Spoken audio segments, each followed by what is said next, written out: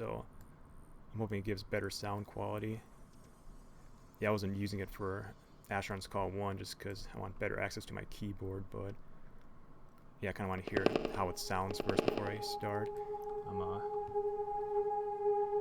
starting the stream on another device here just so I could hear what the sound quality is like. If I hear myself fine, I'll just go ahead and get started. The netbook I'm trying to use is frozen. Yeah, I should have like a dual monitor setup. Desktop's not big enough, so yeah, here we go. Just let me know how loud I am, because based on the input options, it doesn't go as high as my webcam mic did. Yeah, it still seems okay, so just let me know if you can hear me without having to turn up your sound or something.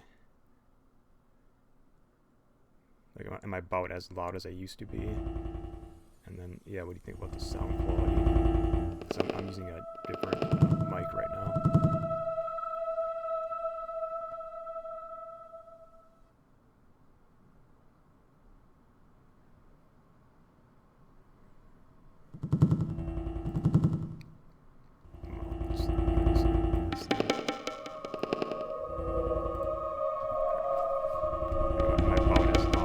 To be, and then yeah, what do you think about the sound quality? Yeah, so I'm using a different because based on the input options, it doesn't go as high as my web. Yeah, this is a better mic I'm using. I'm using the Snowball mic that has a stand, and it's like right in front of my face with this pop shield on it, but can't mic it. Yeah, my voice seems quieter, so. Yeah, sorry, this might get off to a slow start here, because yeah, it does. It's supposed to be a good mic, where if I could turn up the sensitivity, it would probably be fine.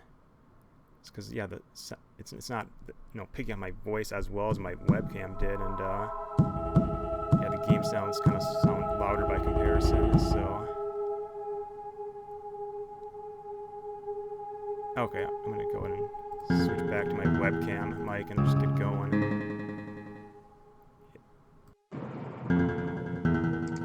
Yeah, I've used this other mic for like a couple of my recent vlogs, and it's picked up sound really well, and it's got a pop shield and everything, so it should be better, but apparently not. I mean, the webcam mic picks up sound really good, but it's a lower quality mic. So, all right, just put this one away, and then. So yeah, the sound should be back to what it's normally like. It's going to unfortunately pick up more outside sounds, like from the keyboard and upstairs and stuff, but that's fine. Alright.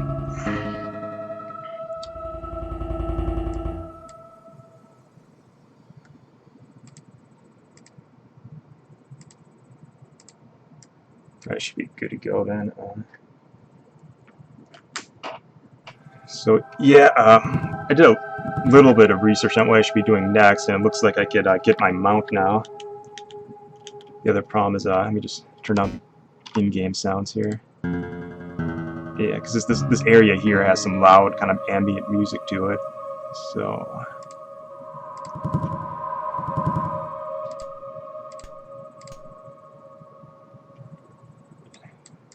Really quiet. Okay.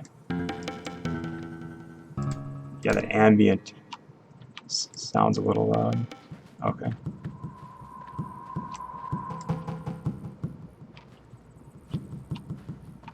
So yeah, I'm gonna recall back to the Lifestone here. This area. It's not just the stream right now. This area looks a little weird right now. Like it's really kind of grayed over. So yeah, if you guys are seeing, it's not the stream quality. It's actually what the game looks like right now.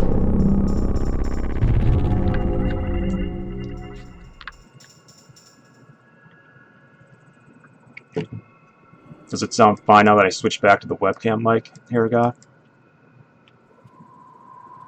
Oh, sweet, a person on a mount. Fiddle. Let's examine them. Level 49. Tomahawk Hunter. Yeah, I don't always get to see other players, so But yeah, anyway, I'm doing a mount quest, so go back and look at my text here. So you heading to Kahan, Portal in Arwick or Craigstone. Just remind myself where I am. I'm in Arwick, so there should be a portal to Kahan, probably right around here. Yep, there we go. And then Kahan, I want to look for the Lost Wish ringway portals to the southeast Lost Wish outpost. Ringway portals, I think those are usually right outside of town. Yeah, I really wish I could use that snowball mic, because I've used it for vlogs and the sound quality is really good. Or I guess for whatever reason, it's right in front of my face and it wasn't picking up sound that well. And yeah, this webcam mic picks up sound good, but it picks up everything, and it doesn't have like a pop shield on it, so passes can sound a little harsh at times, but yeah, it's not a big deal. Nobody's complained about the sound quality yet. Alright. So yeah, there's the kind of the regular portal system with towns, and then there's like, I guess, ringway portals, and yeah, I found them outside of town before, but... And I also have a quest for Kahan here, so yeah, find the Miller of Kahan. His friend Miller of Kahan at 4.25 north.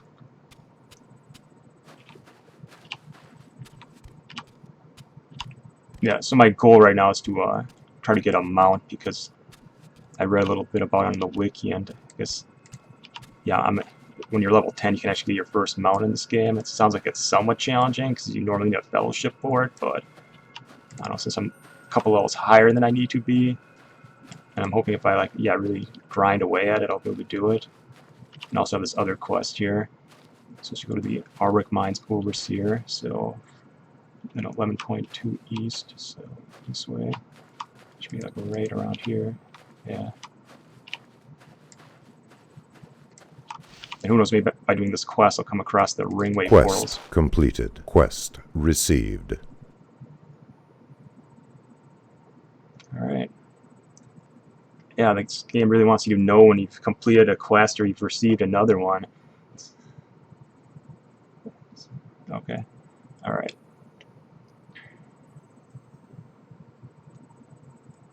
So, use a pile of stone here. Follow this map to find a stone quarry, then harvest some stone and bring it to me. You need a rock hammer, you can make one yourself, because yeah, in craft you can make all of your basic crafting items. Yeah, the basic tools that you'll need. So he wants me to make a hammer or whatever. So, and yeah, if you do play this, you've got to make sure you adjust the skills tab to not be expanded, because otherwise it gets distorted and you can't click on it right. So just make it as small as possible, and then I gotta go back to tools, and then crafting starter tools right here, and then crude pickaxe, and then you can just make one. It doesn't cost any resources. So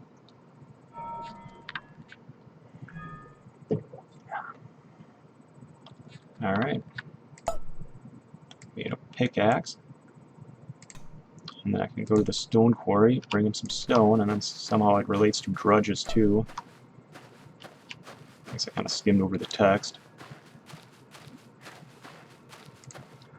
So, journey to the depths of the old Craig's excavation. Oh, it's strongly recommending a fellowship, so I'm sure we're going to run into the same problem I was running into yesterday, where, yeah, once you get about level 10, I mean, they're still good starter quests, but they all require a fellowship, and the game's dead. I mean, I haven't seen any other noobs my level around. So at least bring up the map here and just see where the excavation is. I guess those are the ringway portals that I need.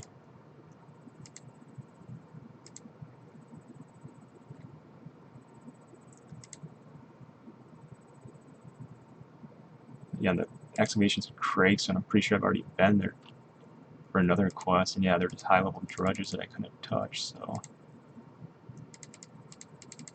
I'm just going to ignore that quest for now, and then just stick to going to the portals for the Mount quest.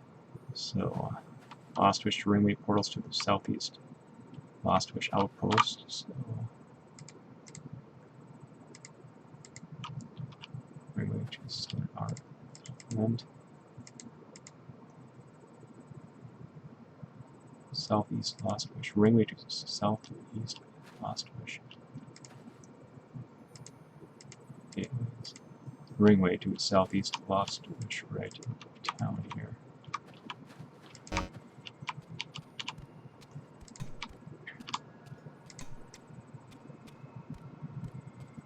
Yeah, this game doesn't give you quest markers, so you gotta. I mean, it tells you exactly what you're looking for, but you gotta bring up the map yourself, click around, and find it yourself.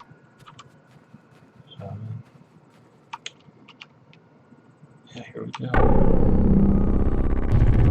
That's not southeast, but this next one might be Lost Wish northeast. Pretty sure one of these is gonna be southeast then.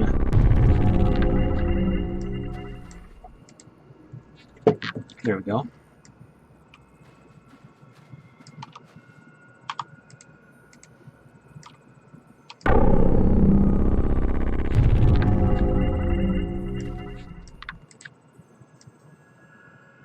Alright.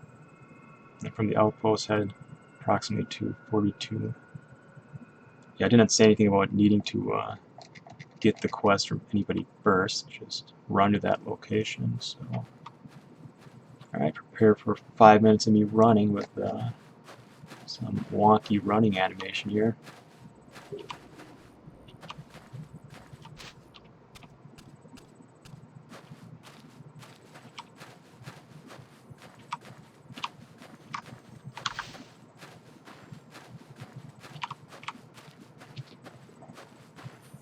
I was able to post kind of a highlight video from my almost 7-hour stream yesterday. So we'll kind of condense it into 20 minutes where, yeah, I think I did a reasonably good job kind of summarizing my first thoughts about the game. But yeah, it's kind of hard to edit down a video that long. It just, yeah, it takes forever if you get too into it. And I'm pretty sure I can survive this drop, and I need to go down here, I guess. So yeah, you don't seem to suffer much fall damage.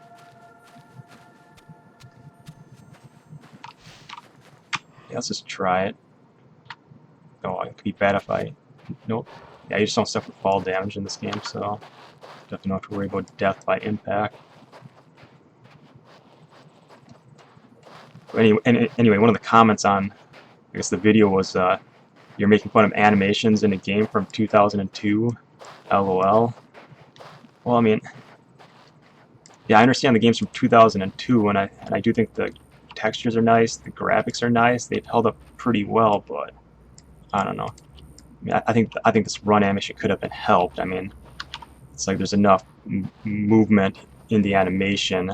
It's like you can tell they just chose this to be the running animation. It was an active decision that, well, people kind of run all girly like this, like kind of flailing like that, where I was like an active design decision. It wasn't like, oh, a limitation of the engine or something. They could have chose a different movement animation if they wanted to. So, yeah, that's why I criticize it.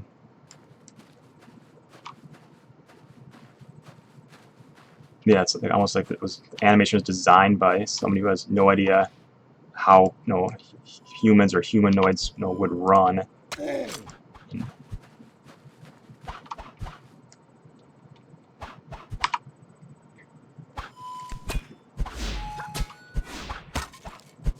I mean, the combat animation isn't terrible. I mean, that seems fine. I mean, just for casting spells. I mean, my criticism of the melee combat animation is that it just seems kind of weak. But I mean, there's nothing wrong with it. I mean,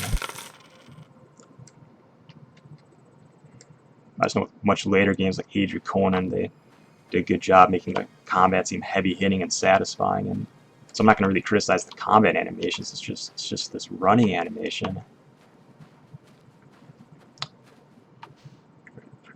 paying attention again.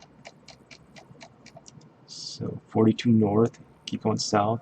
Yeah, I'm at right east latitude, so I gotta get south now. Okay. Yeah, anyway, I just remember when I first played this game, like, I don't remember how early I played. I mean, it must have been like through a free trial or something. It was pretty early on, and I just remember, like, yeah, I started playing, I just moved around the noob temple and just went, nope. And it just turned me off right away, where I wasn't even willing to give it a chance. Or, I mean, I don't know what it was, but yeah, just something turned me off immediately, where I didn't even leave, like, the first starter room you spawned in. And it's not like AC1 was any different. You just spawn in a starter kind of temple, and if I was willing to kind of play through it, and then in this game I just said nope and didn't even give it a chance. And yeah, you just wonder, I mean, wasn't this animation? You just saw the characters moving, you're like, this is just too dorky looking. I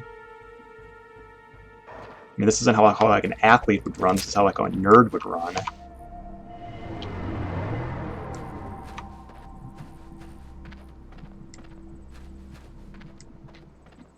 We did just have some guy in the office kind of run around just so they could kind of see what a running animation looked like, and it was kind of just a really girly running animation, and they just went with it for all of the characters, because it's not just Lugans. I mean, humans also run like that, and it's, I don't know, just this really girly animation.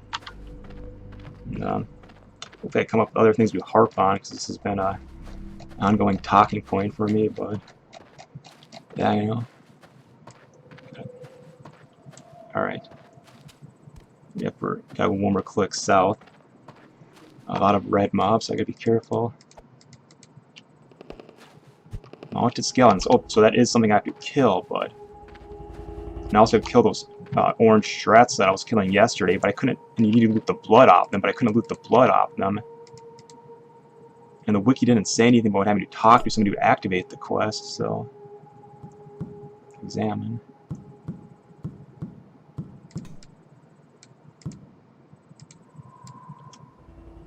No, so to activate the quest, you have to kill one of 3 special mobs. And the Shreth were one. Oh, or maybe it wasn't. I'll just kill a mounted skeleton here and see if it activates the quest that I need for a mount. And I do out-level it by a few levels, but it's still an elite mob, and it recommends a fellowship board, which I really don't think is going to happen. Yeah, 29 damage in one hit it landed. I'm evading a bit, so that's decent, but again, unless I can land pain touches on it, it's not going to go well. Yeah, shit, it's not going to go well. Yeah, fuck. Yeah, pain touch is my most efficient damage spell, and sometimes it can do a lot of damage, but yeah, I'm not getting a big hit on it.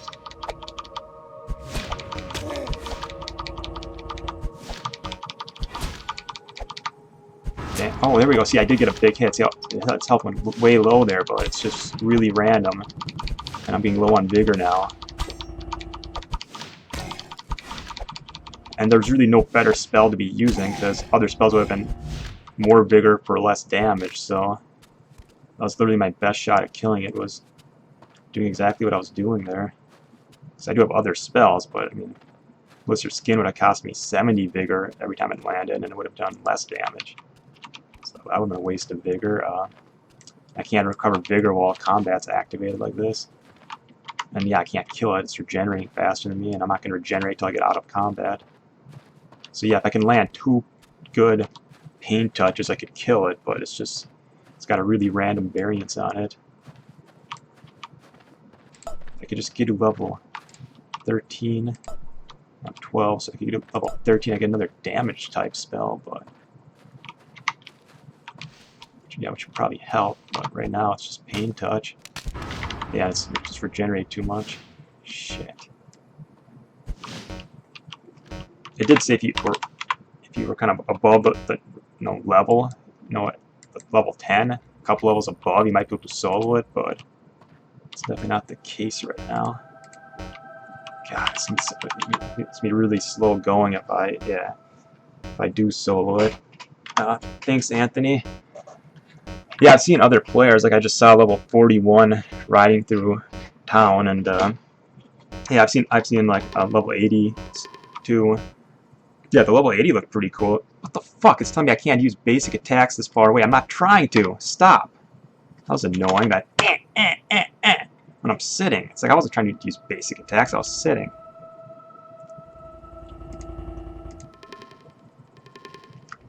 Yeah, I think if I just gained another level, I could probably solo it because it would unlock the next tier of damage spells, like this. Yeah, I would unlock Frostbite here, which its base damage starts as 10, whereas this Blizzard skin started at like 2 or something. So I mean, it starts off much better, and then it's not like a Diablo skill system where you can only put like 1 point into a skill of level. You get like XP to pump them up. So I've really pumped up my Magic Master so I can land hits, because evades are a huge issue. I've pumped up Pain Touches because it's my best, most efficient damage spell, and then there's not really a whole lot else to pump into yet. Because Earth Skin just because it was cheap, and yeah, it's just costs 1 bigger to cast, so there's no reason not to. It says it increases armor level. I haven't really tested to see how much it helps, but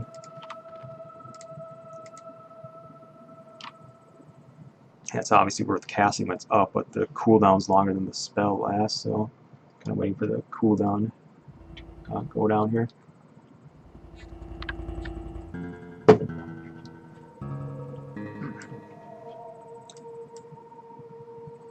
Should have maybe looked up what would have been a good grind spot, or maybe even right around here I could grind up a little if I had to. Like, what are the yellow mobs here?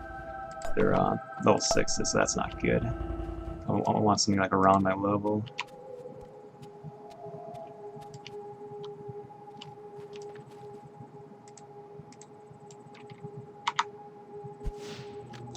How much does a Shroud of Avatar cost? Yeah, what can you tell me about it? Like, when was it released? What game is it most similar to? And actually, I wouldn't consider Asheron's Call too old school. I mean, I'd say this game is kind of ahead of the curve in terms of what MMOs later became. I mean, this is very WoW-like in a lot of aspects, and it was 2 years before WoW. Like, elite mobs that you need, like, you know, fellowships for, auto-hit combat, taking on 1 mob at a time, a quest system that's really simple and kind of holds your hand. Oh, fuck, I'm dead.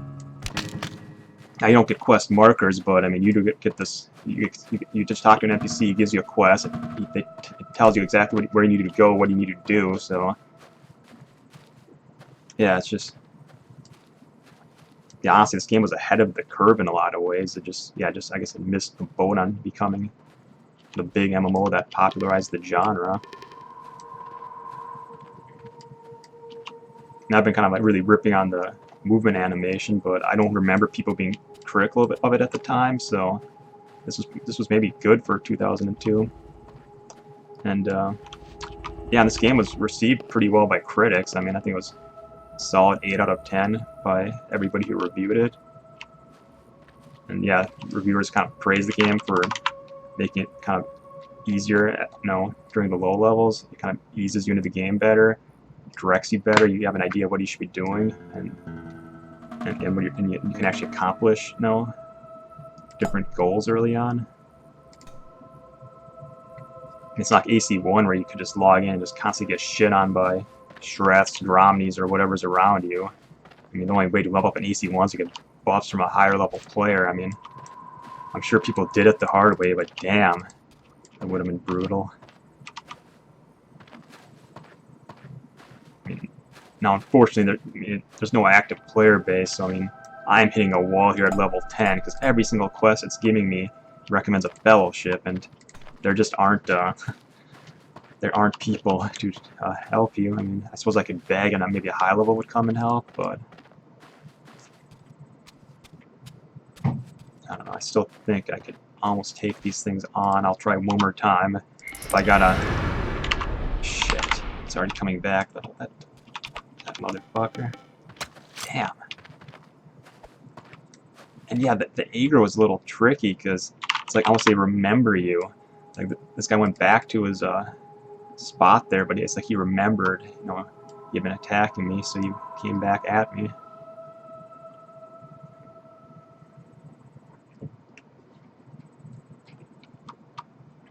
mean, I'm definitely looking for a new MMO. Just yeah, something you can sink 6-8 hours into a day.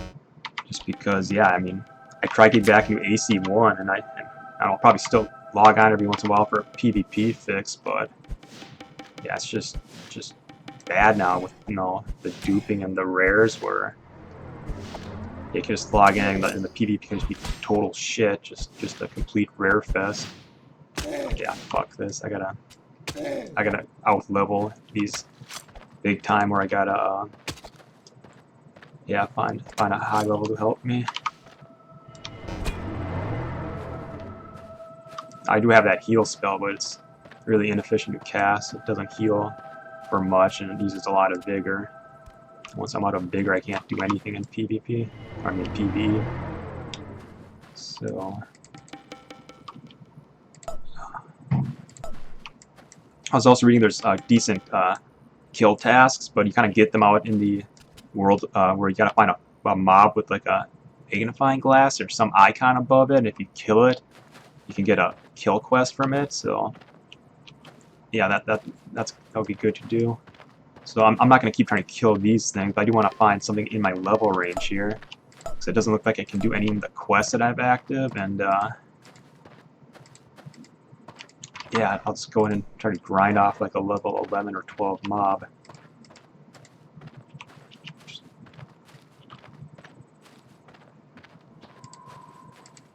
Wasp Hive Dungeon, level 5 to 10. Lost Wish Vault Campaign, level 6+. What is Vault Campaign? Does that start like a question? Yeah, rolled. Level 6. Yeah, I out-leveled kind of all the normal mobs. Not too much in this area.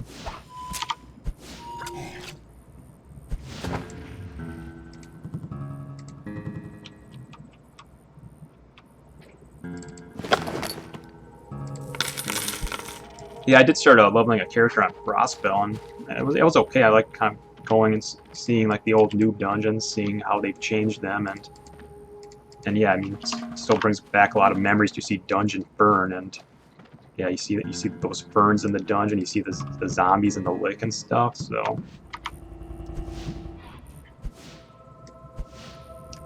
yeah, I still think at some point I'm gonna get bored and probably within like the first 30 or 40 levels, and then just want to macro again, because it gets to the point where you're pretty much just killing hordes of mobs, with the same kind of spells over and over. So I mean, I wouldn't mind streaming AC1, but I don't know. It's kind of cool to play something different and just see what the devs are trying to do in AC2, and I literally never gave this game a chance, and it's not terrible to play. I mean, it doesn't have like the streamlined world of WoW where you get from point A to point B really fast. You get a bunch of quests in one location that are relatively easy to do with quest markers, but yeah, this game was going for like the same type of thing. Talk to NPCs, get quests. Most of them are easily achievable.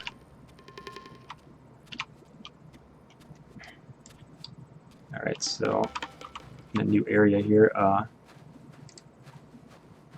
see, I guess I'm moving up to this Lost Wish Vault campaign, level 6+. Just wasn't curious about what that is. It'll take me a while to run there, and I'm doing a lot of that. Yeah, I wish I could get my mount, because at level 10 you can get your first mount, so it's like I could do it, but I gotta kill these elite mobs that are just too tough right now. So yeah, it's too bad they can't change that. Just I don't know. Yeah, I suppose they're obviously not supporting or developing this game at all anymore, so they're not gonna do shit with it. But yeah, just change those mobs to normal since it's a dead game.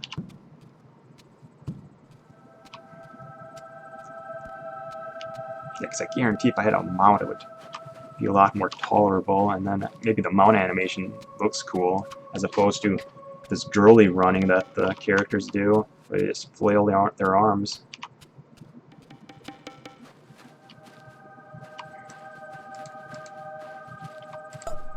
Yeah, I'm just running around this area with level 6 mobs, so I really gotta get the hell out of here and find a better area. Just find something in the dungeon that says dungeon level 10 to 12 or whatever. Just something in my level range where I could just grind a little bit and just out level those elite mobs more.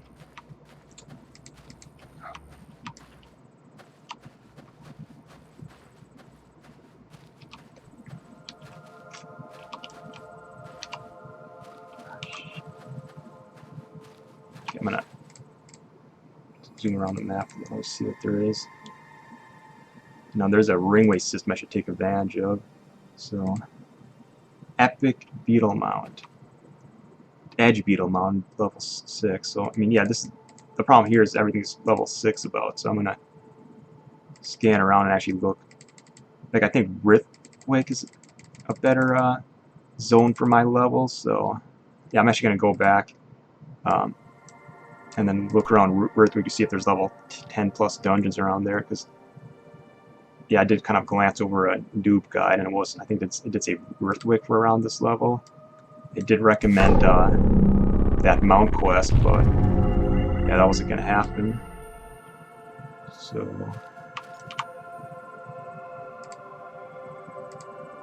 Arwick, Craigson, and then you have a Craigson. I could be to Rithwick. So yeah, I'm gonna go to Rithwick and just scan around for a good dungeon.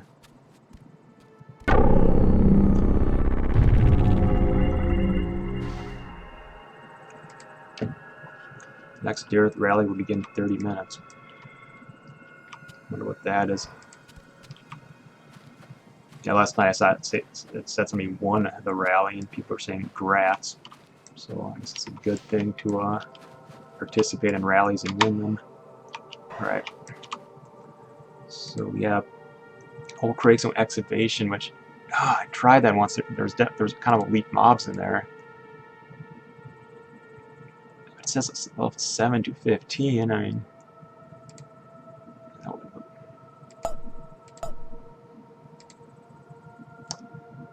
yeah, if I go down the excavation, I can use my pickaxe on a node.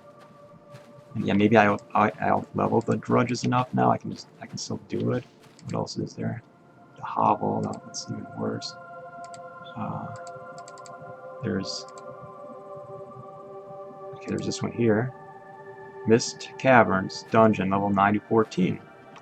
If I take the ringway to Western Cobalt Outpost, I'll be in a short jaunt there, unless the mountains completely block you, which I bet they will. So I have to come from this direction, maybe. There's a Drudge Slinker Bandit Camp. Yeah, there's level kind of 10 dungeons down here. What's the nearest? It's the town here, so Malworth. Okay, let's go to Malworth then. Check out those level 10 plus dungeons.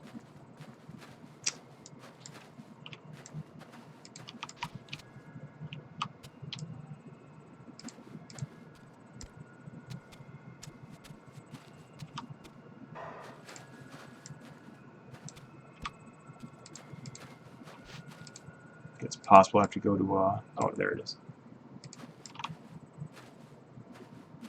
Officer Cameron's a red dot. Every time I see a red dot, I think player killer.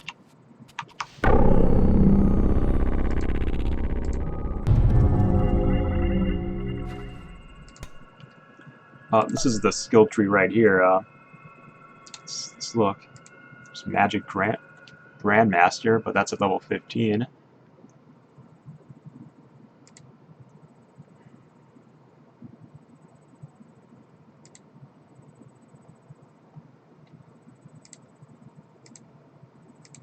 Yeah, there's no option to level your auto hit attack.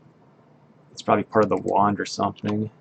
Because yeah, the wand says it does 25 to 32 damage, and this is the best wand I've come across, so I'm guessing the wand's what does this. And then this Magic Master affects your chance to hit and evade no attacks. And I've pumped that up, pretty high, and these are the only kind of spells that I have access to, and not all of them are worth going into unless I'm just really missing something. Alright. talk to a guy here too. Find the Warder Scout. Walworth. Yeah, there we go. This guy might also give me a quest in the area. Quest received. Damn, this game really wants you to know when you're completing and receiving quests. So you can see this game was trying to hold the player's hand to make it easy for them, but it's kind of obnoxious. No, that loud quest received voice. How much is a more satisfying ding sound? Because it just feels like the game's yelling at you every time you talk to an NPC. Alright.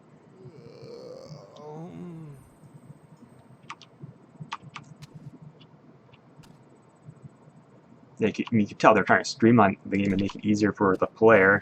It's like they honestly were afraid that players were just too stupid to know when they were receiving and completing quests, so you get the loud quest received voice.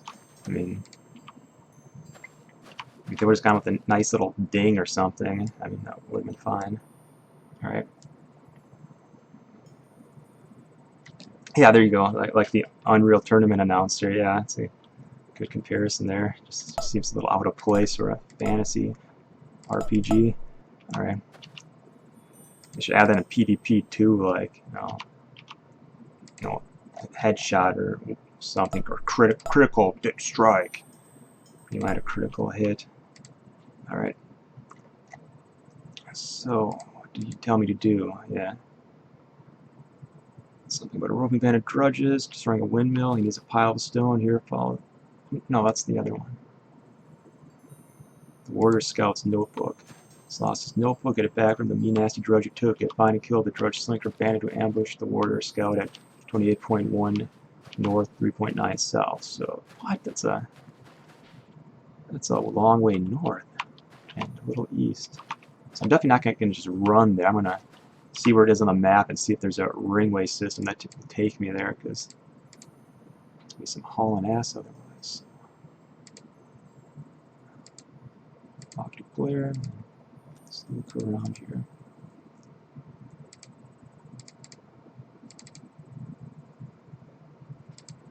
So yeah, there's the drudge. It's not the one it's telling me about though. That would maybe be a good leveling spot, because the drudges, are level 10 plus. Yeah, it's farther north than this. Drudge Slinker Camp.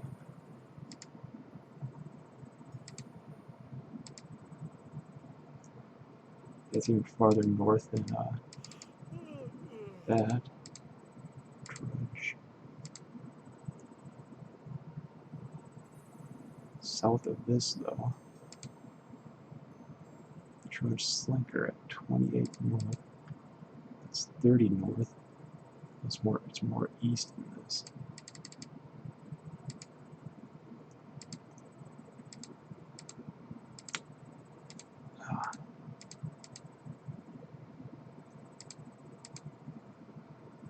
That's too far east. Far south. So this is close to a 28.13. Yeah, so it's in this dungeon here, Cauldron of Tanaka. So if I go to Rithwick, I can go to this Cauldron of Tanaka and kill the drudge who took the scout's notebook. But yeah, you can see that, like, how WoW would have done that quest is WoW would have made you run to a dungeon that was just right outside of this town here, and there'd be a big fat quest marker that would point you the way.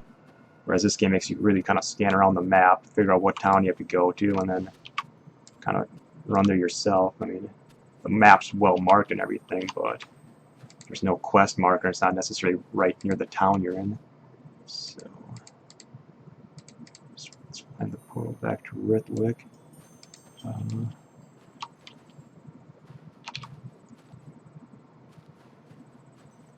think I'm in a Lifestone here though, because this is a town I want to hang out at. Praying to the AC gods here. No. It's a little different Lifestone tying animation than the classic TP motion.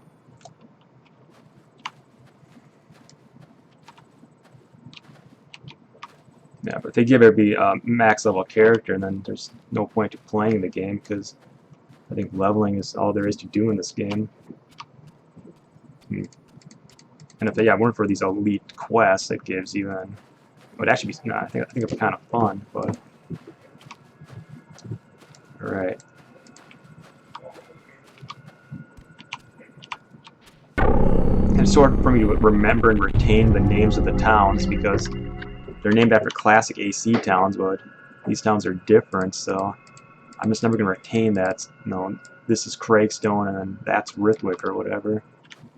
So that's not how I remember those towns being.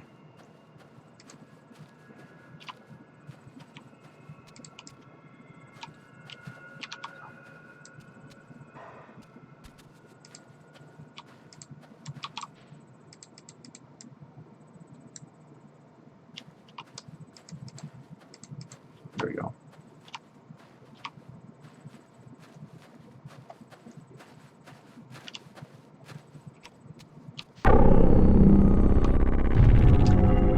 It doesn't have subway. It seems like each town's kind of like a little subway, where every town has at least 3 or 4 town portals in it, and then kind of near town there will be like a ring system that takes you to different areas in the region around the town.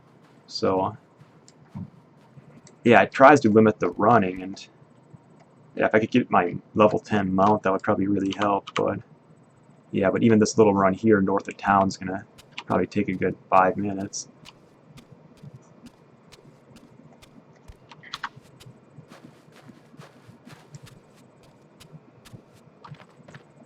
I just wish I could be playing in full screen at max resolution, but it seems like everybody with Windows 10 gets this DirectX error, and there's like no way around it.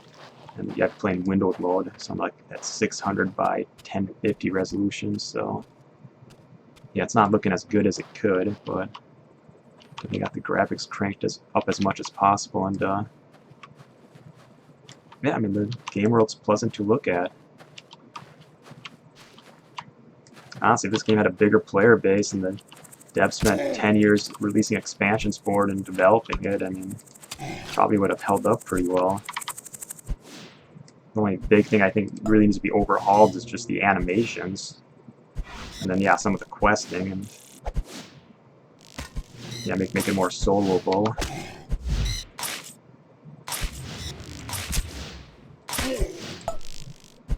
Yeah, so these beetles are near my level, so questing would be the best way to level, but I can't really do the elite quests. Might grind it out another level or two.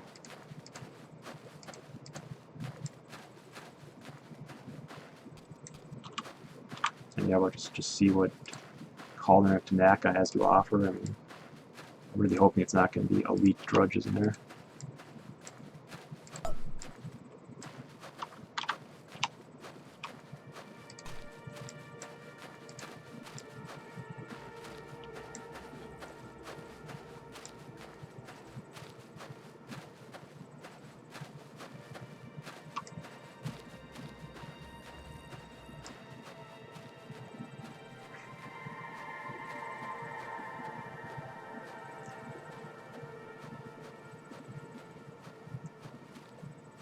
Yeah, some of the environments in Asheron's Call have a kind of a real Morrowind type vibe to them, like the darker ground with like mushroom trees and stuff.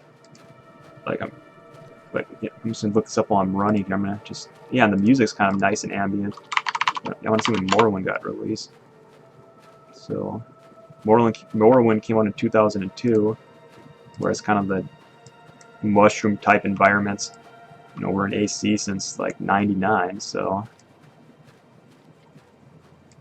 yeah, I mean, this game was, in certain areas, has a Morrowind vibe before Morrowind. It's got a real World of Warcraft style to it too, before World of Warcraft. So I mean, this game is kind of ahead of the curve, and honestly, the graphics look pretty good.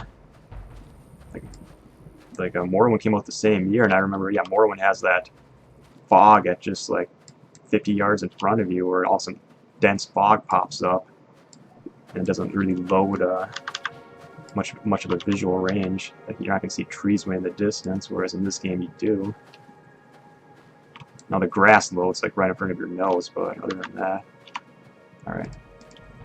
There we go. So these are elite strength, but I can't kill them. And the dungeon's right up here.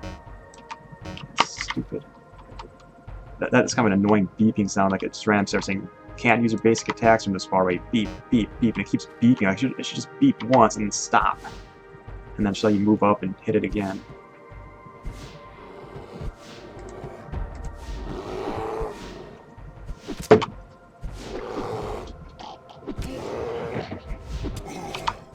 Yeah, I mean, AC1 and AC2 are both solid games. I mean, Turbine definitely did a pretty decent job, so it's too bad they weren't more successful. And yeah, then they went on to make Lord of the Rings Online. I'm sure people bash that as a WoW clone, even though they're probably just, doing, what they were doing in AC2, the same type of game. Nice, barely killed. That just got a good paint touch. But yeah, if I go look at Lord of the Rings Online videos, you'll hear people say, "Oh, it's a WoW clone, copies WoW." But I don't know, this game came out 2 years before, and I don't think Turbine was really using any different ideas in Lord of the Rings Online. Just, I guess, improving on what they were doing here.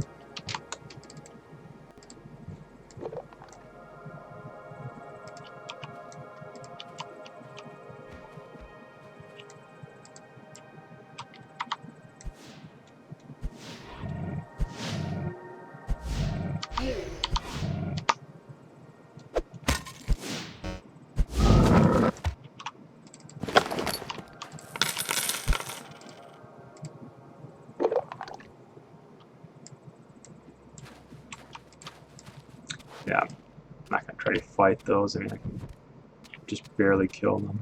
And that's only if I get some good pain touches. Alright.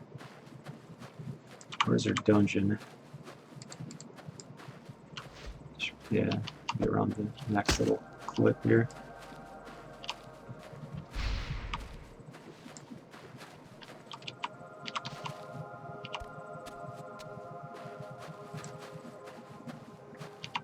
Yeah, I think maybe one of the problems with this game is that it seems like the devs went more with some generic, like, fantasy, no creatures and settings where, I mean, you see some, like, AC1 creatures, but they're, like, kind of, like, lore key versions of it.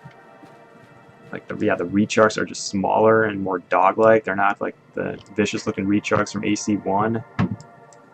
The Drudges look more like just goblins than just the goofy-looking fuckers that we remember from AC1. Quest received. Yeah, where are my Oathlow and my Rindy and Tuskers and those creatures? I mean, I'm actually thinking they're not in the game, but who knows? If I come across an Oathlow, I'm gonna be pretty happy. I mean, but yeah, if it turns out none of the classic AC1 creatures are in this game, that's a huge disappointment. Like, I've seen vermin, which are like from Warhammer. I've seen these like pig, humanoids, which, like, I mean, just seems like more generic, just fantasy, type creatures you're gonna see in every fantasy setting. I mean, yeah, I'm putting up Rindy. I mean, those things were cool. All right, get back. Wait, so where is the Drudge Slinker then? And that was a different quest from that cauldron.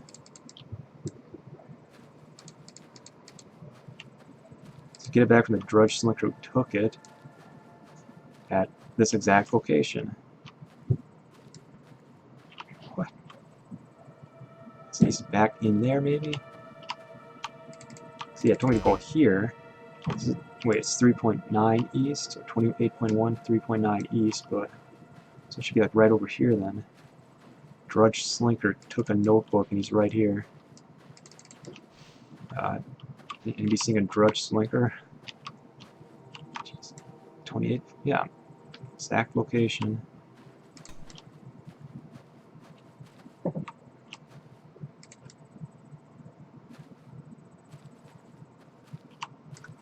I did come across this farm, and there's a kind of portal right next to his, his little cottage, and he said, don't go down in there, only the strong will survive. And I went down in there, and No, I first was just seeing like level 1 rabbits and stuff, and then yeah, I just went a little farther in, and there were like these level 30 rabbits that were pretty aggressive. So yeah, they did add their aggressive rabbits in this game, and who knows, maybe at the very bottom there would have been like a white rabbit or something. Yeah. Yeah, so I don't know if I just did something wrong or shit's just missing from the game, because yeah, I was at the exact chords. I'm not seeing the Drudge Slinker.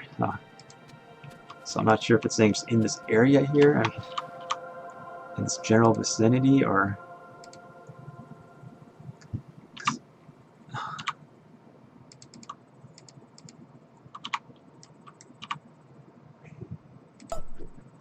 find the Drudge Slinker, ambush the Water Scout at.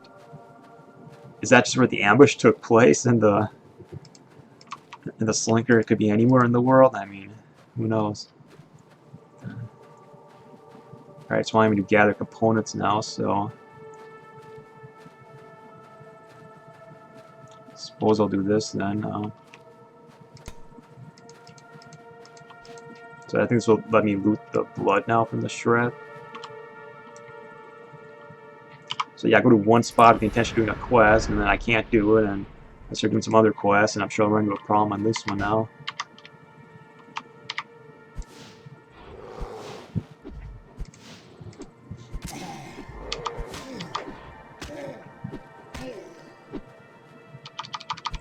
There we go, good pain touch.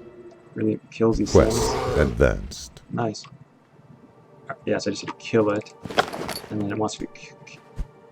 Quest advanced. So I was actually able to loot the blood now. And I know the blood's needed for the mount quest, so if I can, yeah, kill one of the mounted skeletons and then some other elite mob.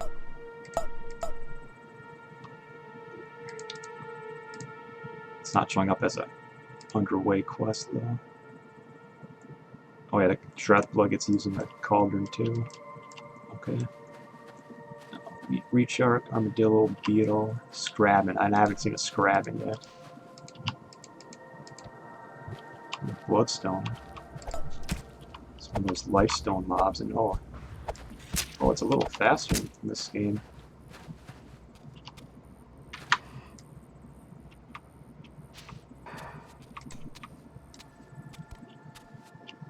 Who are you calling new Nerd Soup's cat? Some other guy in the chat here.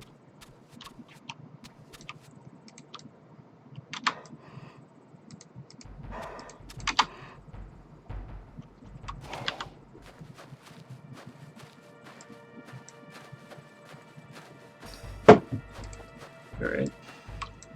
So this is the right armadillo. Yeah. I don't know where scrabbing are, so that's probably gonna be the hard part of the quest.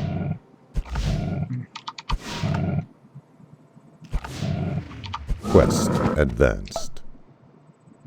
Missile mastery's tied to the wand. But I don't know. That doesn't make sense though.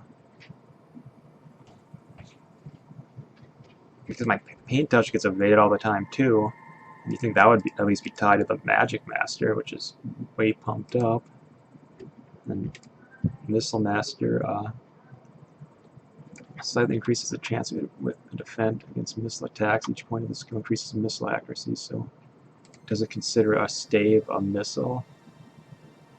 Yeah, it doesn't tell you what. It doesn't tell you like what type of damage this is. I mean, I can't imagine it'll be missile damage because.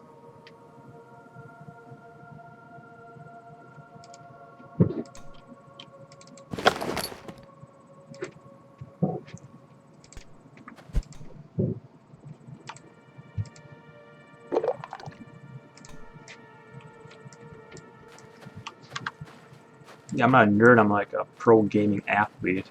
In the MMO version of LeBron James.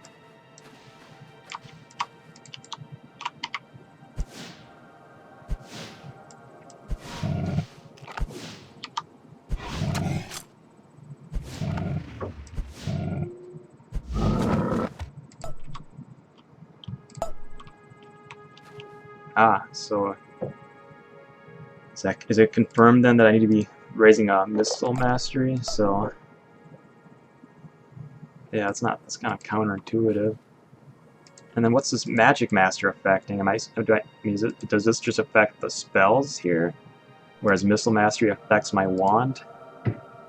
And how do I balance the points into each? I mean, should I be favoring one heavily over the other, or what? Because yeah, you're right. If I pump this way up, and I actually need to be pumping this way up,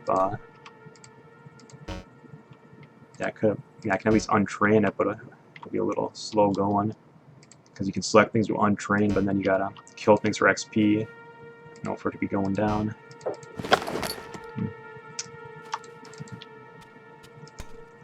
So Reed Shark, Elder, or Scrabbin now.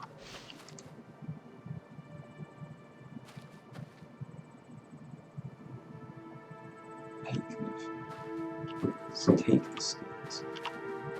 Let's try to stack. It's like I didn't take the skills.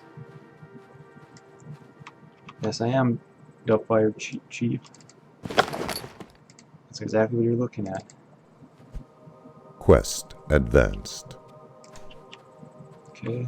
So Scrab and Beetle and a Reed Shark.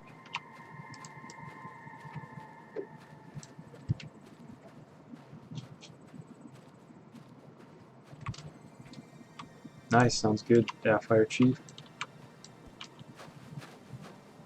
I'm sick of looking at this Lugan ass here. Alright. So yeah. And this is where the game makes you think. Like the armadillos and that other mob was right here, but I'm gonna have to think where to find Reed Sharks, and then I know where to find beetles, and then I don't know where to find Scrabbin though.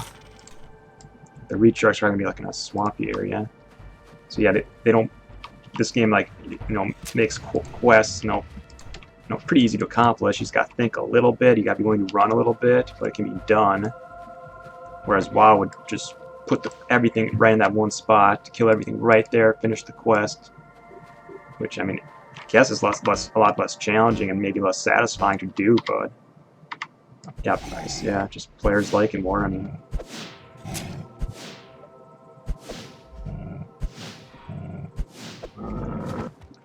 I guess I do have a box for general chat open, so these are all the people that have talked since I've logged in. It's just Kubu-san, Beer Dancer, Zopo, Bias, Dr. Baldrick. So yeah, you're always seeing people chat. I'm not sure what the populated areas in the game are. There are 4 continents. So I'm obviously on like the newbie continent of Osteth here. There's 3 others, and I'm sure one's for like level 80s, and that's gonna be where most of the players are. So yeah, I should portal somewhere else to finish this quest.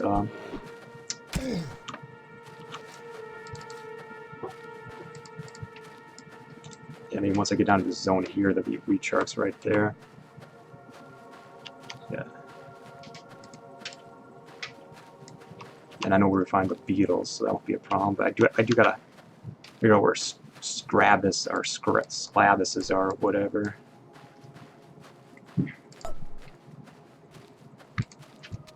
Scrabbin. I don't remember if that was an AC1 mob. This name sounds familiar, but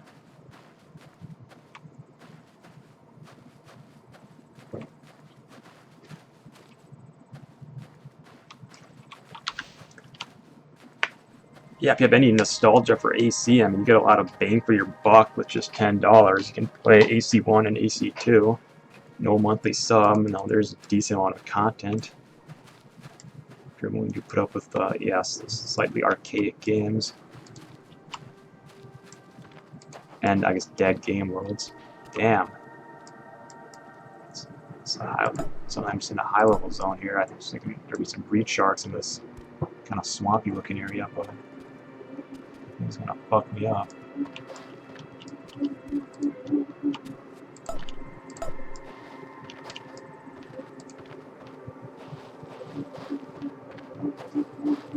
Ah.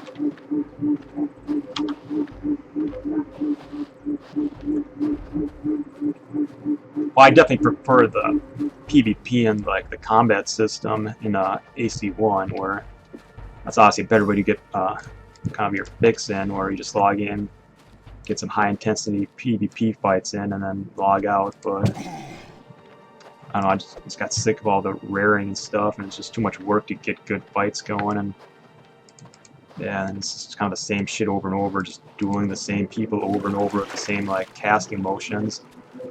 And then you can't actually get into good group fights anymore, which is what I really liked a few years ago. Yeah, now it always gets ruined by rare popping, and then yeah, you gotta spend 15 minutes popping rares back, and it just becomes stupid. Yeah, nice, Anthony. You played way more MMOs than I have. As you just actually the only one I really got into was AC1. I mean, I've also played Darkfall, Age of Conan. Quest advanced. I think there's gotta be another one in there. I mean, I've done like played some for like a week. Oh yeah, I played WoW for a few months too. But yeah, I've played like every single MMO. Now after a while, they all seem the same. I mean, even just playing this will give you a pretty good idea for what every MMO since this has been like.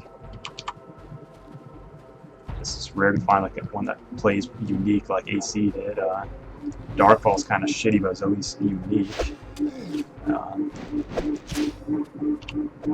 These hour deals are fucking me up bad. Fuck.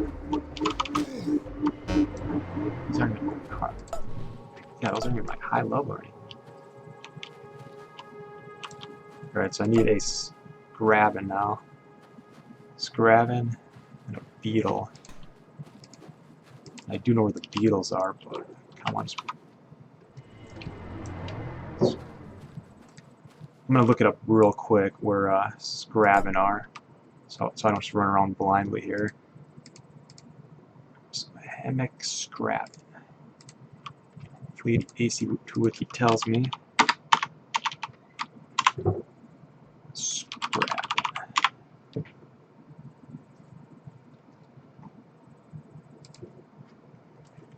It's a level 13 like humanoid bird mob, and it says it can be soloed, and it's in the Magtrone Mountains near the northeast outpost.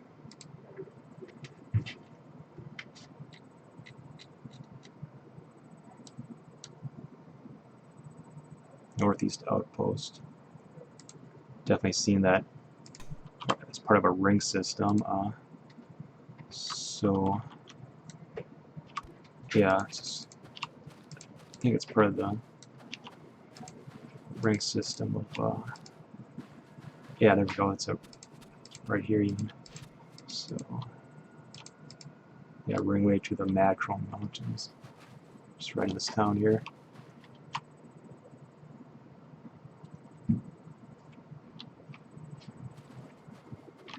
There's a gut butt right in here. No, it's below that hill.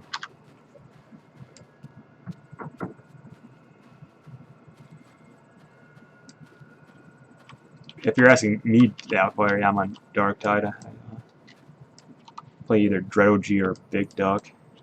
Dreogy for naked dueling, or Big Duck for geared fights. And yeah, I was pretty active in July and August, and actually did stream a few nights in a row here in September. Yeah, just is not gonna keep my interest for like a 6-8 hour stretch though. I mean, still log in if I can get some good duels for like an hour. All right. Oh, okay.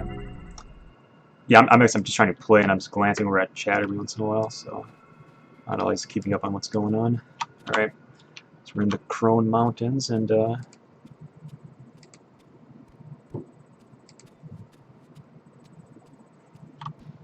just confirm that this is what it was saying. Yeah, just Magtrone Mountains near the northeast outpost. Okay, so northeast outpost.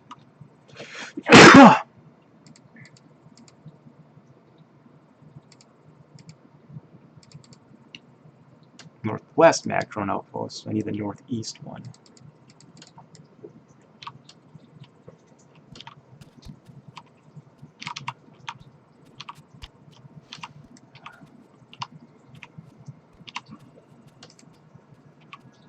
Asheron right to the northeast outpost. So yeah, this will be the right one then.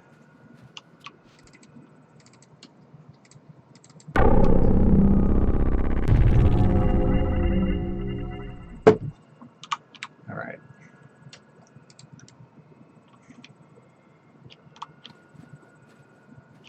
Yeah, I'm not seeing anything mob immediately. I mean, there are mobs in the rooms here. I mean, would humanoid birds hang out in an old fort?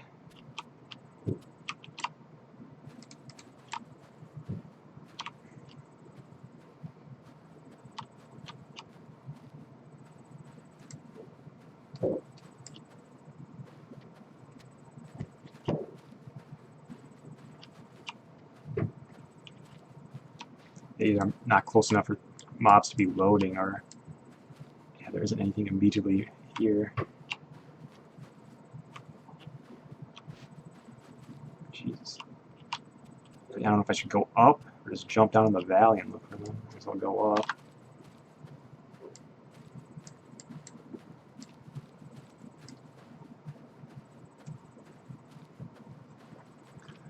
Well, if any of you guys play AC2, let me know if you get about level 10, and you can maybe try to do some of these quests that take a fellowship, especially that level 10 mount quest. Could actually be really making the stream easier to watch, I think. So I'd be moving faster, and you might be looking at this girly running animation with weak arm flailing. There's a Drudge Slinker. Is it the one who robbed the guy? Find and kill the Drudge Slinker Bandit. So it's gotta have a bandit in the name. That's a Grut Mucker. Yeah, so I'm looking for these humanoid bird mobs. Should be kind of right in this area. There's a lifestone up here. Like, what a shitty lifestone. So if you lifestone up here, it means you're gonna have to haul ass down the mountain up, and every time you recall there. I mean, who would want to be lifestone there? There's no, I don't think there are any portals near it, and yeah, so just kind of up on this mountain all by yourself. Every time you go back, you have to jump down.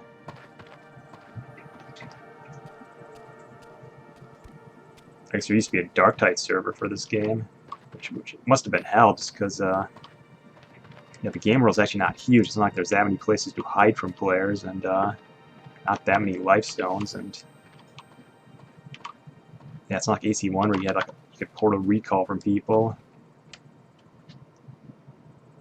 Yeah, it's what a waste of a mountain, just random ass lifestone up here, and that's it. I mean, so they definitely could have streamlined the game world a little bit. I mean, I can maybe see a Darktide wanting to lifestone up there, but then again, there's gonna be multiple people lifestone up there, and if you're not the biggest fish on the mountaintop, you're gonna be jacked every time you appear there.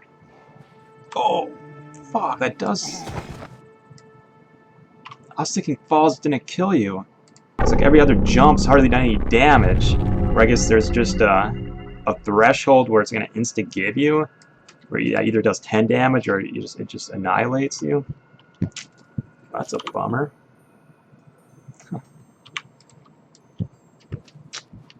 Oh.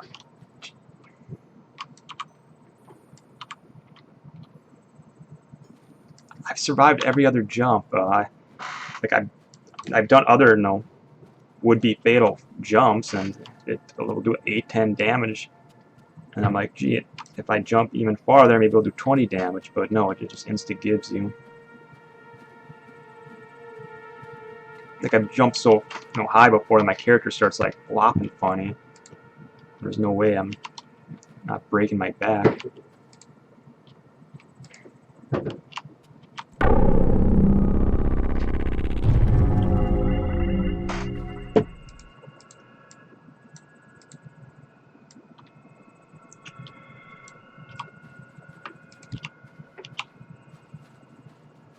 I'm at 95% Vitae.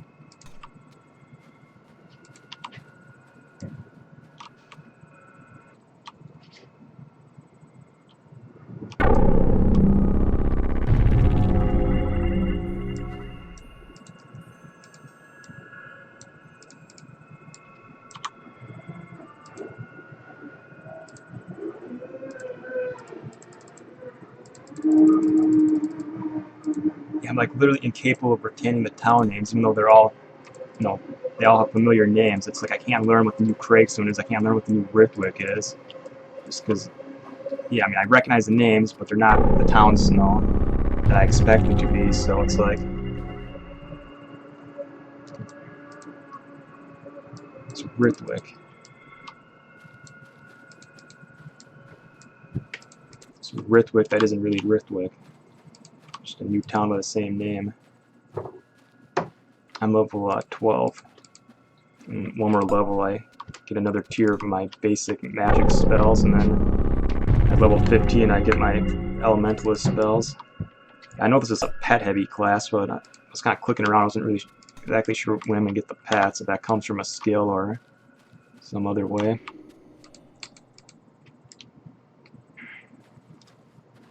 Oh, yeah, I do need an edge beetle too for this quest. Maybe should have just gone and done that. Yeah.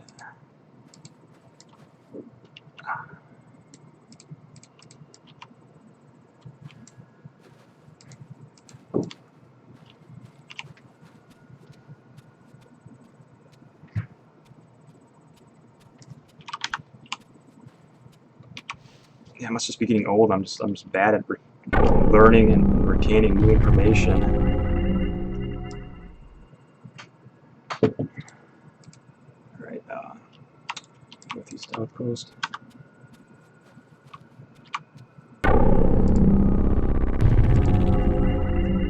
I'm probably going to remember that town Moleworth just because it's got a new name and I can associate it with a new place, but I'm not going to associate Craigstone, Rithwick, Arwick with those other towns. Alright. I'm not going to go up the mountain again because nothing up there except a random lifestone. I don't know if humanoid birds would hang out in an old fort like this, but we'll find out. In AC1, mobs would be loading from really far away, but in this game trees load at a distance, but nothing else does. Just the grass loads right in front of your nose.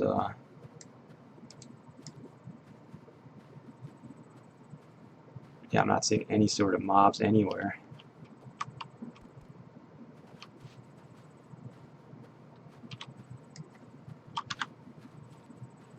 And I can give you examples of just falls that look like they should be fatal. I can easily survive while suffering no damage.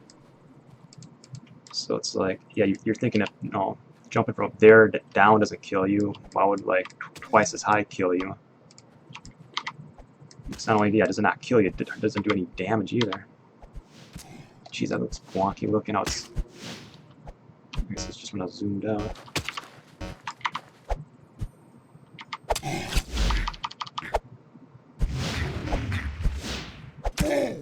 I think another mistake this game made was it didn't add like sexy enough, you know, pets and classes. What the fuck? I died again from a slinker? Was I like not? Was I zoned up? What? I guess I was just, yeah. But yeah, with WoW, it's like people want to play Blood Elves and Night Elves and classes like that. I mean, hate them all you want, but that's what nerds want. I mean, nerds don't really want to play Tumoroks, Lugans, and Empyreans, just unattractive races. I mean, honestly, the Tumoroks in this game don't look that bad. I saw one level 80 in like cool looking armor, and I guess Tumoroks look okay, but I don't know. You need some sexy races, like instead of making the humans like, or the Empyreans like these like ancient looking humans with like droopy skin and, you know, all like alien looking. They should have like just made them sexy humans, like with glowing green eyes or something, and then it would have been a popular race that people would have liked playing. I mean,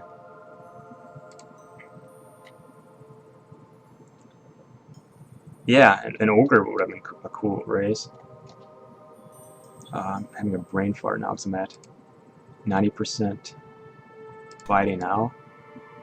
I died to a Drudge Slinker, which was pretty shocking. Yeah, I thought that was dumb. I don't get what happened there. I just went on auto attack, and normally you kill them. So yeah, all this does is lower your vigor and health a little. And yeah, I should just be able to auto attack a Slinker dead. So yeah.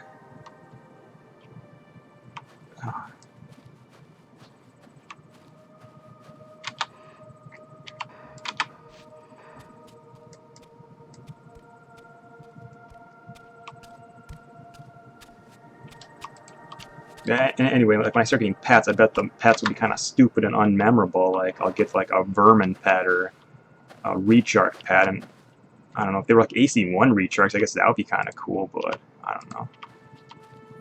You just gotta sell out a little bit and just do what nerds want and have like a, you know, a necro class with a succubi pet, and you just gotta add, you know, shit like that. All right.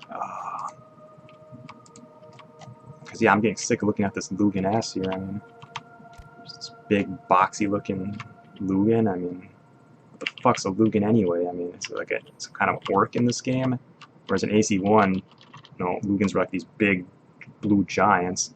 Whereas yeah, these guys are more like orcs, kind of like, and they're I guess they're elementalists, so they're close to nature, so they're sort of tribal and spiritual. I mean, no, that's not what a Lugan is. Lugan's just a big blue thing, you know, that smashes stuff. I mean, they're not close to nature, casting nature spells, summoning recharks and vermin or whatever.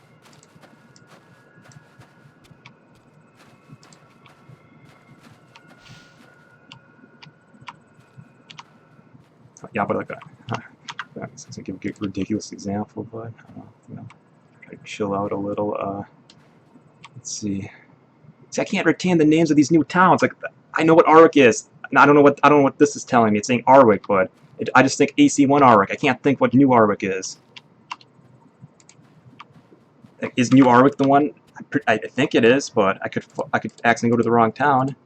I mean, I can't retain what New Arwick is. So I'm here. This is Carrickstone. I'm pretty sure that's Rithwick. No, I gotta go to New Rithwick. So I mean, I can't retain the new town names. Yeah, like a big ass blue Lugan that's just dumb as shit. It throws rocks, it smashes things. Make it twice as big as this, because this character's already so big it blocks your view of everything. So yeah, just go all make it twice as big. If it, yeah. All right.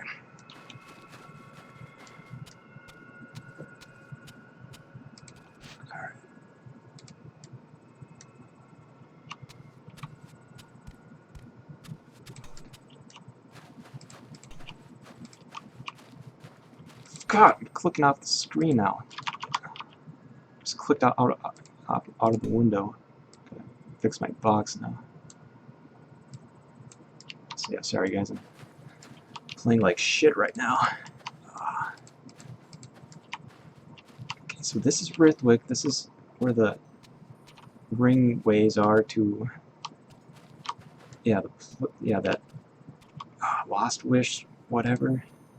I mean the Magcrone Mountains. So yeah, I gotta do the northeast one. I gotta burn my body, and I can't die to a Drudge Slinker again.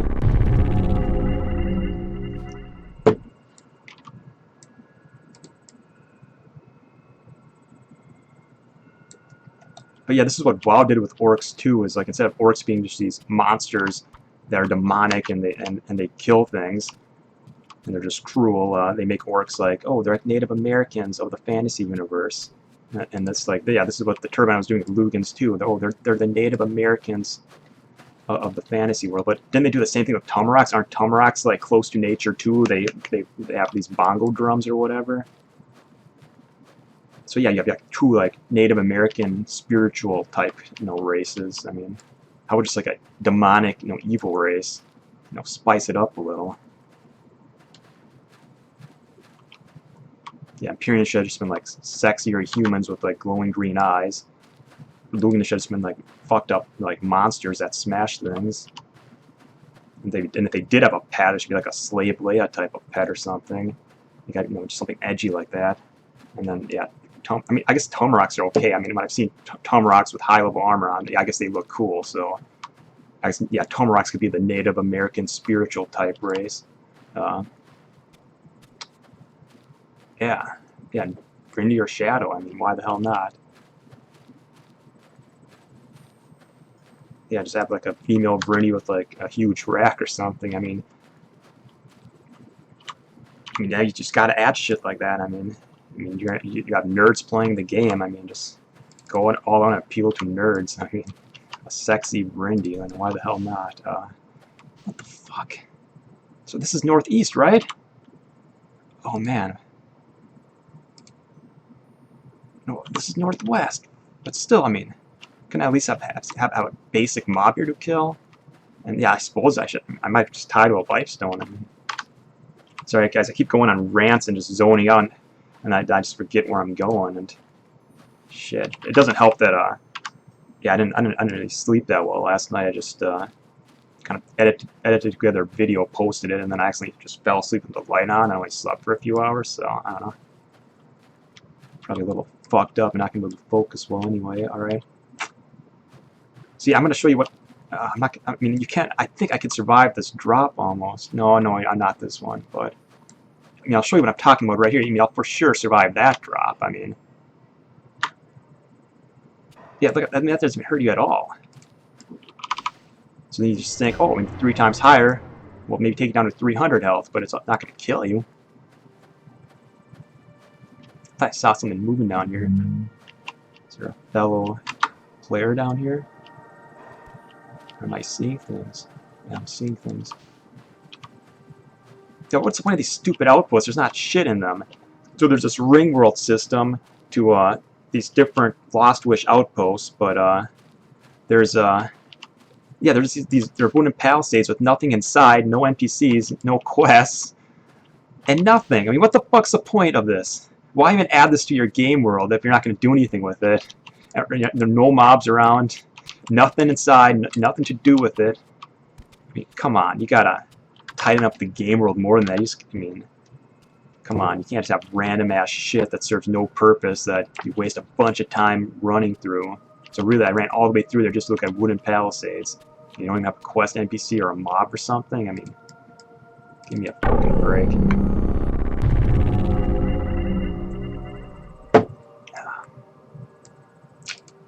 Right, back to northeast. Now I do know there's mobs down here.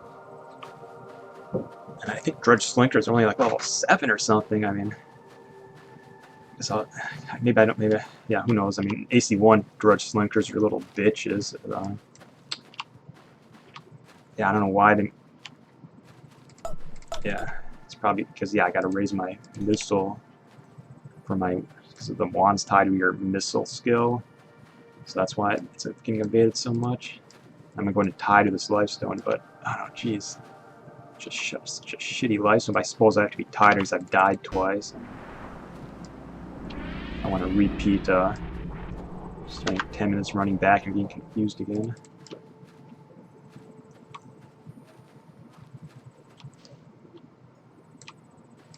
There it is, Drudge Slinker. Let's look at it. 12. So I mean, so it's my level, but I mean, shouldn't kill me.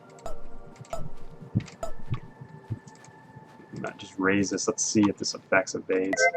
Otherwise, it's a huge waste of XP. I mean, I don't see why my wand would be tied to my Missile Master. Like, why wouldn't it be tied to Magic Master? Because it shoots spells. But let's just try it. Get this pumped up here. 15. So yeah, let's see. This attack's better land now. And this Vitae only lowers my health and vigor, so it's not like it should affect me that much. Get Stone Skin on. No, wrong spell. Don't. Yeah, get Stone Skin on. Alright.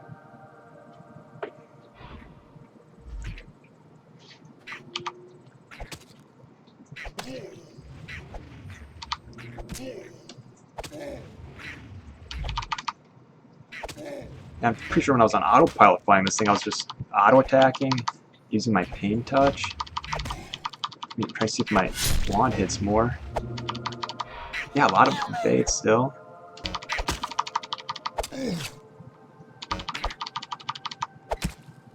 Damn, it's like it just fucking goes on an evade spree. It's gonna kill me. That's fucking bitch. I mean, look how dumb this game is with the RNG. It's like I got it down to one hit from death when I was at 150 health, and from there it's like I couldn't land another auto hit or another pain touch just to finish it. And pain touch is supposed to be like way more effective when creatures are low on health, so just fucking finish it. But no, evade. It's like it goes into crazy evade mode. Look what its evade chance is. It says 50%. So it's like there's a 50% chance any of those attacks should have been hitting, but nope. It went on like a 10, evades in a row spree. Look, this paint touch destroyed now. It's at like low health. Look, evade. Yeah, huh? Evade, huh? And I pumped up my Magic Master to 35, so I mean, paint touch sure as hell isn't tied to Missile Master. God.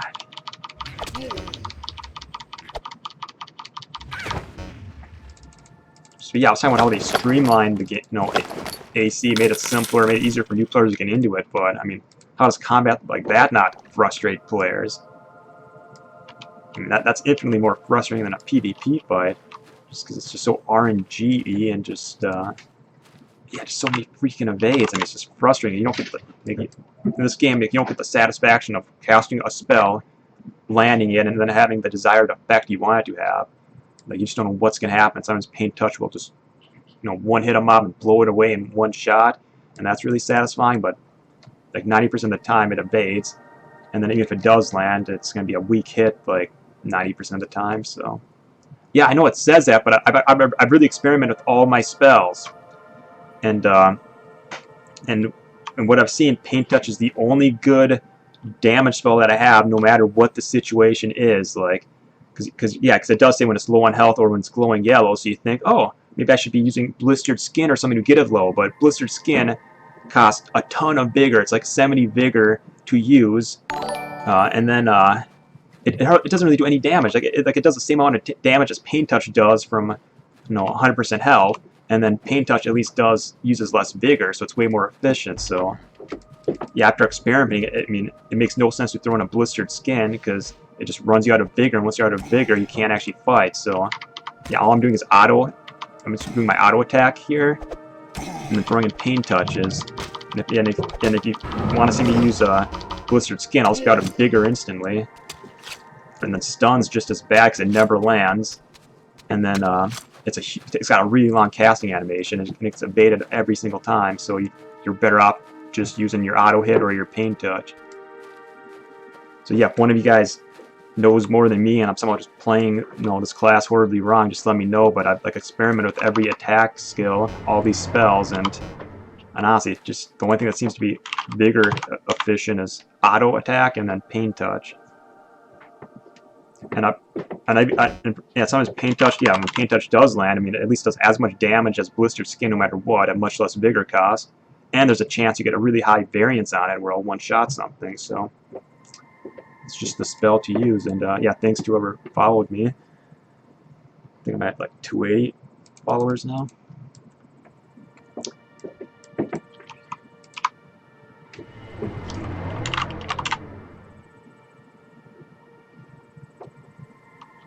Because yeah, you see I have more spells down here, and just the fact I'm just using auto hit and pain touch makes it seem like, oh, I'm a noob not using all my spells, but nah, I've experimented.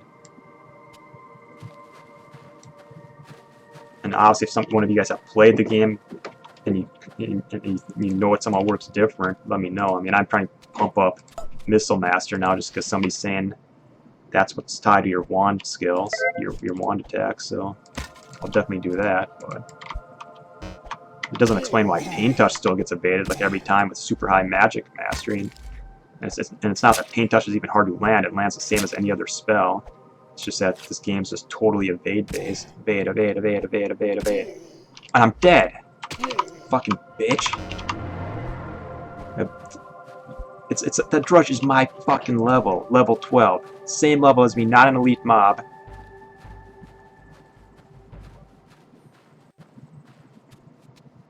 And that's the thing, I don't feel like I need to ask because, I mean, I've gone to all the skills. There's not that many skills here. It's like, I'm a mage.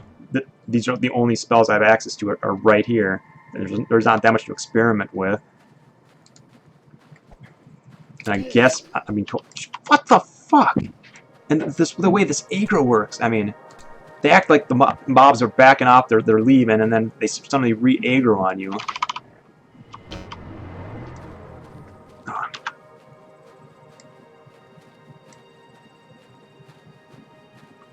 Jeez, I'm like complimenting the game, so it just really streamlines MMOs, it really holds your hand, it makes it even easier to get into, but I mean, unless I'm just really bad, I mean, how's a player not getting frustrated by all this, evading and auto-hitting where you can barely kill a Drudge your level? So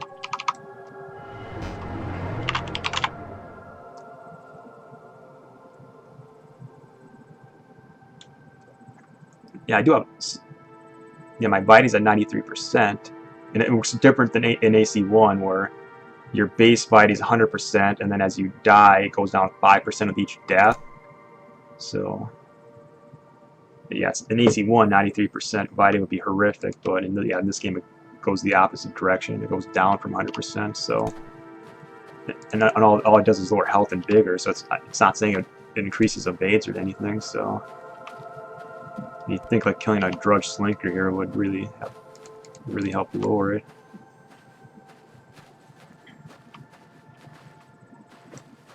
Your base magic skill, so isn't that what I'm doing? Base magic skill, Magic Master. Right here. I mean, yeah, that's what I've been pumping up. Is when I read about it, it says. I mean, I figured that out on my own. It's because I noticed I was getting evaded a ton. I was like, oh, Magic Master says it will decrease my chance of getting evaded, so I'm just pumping it up. And I realized pumping into the actual skills themselves just wasn't cost efficient or effective. So I've only raised Pain Touch because that's actually a good spell. But I haven't pumped points into anything else. I mean, I guess Stone Earth Skin a little just because it was only like 100 XP, and then. But I'm being told different now. I'm being told that to raise Missile Master for my wand. So, yeah, it can be confirmed that I need to be pumping up Missile Master to be landing with my wand auto hit.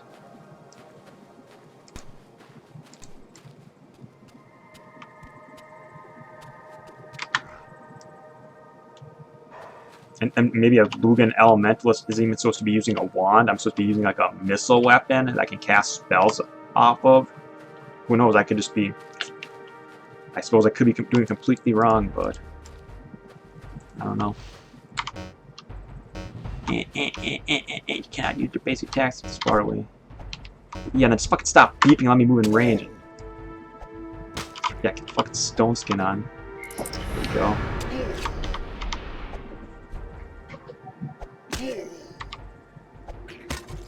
Okay, so someone just told me to raise Missile Mastery for so I stop being evaded with my wand. When I was pretty sure that didn't sound right, because it doesn't make sense that your wand would be tied to a Missile Master, because it's fucking magic. And I have pumped up Magic Master anyway. Jeez, now just fucking go land a Pain Touch on this bitch and finish it off. Yo, evade, I'm dead. Fuck you. Fucking Drudge Slinker my level. Like, come on, they really designed the game so you cannot kill things your level. Honestly, oh fuck! I guess it's back to the noob tunnels then, and burn body there, I guess. And I suppose while I'm at it, I mean, start untraining Missile Mastery then, because I just put points into it because I was being told I need it for my wand attack, but. Yeah, if that's wrong, then yeah, I did just waste 60 points in there, but still, I mean, my Magic Master is pretty high. It takes a lot of XP to raise. So instead of pumping this up to 16, I guess I could have maybe raised this like 1 or 2 points more. But yeah, I could actually craft my own weapon, but how do I get wood? I mean, I can make a hatchet, but I'm not sure what I should be doing with it. Like, I can't just go up to any tree and start chopping. So.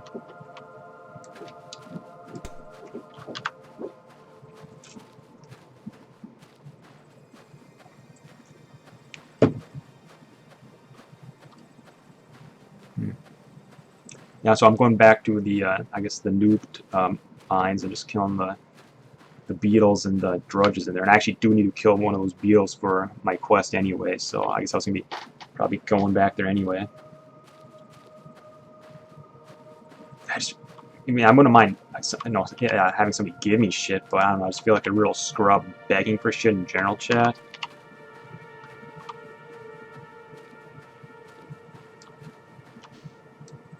And yeah, in AC1, it's like without high-level buffs and good items, it's really fucking hard to level. I mean, so I'm kind of surprised this game would work the same way, where you need a high level to give you good items. But yeah, maybe that's the case. How do I get back from this ringway portal? So I tied to that lifestone, but I can't actually burn my Vita there. I was seriously thinking I could start killing those slinkers, but.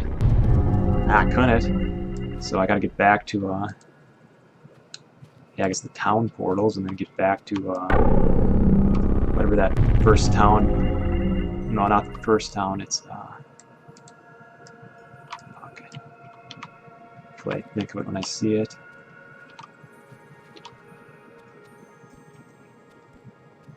So I'm in New Rithwick right now.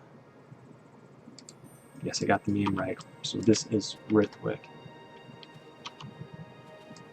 Yeah, I'm really trying to retain the towns being different than AC1.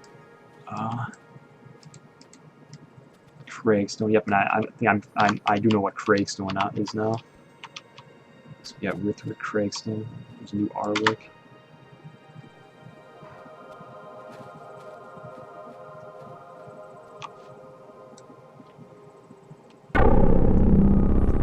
Yeah, maybe I should have made an a female character and just pretended to be female. Hey, boys. Because yeah, there can't be much pussy in AC2, so yeah, I mean, maybe get some help. I mean, cause, yeah, lonely guy might be so happy to see a female, some female pixels. He'd help you out. All right. Especially if he's a Lugan, I mean, you gotta get sick of looking at backside of a Lugan after a while. All right. Going to Millstone. Yeah, that's the Duke town, and then it's one town over from Millstone. So yeah, it's one town over.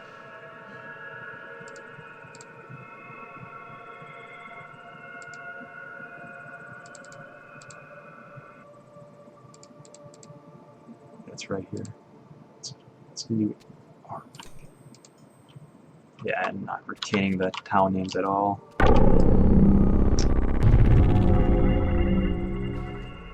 Yeah, because I know Arwick, and this ain't Arwick, so I'm never gonna retain that it's supposed to be. Yeah, I really don't think the learning curve is that high. I mean, you can tell they really streamlined it. It's really kind of modern how they do it. I mean, you get like the quest log here. You just click on NPCs, you get quests. The quest logs tells you, where to go. And it's not that hard to figure out. I mean, there aren't quest markers, but I mean, it's not. It tells you right here, go to these coordinates, talk to this guy. I mean, kill 5 of that. So I mean, that's a pretty modern questing system there. And yeah, I mean, every MMO has auto-hit combat. I mean, for whatever reason, this seems way more bait heavy, but I guess, I don't know, is that like what EverQuest was like? So, and Turbine was like, oh, EverQuest is more popular than AC1, so we gotta make, combat super auto-hit and all about evades and misses and shit like that.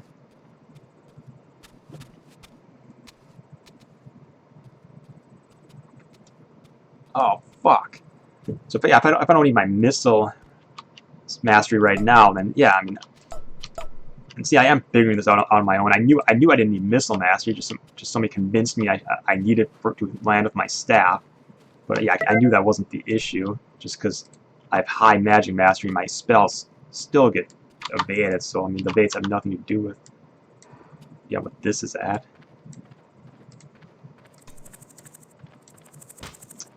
Edge beetle. There we go. Yeah, I think this is the beetle, and yeah. Let's burn Vitey off it, not die, and I see how easy I killed that, but it's because it's it's level 4. And I could probably kill level 6s and 7s pretty easy, but yeah, anything higher than that, it's gonna be a lot of evading and take like 30 seconds. So I'm looking for a sheer beetle, and yeah, that's in the mine over here.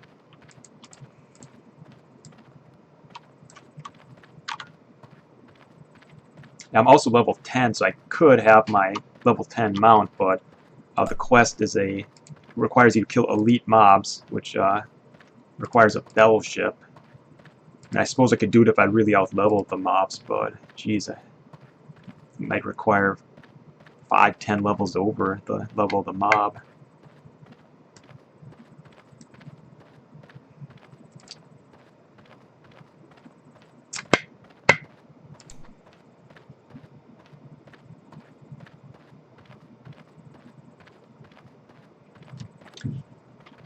Oh, I mean, I'm not really that frustrated. I mean, I just get bitchy sometimes. That's just how I roll when I stream.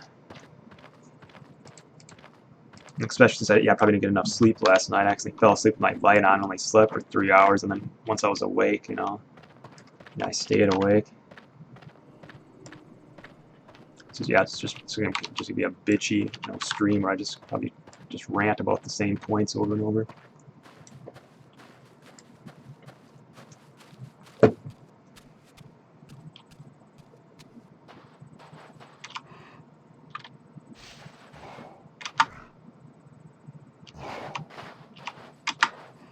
I just cannot get over that jumping animation. It looks like somebody diving through water. How you like kind of streamline your body like that. So yeah, you get less water resistance as you're flying through water, but nobody's gonna jump like that. Just putting their arms and legs stiffly behind them like that. So it's like, yeah, really, they couldn't have come up with a better, more natural jumping animation, like maybe spreading your legs out a little to brace yourself for impact. Right.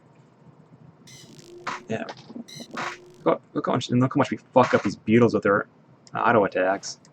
But yeah, it's because it's level 3. Wait. That's a edge beetle, sheer beetle. Yeah, I'm not exactly sure what sheer beetles are then. Fuck.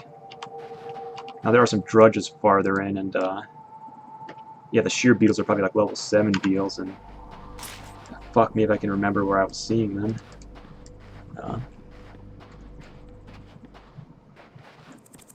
Yeah, there should be some drudges farther in, and hope I can burn Vitae off them. Damn.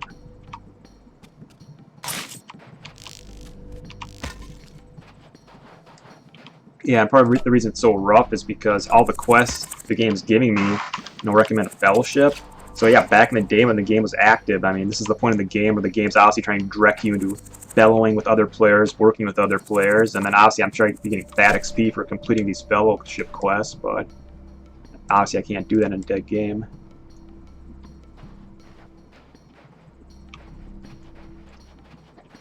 Alright, here's a Drudge Outcast, level 6. Yeah, these were the bane of my existence when I first got out of the Noob Temple.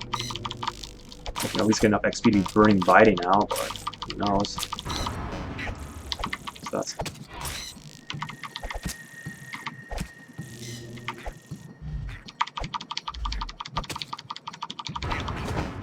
Boom. Oh yeah, that's definitely helping my Vitae. So I went from 91% to 96% just from killing those few mobs.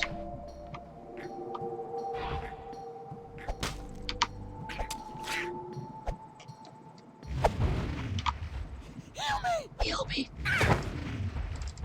Yeah, who do those drudges think are gonna heal them? I mean, I've never seen a drudge get healed by anybody, and there's never a shaman drudge to heal them, so why do they even say that? Heal me! I just died, bitch. Oh,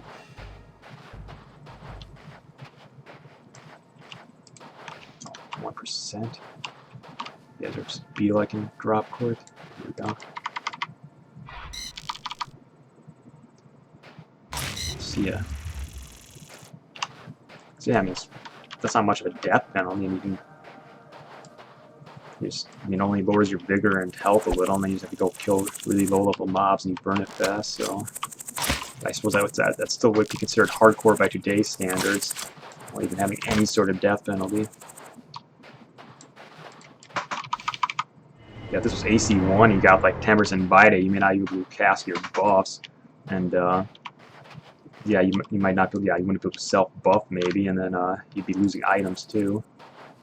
And yeah, you might like. Yeah, I remember back in the day, when I was like even a decent level, like level 70 to 100-ish. Like if I got enough Vitae penalty, I need my brother to like buff me just so I could go burn it. But yeah, that's only if I really fucked up and had like 15-20% plus Vitae. Oh, here we go. Oh shit, I think I'm still tied to that. Fuck, I didn't change my life stone. Fuck off.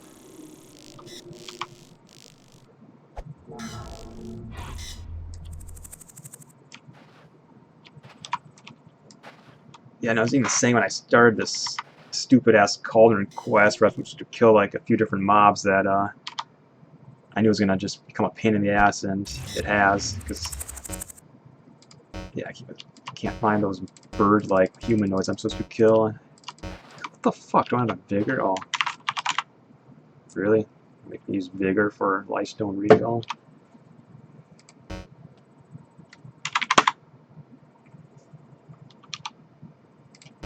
What? It just does it scale up as you get more vigor? That what?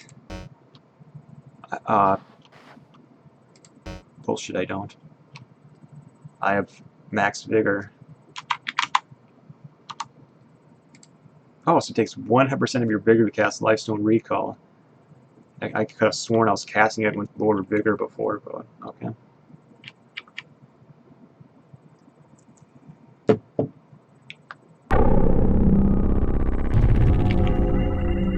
Yeah, 40% was max biting. Yeah, you'd be really fucked up if you let yourself get 40%. You'd have to get somebody to buff you and then start kind of at a noobish dungeon, burn it a little bit, and then work up to a better dungeon. Yeah, I definitely had to do that a few times because I was no drop, but yeah, sometimes my macro would die and not log, so I'd wake up the next morning, have 40% biting, and then yeah, I need my bro to buff me and help me. Alright. I gotta change this. I guess I will try to find that stupid bird because I put all this work into coming here. It says the birds are at this northeast Lost Wish outpost here, but yeah, they're sure not right there. There's a mob. There's an armadillo, yeah. God, I just wonder if the wiki's even accurate, because it says the birds are around here, but they weren't up the mountain. They're sure as hell not around the outpost like it says they are, so I can just run around. I'm gonna be fucked up. What the fuck? Level 9 armadillos just evading us. Yeah, it's just those evades are so random. They'll say like, yeah, my chance to hit's 60%, but it'll just go on this crazy evade streak and probably happen when it's low on health and I should kill it easy. Oh, there we go. But yeah, sometimes in that situation I'll like evade 15 in a row and then almost kill you. It's almost like the game knows when to get gay. Yeah, I'm trying to untrain this Missile Master now because yeah, I just put points into it, but I don't need it. And to untrain it, you just select untrain, and you start killing stuff for XP, and then it, yeah, just untrains on its own. How much is it saying per level though? I guess I didn't look, but hopefully with every mob it'll go down another level. Yeah, I can't fight the Grut Muck Rooters because they're orange. They're an elite mob. Kind of annoying they cluttered up the game world with them. I mean, honestly, the game was designed so you'd be battling with other players a lot and then be working with them, but yeah, right now these are just untouchable mobs that are just all over the place.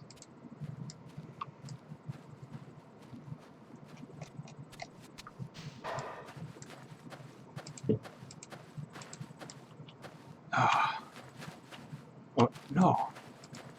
Yeah, where are the freaking birds? It said Northeast Lost Wish. I definitely didn't read it wrong, and it said the Sclavises were here. Let me just bring it up real fast. So, in Magtrone Mountains near Northeast Outpost. So, near Northeast Outpost, and so I'm right here. The mountains are to my south. But I mean, I did run up one mountain, and there's just a lifestone up there. There were no mobs up there. So if they're in the mountains, and yeah, they should have been on this mountain then.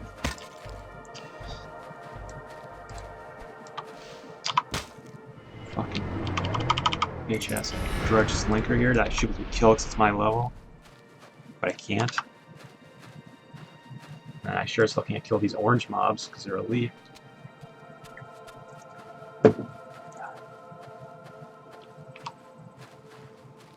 AC1 was just pissing me off too much. Every time I logged in, it was the same, you know, few people, you know, jaying and hammer on you, and just guys like that who, you know, are always quad rared, and you have a fair chance against them. You gotta pop like 3 rares yourself. Even then, it's like if they're using Hollow or Phantom or something, they still counter your impen rare pretty easy. And they're obviously ganking, and you know, they have a gank squad with them, whereas you're still just one player. And yeah, it was just boring. I mean, I don't mind dying or fighting odds, but just to get to the point of even trying to fight, you have to spend 15 minutes popping a rare, logging out for 5 minutes, logging in, popping another rare, and then after 15 minutes you can give it a go.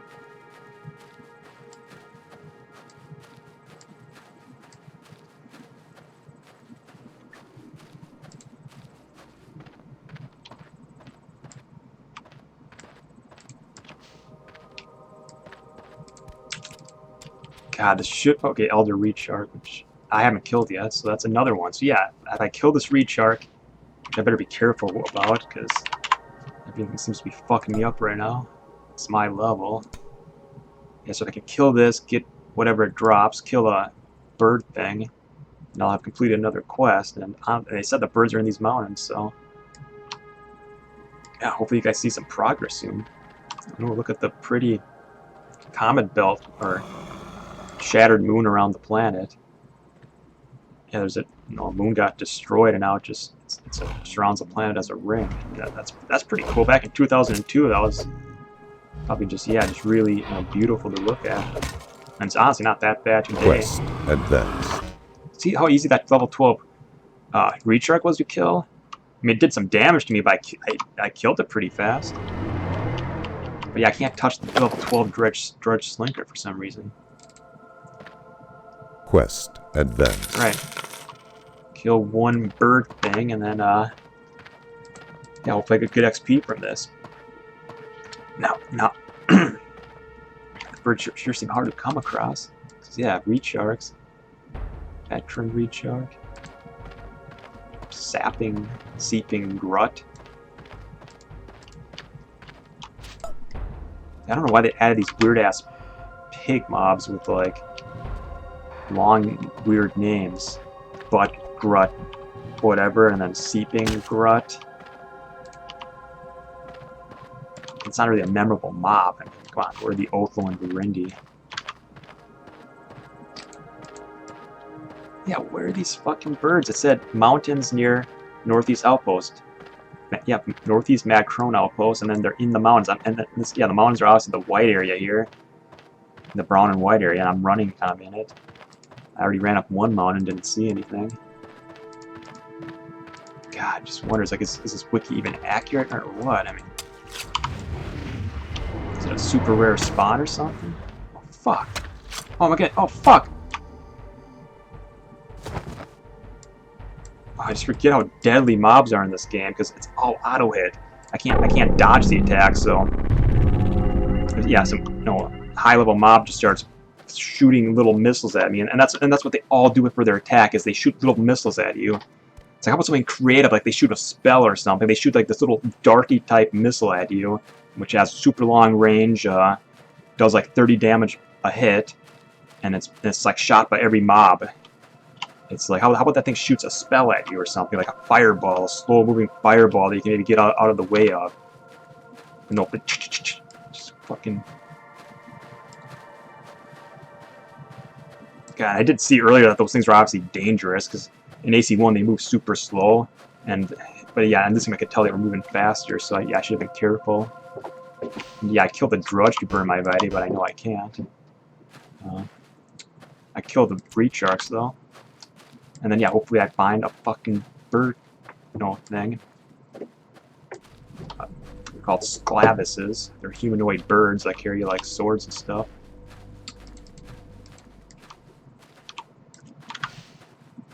But yeah, when I was playing last night, people were actually seeing me make progress. But yeah, I'm sure hitting a wall here at like in the level 10 to 12 range.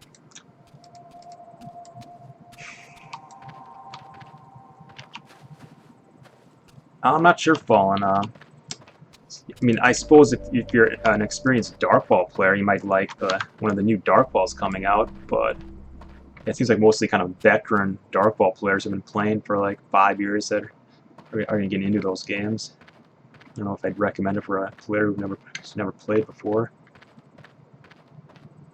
Yeah, I guess I'm looking for a good PvP MMO too. I mean, I don't mind something with auto-hit combat. I mean, I do like free-for-all PvP. I mean, I like Age of Conan, which was auto-hit, but it can really satisfying kind of hard-hitting combat. Or yeah, I mean, it didn't have any sort of death penalty. It wasn't a super challenging game or anything, but it was still fun to be playing in a free-for-all PvP game again with somewhat satisfying combat. But yeah, came out in 2008. That was, yeah, a long time ago at this point. And yeah, I haven't really kept up with MMOs like, I guess, since Darkfall in 2009. Where I know they come out with other ones like Terra, which I think is more action oriented, but I never played it. I guess there was Archage, which I think was free for all PvP. But yeah, I didn't play it. I suppose I would have given it a chance if I was just more active gaming, but back then. Then yeah, I know Black Desert's out now, which has really amazing graphics. I'm not sure if it's like fun to play and grind up in, and then if there's decent PvP or not. So yeah, I'm out of the mountains now. I didn't see a single freaking bird. And I'm seeing more of these stupid elite Grut mobs. They all have stupid names. Mutt Butt, Rat Hunter, Filth Minder, Grut, Doofus.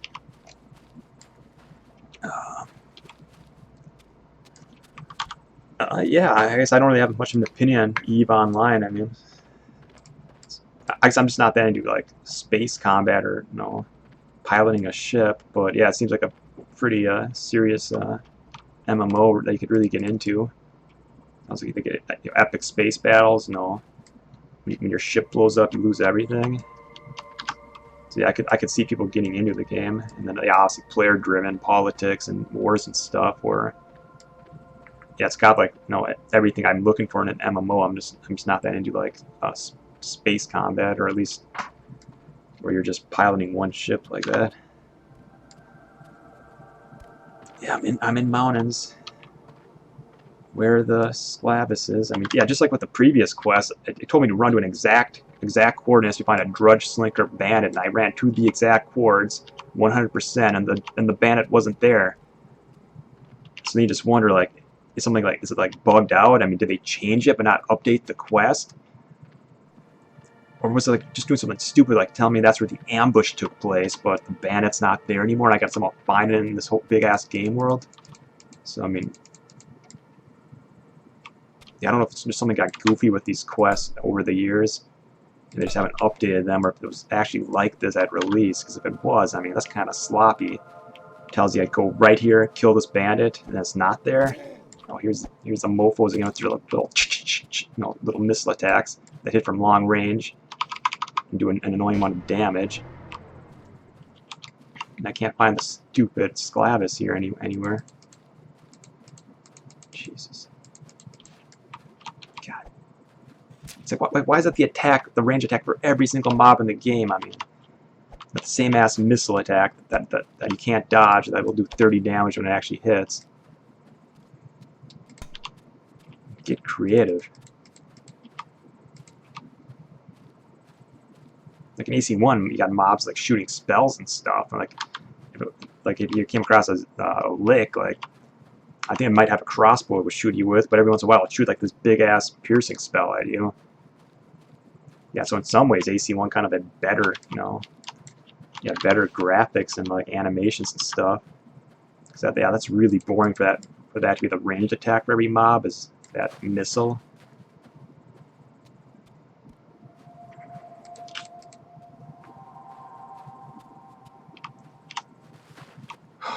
These mountains aren't that fucking big. I mean, if there's gonna be humanoid birds, I'd be coming across them. I ran to the top of this mountain peak too, and that's the biggest peak in this mountain range.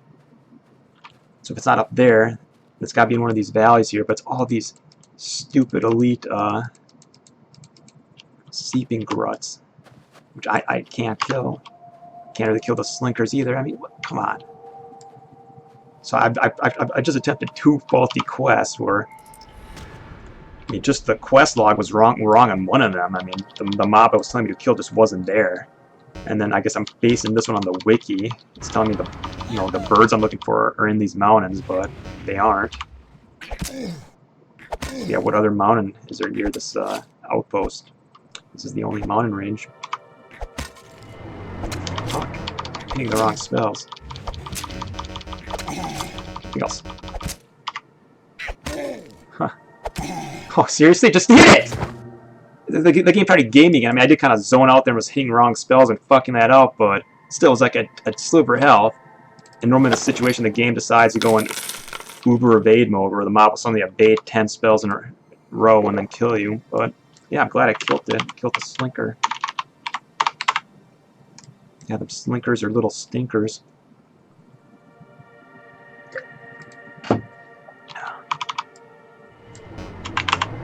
Hate that beeping sound the game makes. Beep, beep, beep, beep, beep. When you can't do something, it's like, yeah, I get it. I mean, you don't have to tell them, you don't beep at me every time. I'm just doing it because I'm trying to like be ahead of the timer on it. Like I get it. I have to wait. You don't have to beep remind me. I just want to cast as soon as it's available. I'm going to be told that's not available. I know it is. I'm just trying to like cast as soon as it's available. I don't give a shit. Stop beeping about it. Yeah, where's the sound options? Can I turn that shit off? Yeah, don't fucking beep at me. Oh, Jesus. Of course, I mean, it doesn't have key bindings in the game, so it's not gonna let me turn something annoying like that off. I mean, I'm not sure, Brad. It's probably pretty low, but I mean, yeah, people play. You see people talking in general chat. They're probably all like at one of the high-level continents. So I'm at this continent here, and there's probably like a level 80 continent that most of the active players would be hanging out at. And I guess some of the continents are PvP zones where you pick up faction and can fight people. So yeah, that's kind of cool. Oh, Jesus Christ.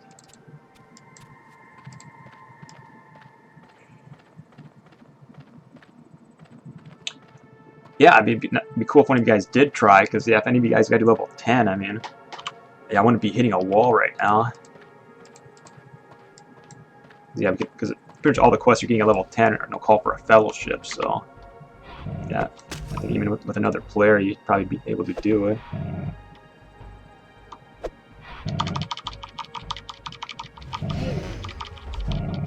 Damn, man, my experience bar is not going up at all from just killing random mobs that are my level. Or they gotta be completing quests.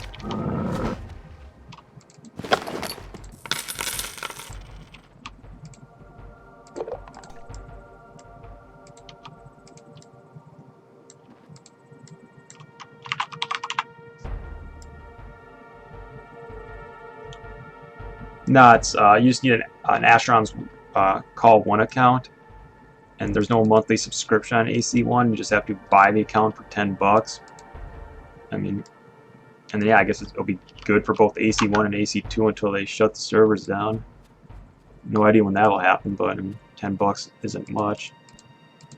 Yeah, you get access to a lot of content. I mean, AC1 was a great game in its day, and AC2 was ahead of its time in a lot of ways. It's just kind of tough to play now because, yeah, it was. You can tell it's designed, for you to be playing with other people by level 10.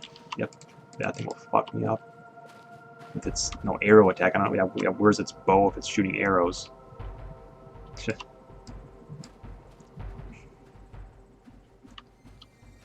Yeah, no bird. Like running all over these mountains.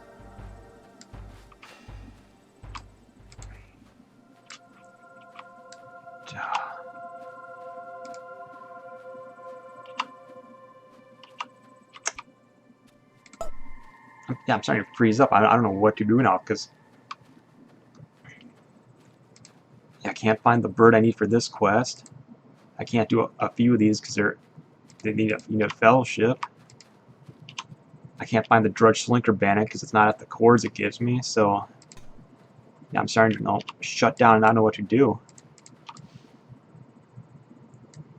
So yeah, I wonder if players who actually play this game know we're shutting down like this, not knowing what to do, and then WoW comes along and says, "Hey, here, take my hand. I'll guide you through everything."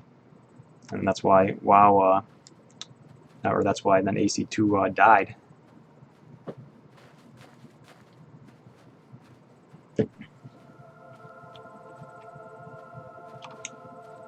Yeah, I've run around this whole fucking area.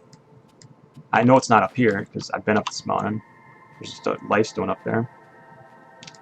I suppose I'll run up toward this direction because I've not been in this direction yet, but I mean, yeah, it's my last guess is it's gonna be off in this direction. I mean, these aren't quite mountains now. It's more hills, but oh fuck. Fucking Lysom that does 80 damage to you.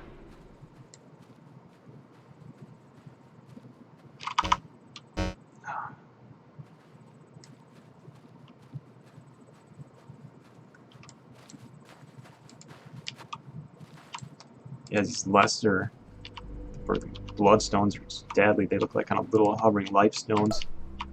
I remember they're Asheron's Call 1, but yeah, these things are deadly because they shoot these arrow attacks you can't dodge, and they can do up to 80 damage.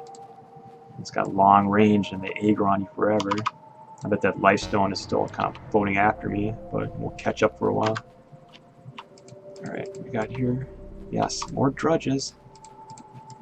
Yeah, the wiki tells me that the birds are in this area, but all I'm seeing are slinkers, armadillos, and those pig mobs.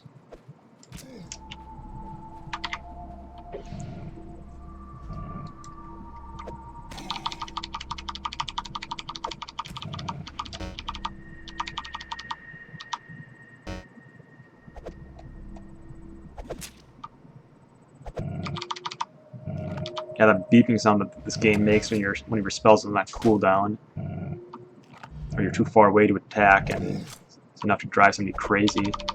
It's like, I know my spells are on cooldown, I'm just hitting it so I can casting it as soon as possible. Like, you don't have to beep at me.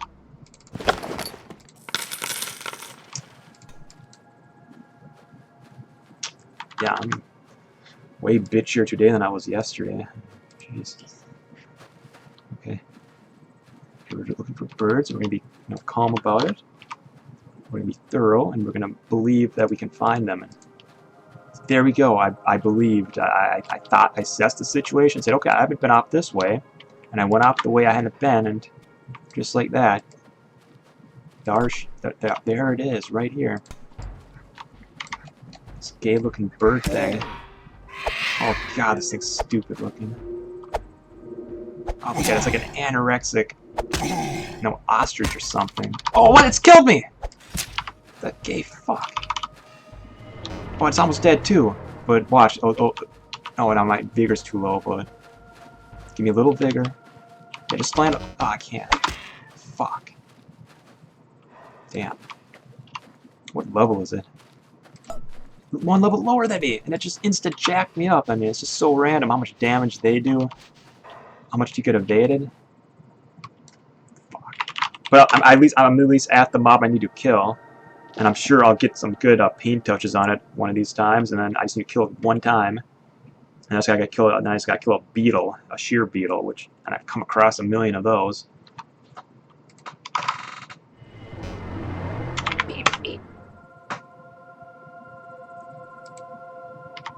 Ha, okay. It's funny, it's like I hit the auto attack just from this range, and then it starts beeping. Beep, beep, beep, beep. It's like it doesn't even repeat itself. It's like, I'm obviously out of range. Just disable the, just don't do the attack then. You don't have to beep at me and let me know. It's like, I'm obviously out of fucking range. It's like, yeah, it's almost like this game thought it needs to add more sounds for players so they know what's happening. Like when you quest received, quest completed. Like they think players are so dumb that they're not going to know when they're completing or receiving quests, which is, it's probably right to some extent, but it's like they could have added like a dinging sound or something less obnoxious than quest completed, like some guy said earlier. It sounds like the Quake announcer. Now I'll admit it would have been funny if they added that in PvP, like critical damage, critical strike. I'm surprised they didn't actually. Everything else seems so obnoxious with the sounds. Beep, beep, beep, beep, beep, beep. Oh, look how I annihilated it that time. First time I approached the fight the exact same way. I was using the same combo of spells, and it was kicking my ass because it got a ton of evades. This time it didn't evade. I got a lucky kind of high-end variance hit on it, and boom, I just blow it away. But it's just totally fucking random. Like why did it have to be that random?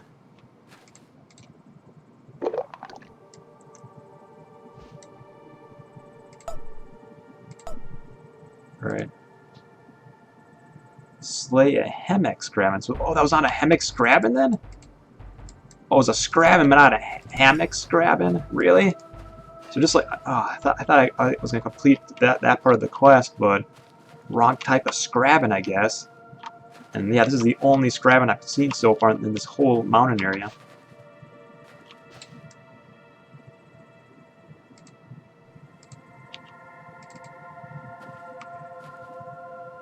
Non-endorphin. I do like the ambience of this game. I mean, if I can just relax and listen to that, that should calm me down. Yeah, this background kind of ambience is kind of just somber and relaxing. It's really kind of echoey, like. Yeah, it's kind of sad. It's like kind of the music you expect in a dead game. It's kind of, yeah, just reflective and, you know, just yeah. Yeah, I mean, I like it. It's good ambience.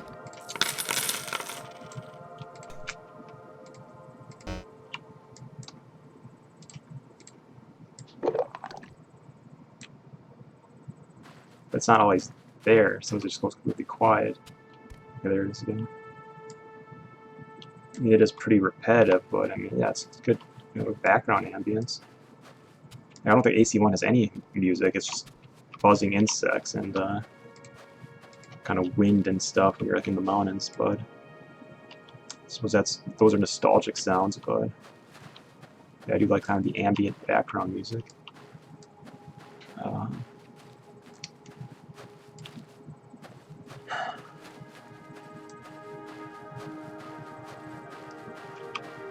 I don't want to, like, I suppose I'll go this way. I mean, this is...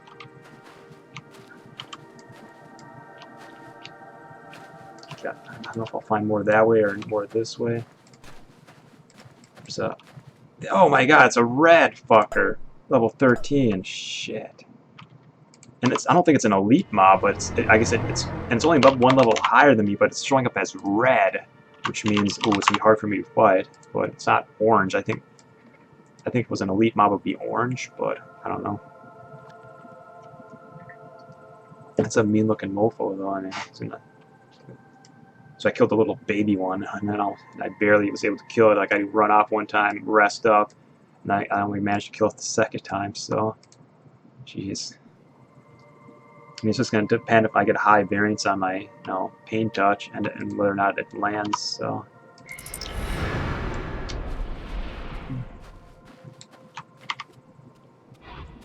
Yeah, the auto hits are landing good.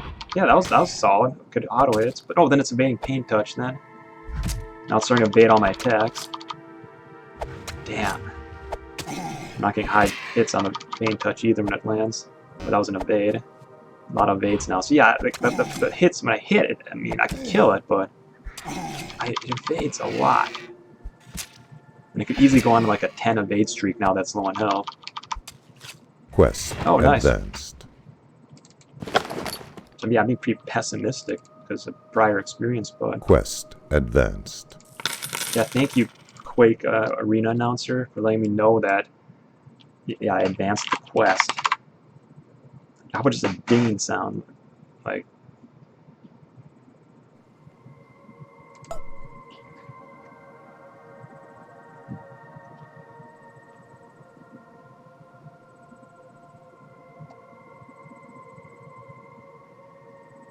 And not like a obnoxious dinging, like a kind of a chime. When you completed a quest, receive another one, just a gentle chiming sound. It's not going to grate on your ears. Alright. So we just need the sheer beetle now. Sheer beetle flesh, and I've seen a million of those, but yeah, I'm not going to remember exactly where. I mean, I've seen a lot of beetles, and sheer beetle's a specific beetle type. I'll look it up quick so we don't waste time. Sheer beetle. Oh, near Rithwick. Bingo. Okay, so yeah, we're not gonna waste time running around the wrong towns then, but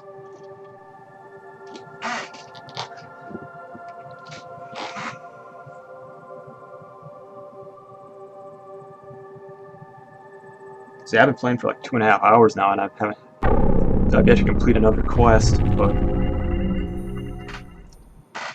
give me 30 minutes and I should have this one done.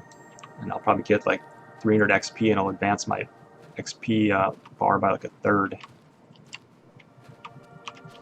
But that's still progress.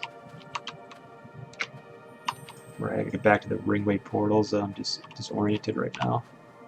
It's yeah, through here. And damn, this outpost is so pointless. There's 3 of these, part of this ringway system, and it's just wooden palisades.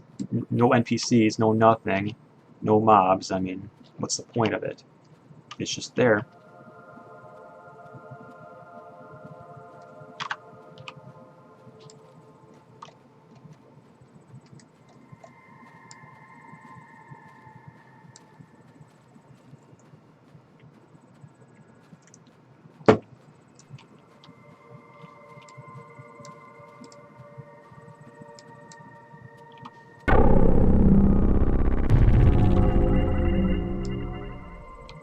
Right. Yep, back to Rithwick, and then I guess somewhere around Rithwick would be the sheer beetles. I think I'll see them near water a lot. So, is there a river? Yeah, let's kind of check out. I guess maybe southwest, because I think this yellow area there was really. Oh fuck! I walked into another portal by accident. So, yeah, it's just. Yeah, get back to Rithwick. Whoops.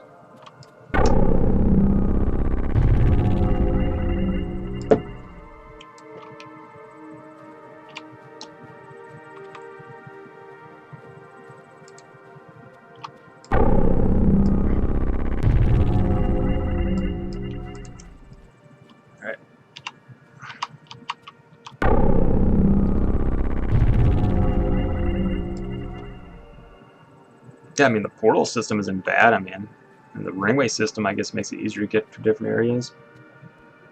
But yeah, I really need my level 10 mount, which I can't get because the mobs are elite and I can hardly scratch them. And there we go, sheer beetle right outside of Rithwick. Very convenient. Very easy to kill, too.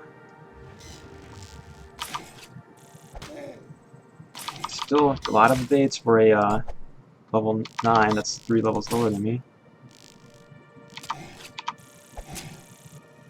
Yeah, it's kind of like an AC1, like, buffs and equipment makes a big difference, so... This is probably the same, where somebody handed me, like, a good staff, and like, a good robe, I'd probably be way more effective, but, I don't know. I guess it's still doable without that stuff.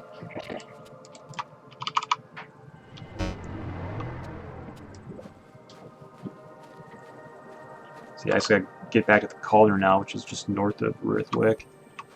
Which, yeah, not very far on the map, but yeah, it'll take me like 5 minutes to get up there. My mount will probably only take a couple minutes. And the other advantage of a mount is I'm hoping the mounted jogging, or what's it called, galloping. The mounted gallop animation looks decent, because yeah, I'm so sick of looking at this girly arm flailing as this guy runs. Yeah, big burly Lugan runs like a wimp, just flailing his arms. I'm dead from some fuckers shooting shit at me behind me.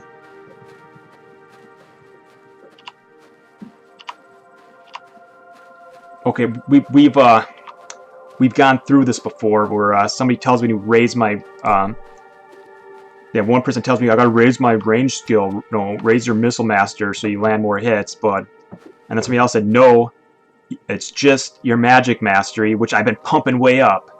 I've been pumping magic mastery way up, and it says that it's to land more magic attacks. So somebody tells me I have to, this is what I thought I had to raise, and that's what like, one person's telling me is I gotta pump this up, whereas another person's telling me no, you gotta pump up the missile master, and the other guy's like no, missile master just affects throwing rocks and using atlatls or whatever, and then the other guy's saying no. I'm not getting confirmation either way. It's just people telling me different things. So, and yeah, I did pump up. I'm training missile mastery right now just because now some guy's telling me different, but it didn't seem to help land more.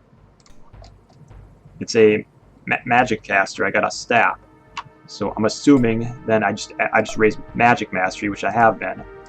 So it makes no sense that your staff would be a missile attack. So yeah, I'm getting like mixed messages here. I think it's just a super evade heavy game. That's just what the game's like. Because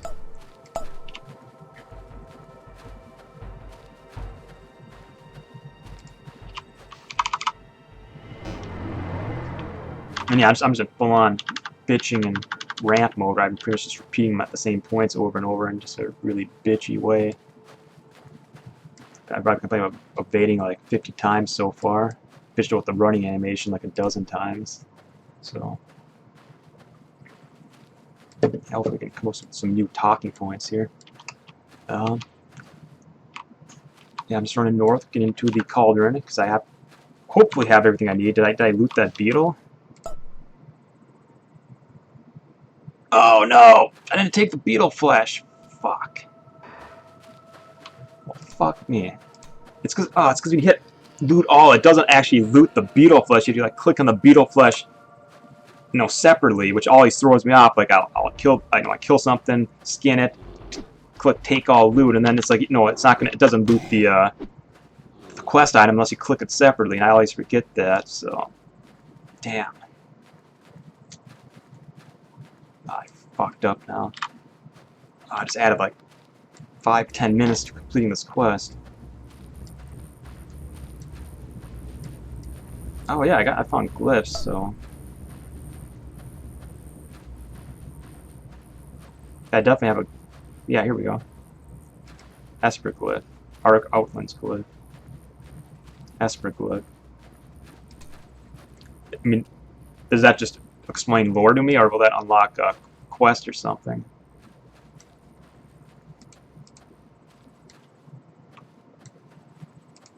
Right, come on, sheer beetle, pop up again. It's not gonna work. Go east, something. East.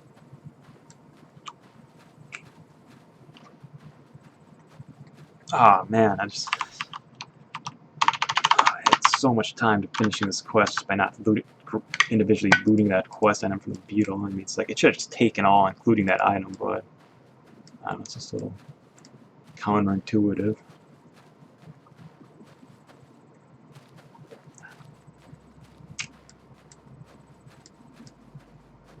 Oh, it's a quest plus lore at the end. Should we be able to do the Arwick Vault? Yeah, for sure. I'll once I complete. Oh, fucking drudge. Yeah, once I complete this cauldron quest, I'll definitely do that glyph quest then. Cause yeah, I was looking for like the next thing to do. So come on.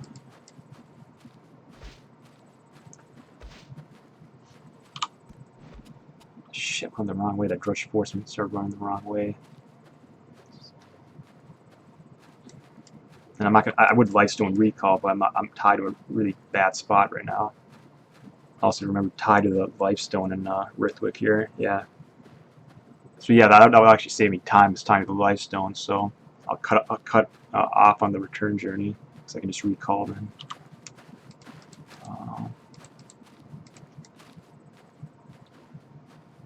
Yeah, the swamp area here is just all high-level mobs. Festering skeleton, which is red.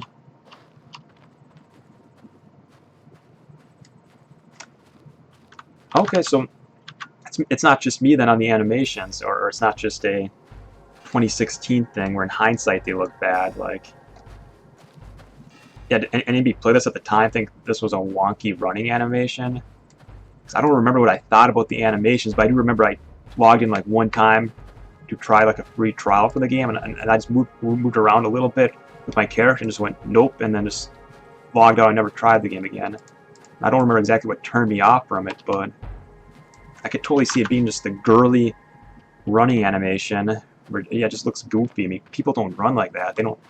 I guess maybe like women do, or there's super girly men where they just flail funny when they run. But that's not how like an athlete or an athletic humanoid would run. I mean,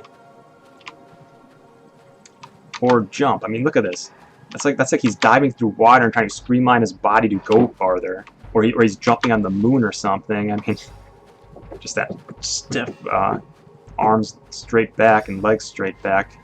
So no, if you're jumping, you'd be like spreading your legs out and kind of bracing yourself as you're going back down. I mean, it's not like, I mean, I really, and it's not, I don't think it was a limitation of the engine at the time. I mean, they just chose wonky ass moving animations for whatever reason. Oh Jesus! Old Crusher now. Level 9 Elite Armadillo.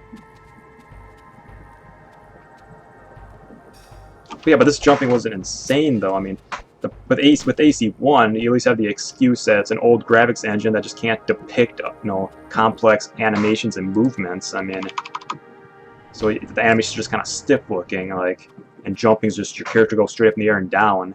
Like, that's just no animation. This, they actively chose this to be the jumping animation. We'll have the legs and arms point like that, instead of like having the legs spread out a little bit and brace for impact. I mean, that was an active, you know, design choice.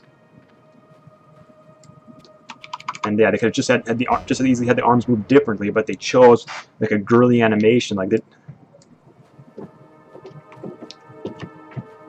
Yeah, maybe just, yeah, game developers were just super nerdy and stuff, and they were good at like coding the game and developing the engine. But then it's like, okay, how do we actually, you know, make the animations? Like, what do we actually make them look like? They don't know, because that's how they run. They have these girly, wimpy running motions, and they don't know how like an athletic person would move and hit and run and stuff. So they don't know. They have no idea how to actually make the animations look, despite the fact that they have a good engine in place, you know, with decent graphics. I mean, that's my speculation. I mean, how many people are on the dev team? Did nobody say like, "Hey, wait, this looks a little wonky looking"? This, I mean, people don't flail arms like that when they run. But yeah, I don't know. Some over speculating when I should be killing that sheer beetle there.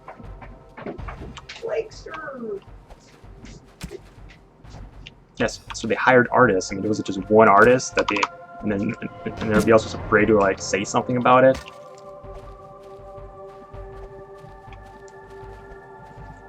I mean, it's kind of girly animations. You guys think it was a woman artist?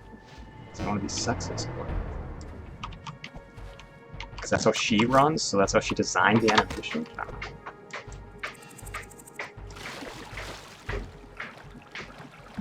Gas mobs are just shooting little arrows at me. It's like that's the range attack for every single mob in the game. I'm at the sheer beetle, but yeah, it's going after me. This mofo wants me, and I'm in the water. It's gonna oh, it could shoot at me too. I'm gonna run up bigger, and I'm gonna die to it. I can get to land. I can throw a heal on myself. Fuck! Now this thing's on me too. Like I can't be in the water. Oh, I can't jump up, right? I'm gonna die. Oh fuck! That was the fucking beetle I needed, but these things stay aggroed on you.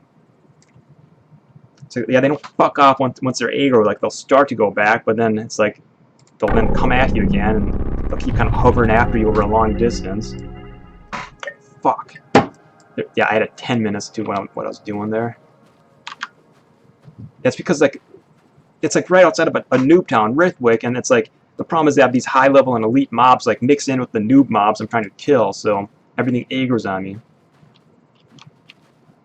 I'm almost done with this. I just got killed one sheer beetle, run to the cauldron, done. Boom. That easy. And the sheer beetles were right there outside of Rithwick. I was just coming in from a bad side, so there were other mobs that got on me.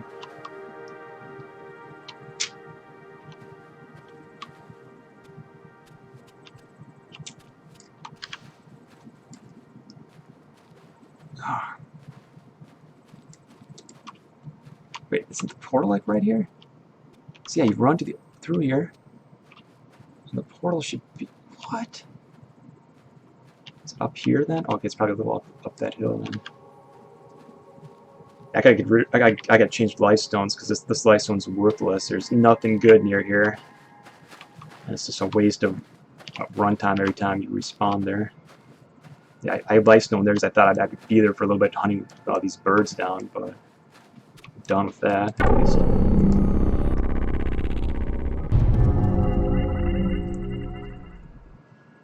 Huh. Yeah, you're probably right on that. I don't know. I played WoW a little bit in 2004, and then I bought that first expansion and just never got into it. I guess I was just sick of the game. I mean, I don't like the end game where you just start grinding instances. And I didn't like that.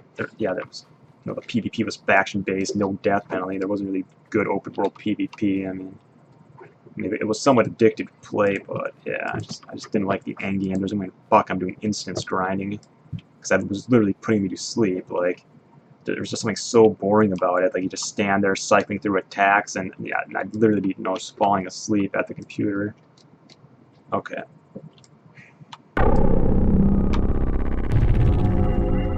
Yeah, Age of Conan was fun for the first couple months because yeah, it had a decent population, but yeah, it died fast just because there was no end game.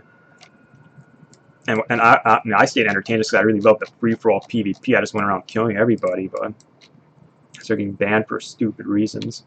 It's great. So I'm in Rithwick, the right town. Yep, I'm gonna just quickly tie to the lifestone so I don't forget. And you pray at the lifestones instead of doing the classic TP motion. And yeah, just killed the first beetle now. No fucking around here.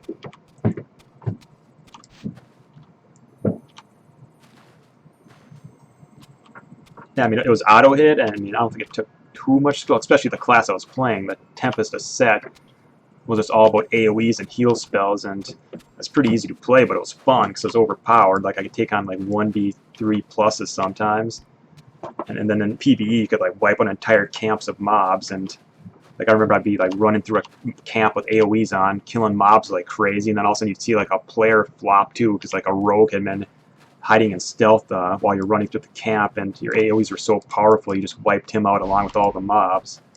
And yeah, that was fun. Yeah, I remember I had like yeah, the big AoEs and pumped those up, and then I had serpent skin, so if I did get a lot of people on me, I could throw the serpent skin on and they wouldn't be doing any damage to me, and just letting the AoEs tick away on people would kill them pretty quick. And then you throw in some of your direct damage spells while the AoEs were ticking, and you could kill odds. Yeah, it was a lot of fun, but I'm sure they rebalanced that pretty quick after I quit.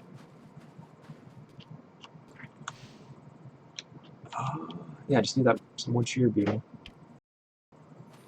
Yeah, if they just added endgame and just kept players grinding like WoW did, then I think it would have retained its player base better. But what happened is they made the leveling up really fun, and the combat had good animations and was satisfying. But once you hit the max level, it's nothing to do. So unless you really like the free-for-all PvP without death penalties, you just get bored right away. And I actually liked the free-for-all PvP, but yeah, they started banning me for stupid reasons. Like, yeah, I got banned a couple times for train exploiting, and what they considered train exploiting was just jumping on something in your environment. Like see that rock there, or let's just say there's a rock here, and it's just like a few feet off the ground. Like, maybe if I have some mobs agroed on me, it's like instead of just standing there taking damage from them, I'm like, oh, I'll just jump up on the rock, break the melee line of sight from them, and then yeah, I started getting banned for that. It was ridiculous. It's like, to me that's not train exploiting. Jumping on just obvious features in the environment like rocks. Like, there's a rock every like 50 yards or so, and you jump on it. In PvE or PvP sometimes, because they're there, you just hit the jump button to get up on them. But they consider that train exploiting, and they started like banning me for it. And it's like the GMs were watching me, just waiting for me to jump on any rock, anywhere. So it's just dumb. But then they changed my character name because they said my name was offensive. It's like, yeah, I think just a lot of noobs had complained about me because I was definitely killing a lot of noobs, and the GMs were just coming with any reason they could to keep banning me. Because I think they thought that, the PvPers were going to hurt the game, even though it wasn't that big of a deal. There was no death penalty. And what killed the game was the lack of endgame content. It's like, yeah, if you pick the PvP server, then yeah, you're going to get killed while leveling up. It's not that big of a deal because there's no death penalty. But yeah, they're definitely targeting PvPers for like, bullshit reasons. Because I remember another kind of big name PvPer got banned for like something silly. So yeah, I think that killed a lot of my interest, and yeah, just the GMs just kept fucking with me, and I just said screw it. No, I quit. And I know right after I quit, they added this bounty system in PvP, where only a PKer would get death penalties and drop items, and I think you would start dropping your good items pretty quick. And I don't think there were any death items you could carry to like prevent it. So just by PKing, it's like you turn yourself into a lootable character that everybody could kill and loot. So, which I guess is hardcore, but I mean it's just obviously unfair. I mean, because I was a solo PvPer, and who wants to run around solo with a bounty system on them in an auto hit PvP game? And because yeah, other players could just try as much as they wanted to kill you, and eventually they would, and then they could loot you, whereas you'd never be able to do anything to them. Anyway, damn, I'm also not finding my drudge, my beetle now. Fuck. Okay, I gotta pick this. Fuck, yeah, that's the other problem. I just want long ass rants about shit and don't. I'm not moving in the directions I should be. So yeah, southwest. But yeah, Age of Conan is another game that's free to play now. I actually wouldn't mind playing through it again just to see like, yeah, what it's like now, how well it's held up. Did they ever add endgame content? So yeah, I mean, if people are watching me play this shit, I mean, Age of Conan is actually much easier to watch because it's got fast-paced, hard-hitting combat that's pretty satisfying, and I'm pretty sure the graphics have held up pretty well because 2008's not that long ago. They looked great at the time, and now I could definitely be running on max everything. So yeah, running southwest. Yeah, southwest. The green area should be where beetles are, I think. So it's not in the yellow area. God, I think I was already here. I was cheating. Oh, what? Damn. Fuck. And then we got a dustbin grut rat hunter spawning right in Rithwick, which is an elite mob. I got lucky last time I saw a sheer beetle just right here in town, but I mean I did loot it, but I didn't individually click on the quest item because you just hit loot all. I guess you don't just automatically loot the quest item too.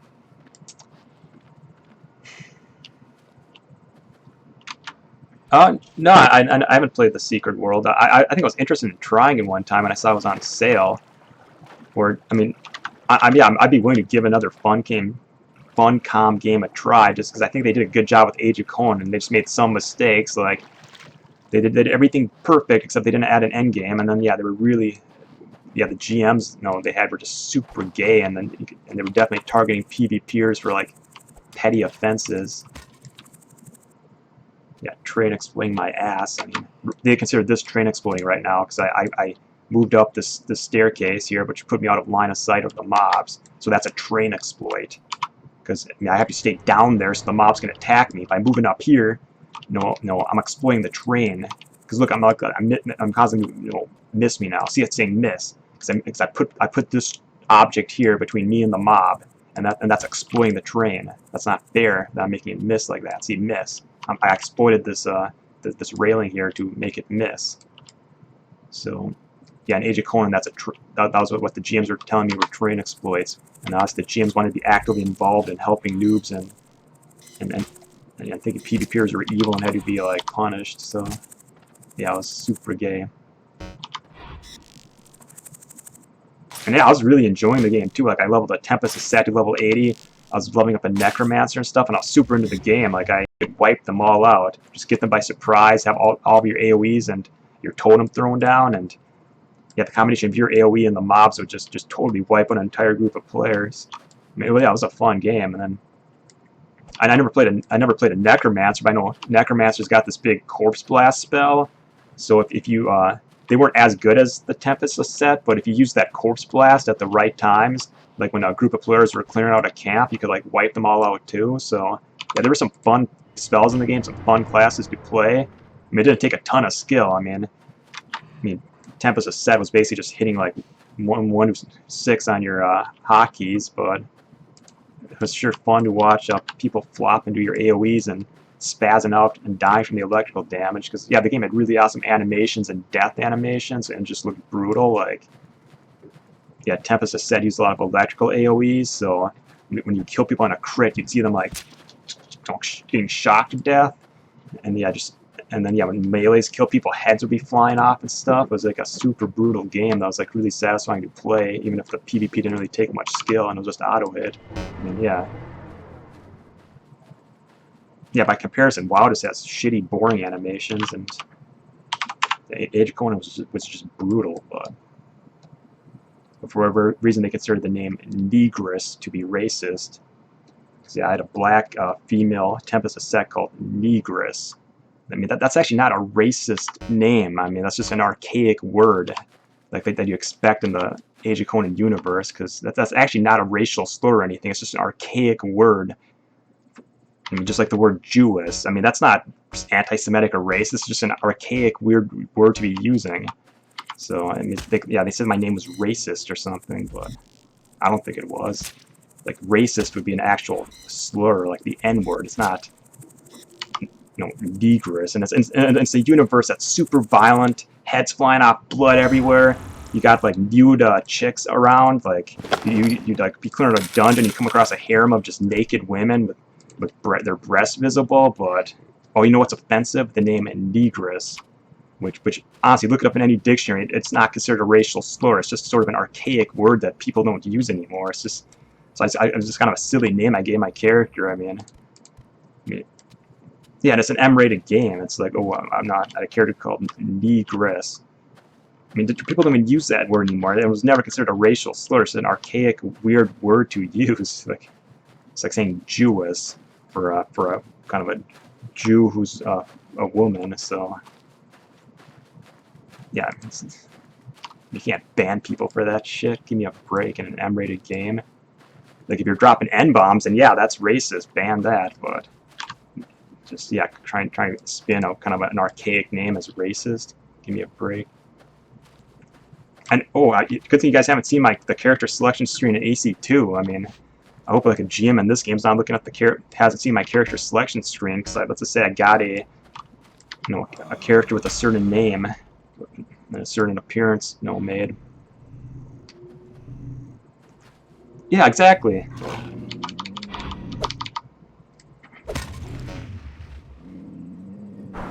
Yeah, negress. It's an archaic word. It's like, yeah, it's never been used as a racial slur or anything. I mean, give me...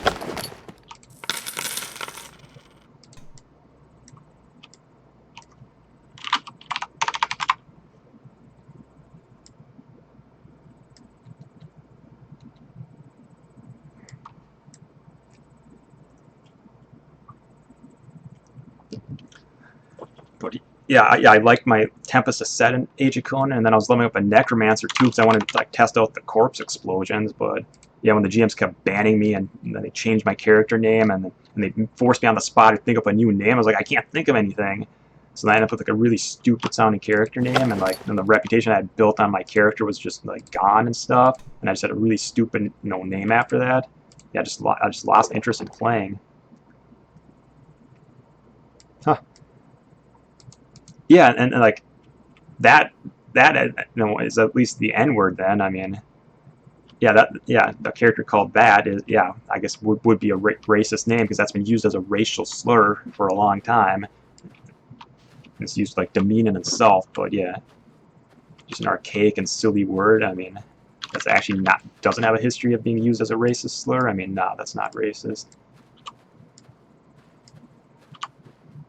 But anyway, yeah, I was trying to level up a Necromancer because that was a fun class. Pads, you could kite people. Corpse Explosion was super badass. Like if you threw that down after somebody had cleared out a camp of mobs and they're staying in their corpses, they just get blown away in one corpse explosion.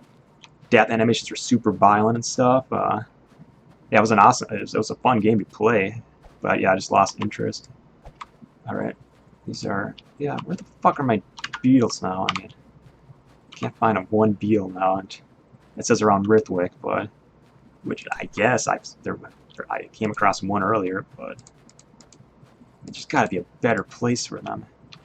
What's here? A Grut Gormant. It's yellow. I could kill it. It's an NPC actually. Give me a quest maybe. You're already interacting with someone, please. Oh, I'm interacting with a mob that's aggroed on me, but it could be anywhere. It's slowly waddling after me from long range.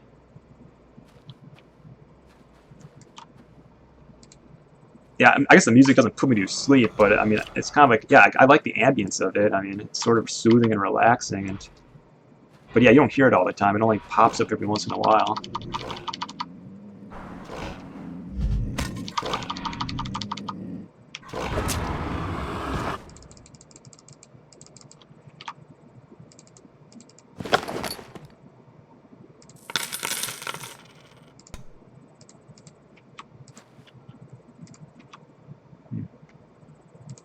And yeah, like sheer beetles are super common mobs. So you think like one would be pop? What? Oh, yeah, it claims I'm interacting with something. So I mean, I've gotten that error before when there's been a mob aggroed on me, but no, there can't be a mob on me. See, I'm not, or maybe you just can't interact with that NPC. Just sits there wolfing down meat. All right, reach arc. Come on.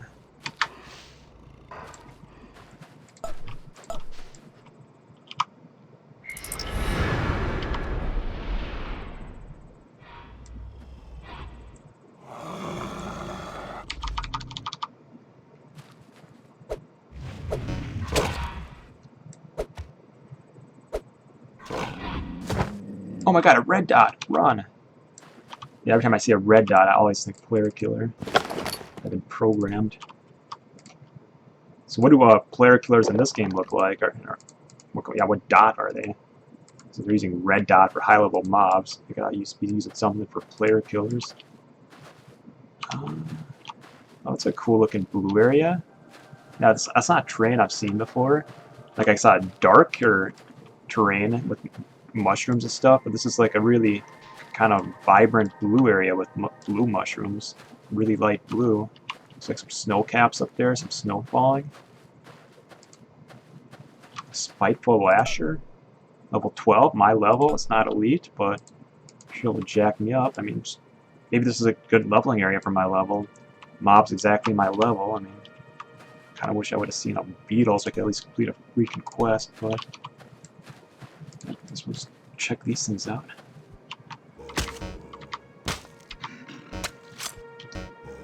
Yeah, I looked at AC2 Wiki and I said I could find the beetles around Ritwick, and I did find one immediately outside of town earlier, but yeah, I'm obviously in the wrong area now. Fuck. Here I go, and no, struggling to kill a creature my level. I think I'll get it though, but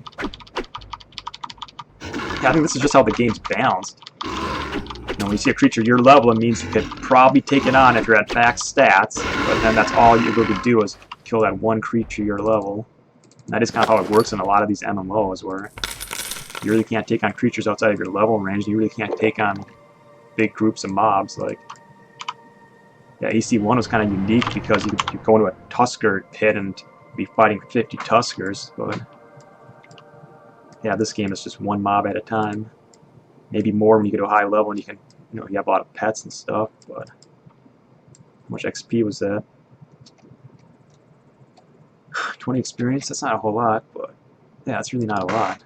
But yeah, you're saying I'm close to the beetle area, so what, Northmore, near the water, probably? Yeah, I'm going north. I gotta get over this mountain here.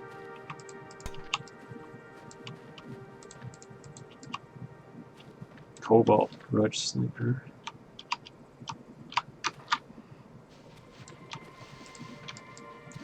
I don't really want to fight these things. Let's just see if we damage it. It's not elite. But we did 55 damage, 43, yeah, fuck, 48. Yep, it's fucking me up. Oh fuck, what's that? Sheer beetle, bingo! That's what we need, but now this thing's gonna be uber aggroed on us. Oh, I'm running to a red mob. I'm running to a red mob. Fuck.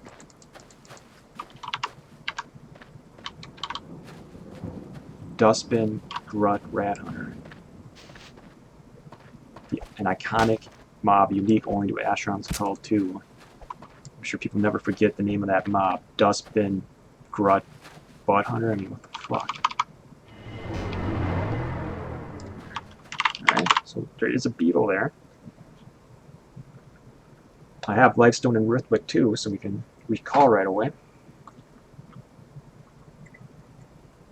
And yeah, let's see how long it's take me to complete one quest. I mean, probably be like 3 hours 15 minutes just to finish one quest. Look at this fucker. They kind of aggro like weirdly, where they'll feign a retreat, make you think they've retreated, and then you sit down to rest, and they come back. It's like they get back to their spot, and then realize, oh right, I'm pissed off. I want to chase that guy, and then they go back chasing you. And they remember exactly where you were.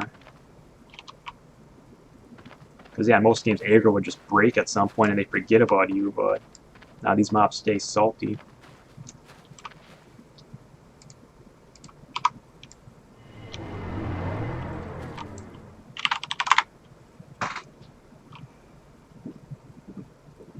Yeah, now this is actually feeling like an old school MMO now, where you spent hours not accomplishing anything, and that's pretty much what I've done. I spent the last 3 hours doing is not accomplish anything.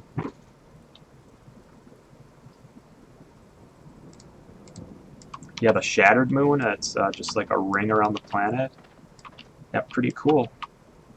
I commented on it earlier, where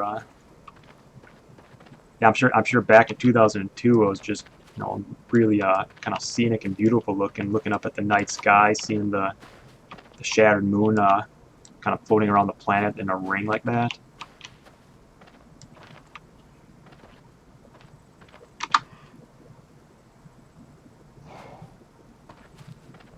All the different planets were so cool to travel there in AC2. Oh, you travel to different planets in the game? Oh, really?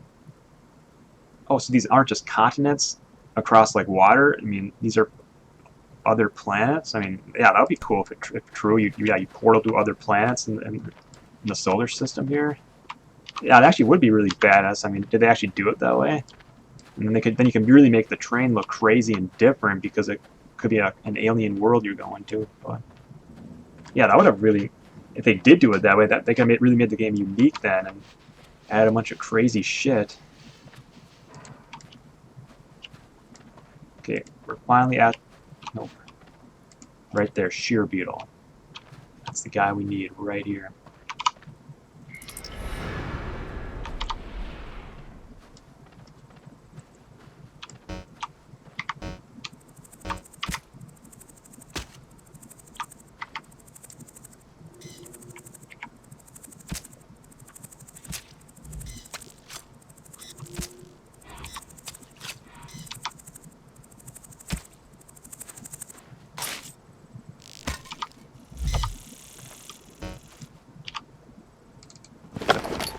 Click on this quest I'm actually looted.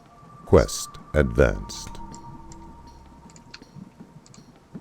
The helpful Quake announcers letting us know quest advanced. Okay, yeah, and once you're past Valen, see if you can play full screen, but I'm pretty sure if you got Windows 10 you won't be able to, so just play windowed mode. Because that's what I'm having to play is just windowed mode, because I get a direct X error every time I try to log in as full screen. And it sounds like that's a problem everybody else has too. Alright. Back in good old Rithwick here. Oh wait, it's the wrong map. Yep, I'm headed north. So we're T-minus 5 minutes away from completing a quest. My first quest completed in 3+ hours of struggling and grinding and dying.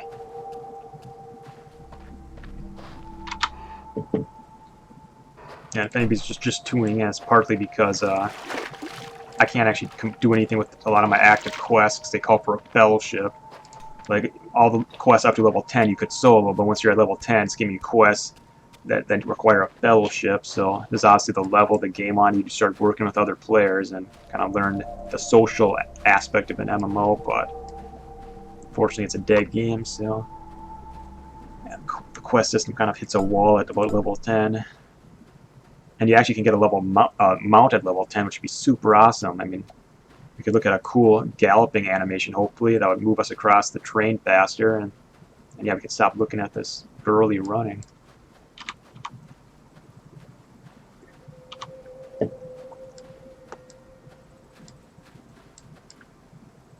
Huh.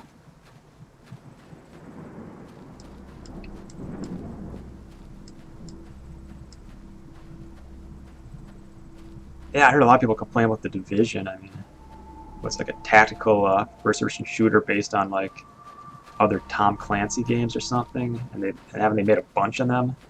Like, is it like was it like a spiritual successor, like the Rainbow Six games and stuff? I mean, how hard is it to do a game like that? I think they have the formula down pretty good. Uh, Not 12.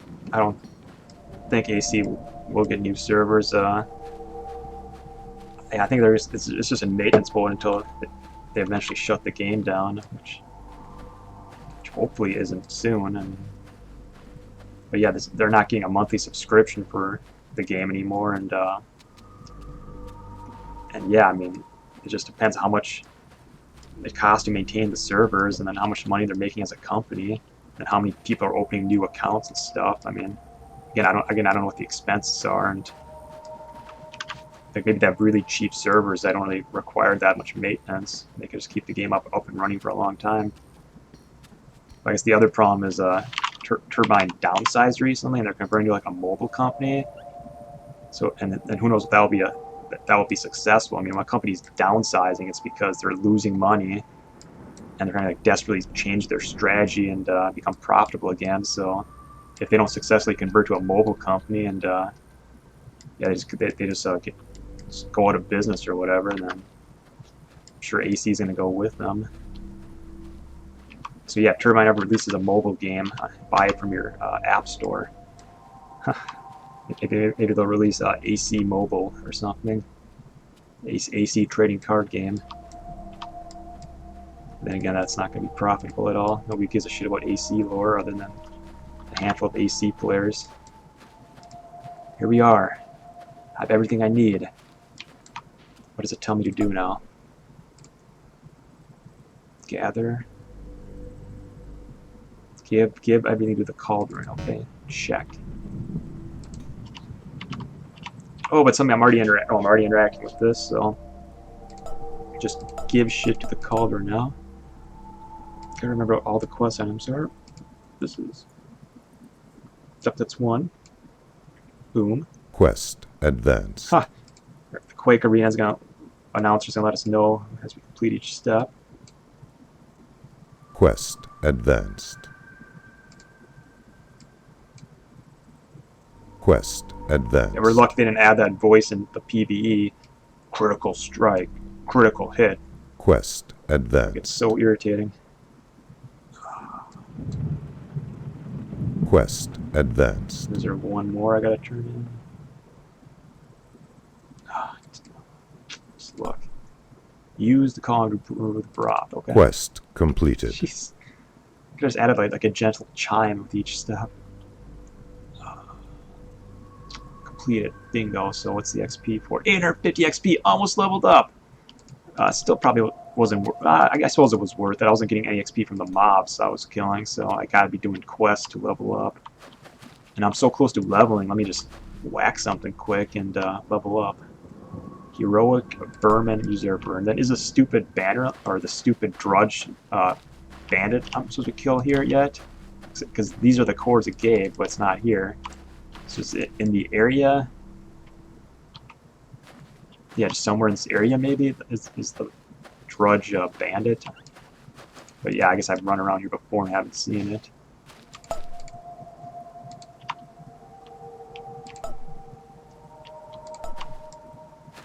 Yeah, Arbol time, but look, it's at a sliver here. I gotta just kill a couple mobs and level up.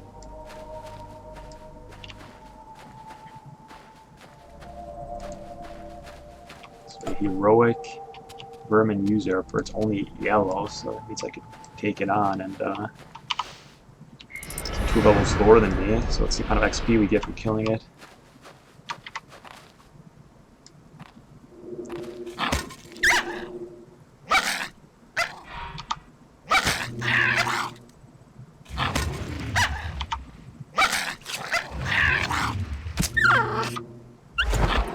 Boom. Yeah, first-person combat's not bad for the Lugan, because otherwise, if you're from this view, you're so big you block like the combat and what you're doing. You don't really see the mob you're fighting at all. So that was how much XP? 16. Yeah, Sliver's gone up a little more. Just whack a couple more like that.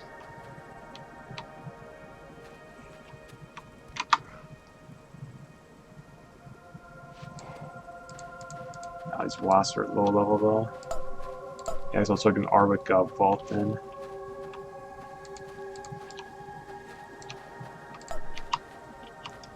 I'll just see how much XP a vermin is.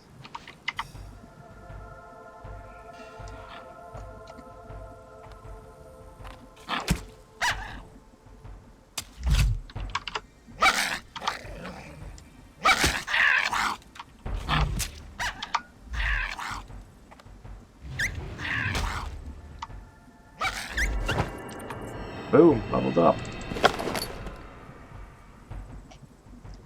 The vermin was 14 experience points.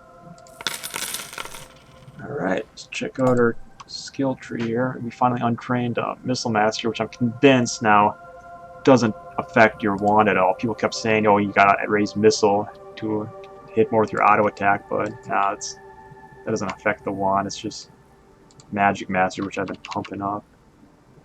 And now we unlocked our next tier of spells, Frostbite, which looks like a decent damage spell. Shitload of vigor though, holy shit. Putting 1 point into it gives it a base level of 10, base damage 10, which isn't a lot, and then 220 vigor, so it does, and it says just putting more points into it just increases its damage.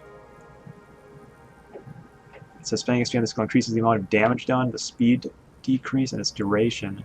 So I guess it slows targets down, which is okay, but it doesn't say anything about putting points into it, you know, lowering the vigors. I mean, yeah, what the fuck? I can't use a spell that costs 220 vigor. That's two frostbites for 10 damage, and I'm out of vigor and I can't do shit.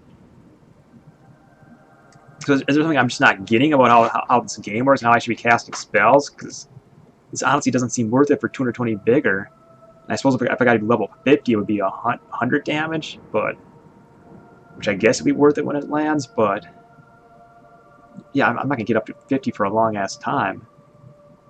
Like the highest I've gotten something is Pain Touch at 12, and that's gonna be pretty much the max I get a skill to right now. So yeah, am I just totally missing something here? I mean, I guess I'll put a point into this, but it won't make any sense to use because I'll be out of vigor after using it. And this gives me redirects incoming damage from health to vigor. No, I don't want to lose health. Life cycle. It returns health over time. That seems okay. Yeah, it's like a buff. It just helps you regenerate, so that'll be worth going into. And then Weaken Resolve, it's like that's a health debuff, so I'll at least grab those two kind of utility spells. I'm a Lugan Fawn, and right now I'm going to my basic magic tree, and then at level 15 I can go into my elementalist tree. So yeah, at least I snagged a couple of utility spells here.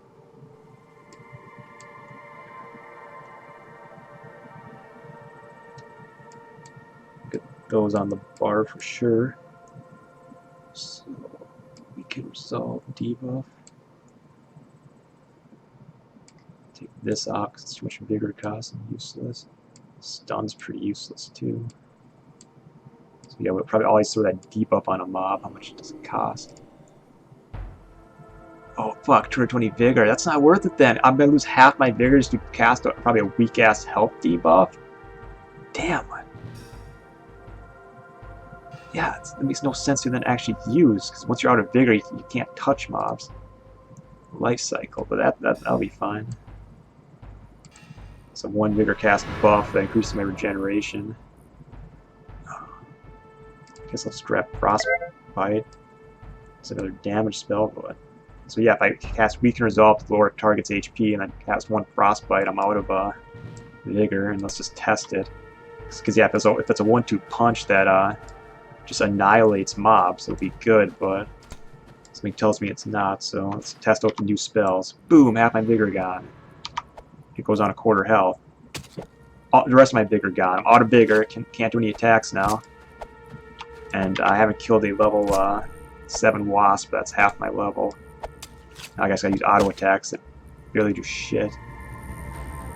So yeah, that's like so cost inefficient. So despite the fact I've unlocked another tier of spells, they're just too cost inefficient to use. And I mean, and yeah, based on everything I've like tested so far, I mean, my best bet still seems to be auto hit with high magic master, so they don't evade, and then pain touch, which is really a really vigor efficient spell. It doesn't always do a lot of damage, but those other spells don't really do a lot of damage either. And then sometimes this will have really high variance and one-shot things. So just magic master then, but it eventually gets so high to the the point where it costs like 1,000 to raise, and I could pump a few points into something else just for the hell of it. But yeah, I will definitely keep pumping this up here, which is mostly what I've been doing. It just seems lame that I'm unlocking different tiers of spells and I don't get to like use them. I just pump up one auto hit skill. Alright, let's do the glyph now. Arwick, Elfland's glyph. Use this glyph to enter the Arwick vault. At the end of each vault, you will gain a great reward of experience. Witness the secret of Dara's past. Sweet. The Arwick vault is at 35.3, 4.3 to the east of the southern Arwick outpost. So, yeah, let's do Arwick then. Okay. So yeah. So I just simplified things. I just max out Magic Master, don't worry about anything else, which is primarily what I've been raising anyway. Okay. Arwick.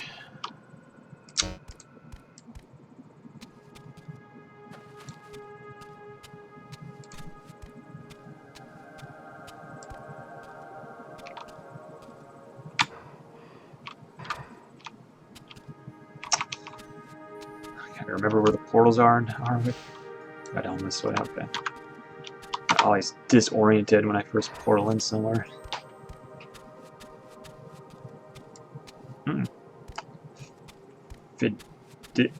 Fidelis is asking in general, hey Bruno, by any chance do you craft claw blades?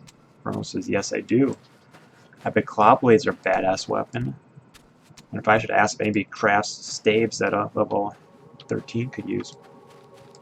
Get hooked up by a high level. Okay, Arwick.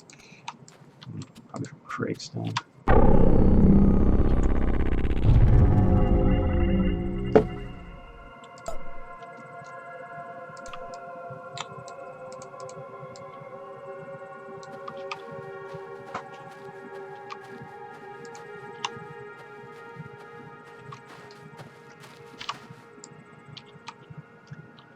Now those are some sexy dresses, though. I mean, they sure show a decent amount of cleavage. I mean, I think this is the only kind of sexy thing in the game is this dress that you see some female NPCs wearing.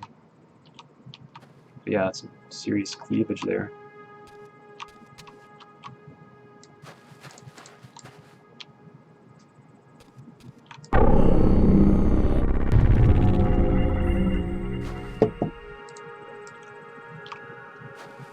I don't think I've seen an Empyrean up close yet, but I just saw it from the character selection screen. They look kind of wacky looking. Like they just weren't attractive at all. What's this thing? Fidelis. It's running off too fast with some sort of human in armor. Yeah. Lugan male hunter. Okay. So, alright.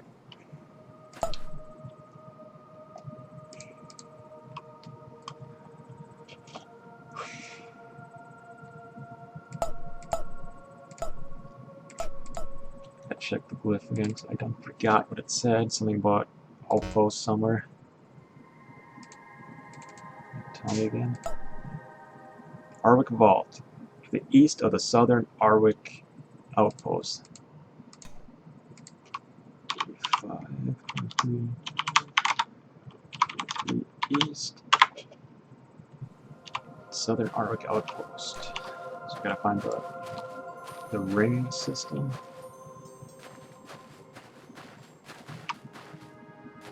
Alright.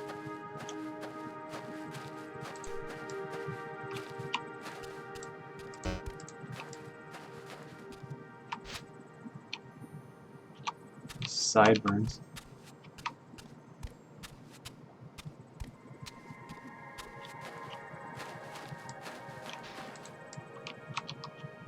Ah. That almost passed it.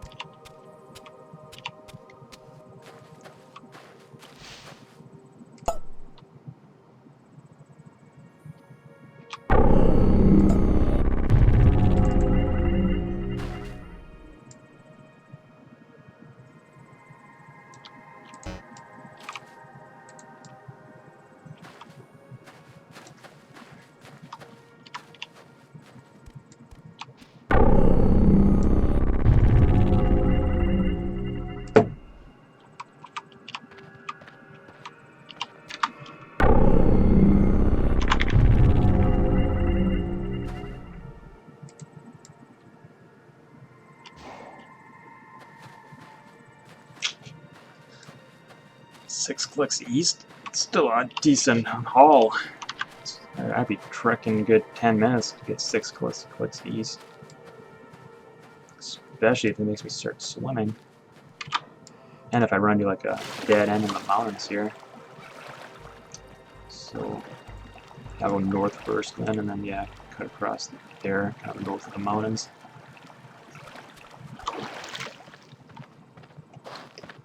Yeah, I could really use that level 10 mount that I couldn't get.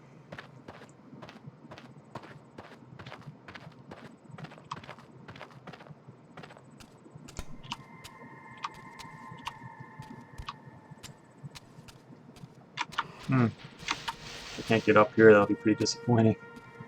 Damn. So the problem with trying to get from point A to point B is that you run into a cliff you can't pass.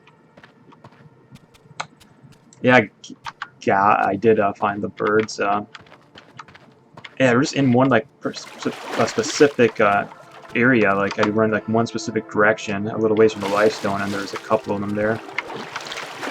But yeah, they weren't like in the mountains as the map was showing. They're sort of like off toward this like really low kind of grassland plateau thing. So yeah, I just basically explore the whole area and then just think, oh, guys, I haven't been to that one area there, so let's check it out, and that's where they were. And yeah, I finally finished that quest that I was killing that thing for after like 3+ hours. So, and finishing the quest did pretty much level me up, but it's a lot of work for one level. And now I'm trying to do this Arctic Vault quest, but I gotta run a 5 clicks east now, which is a good haul without your mount. Even with your mount, it would still probably be a pretty good trek. Yeah, I mean, I remember in AC1, a 5-click run's just a joke. Just fly across the environment like Superman, pumping your arms like crazy. Whereas in this game, you just run across the environment like a girly man, flailing arms like a wimp.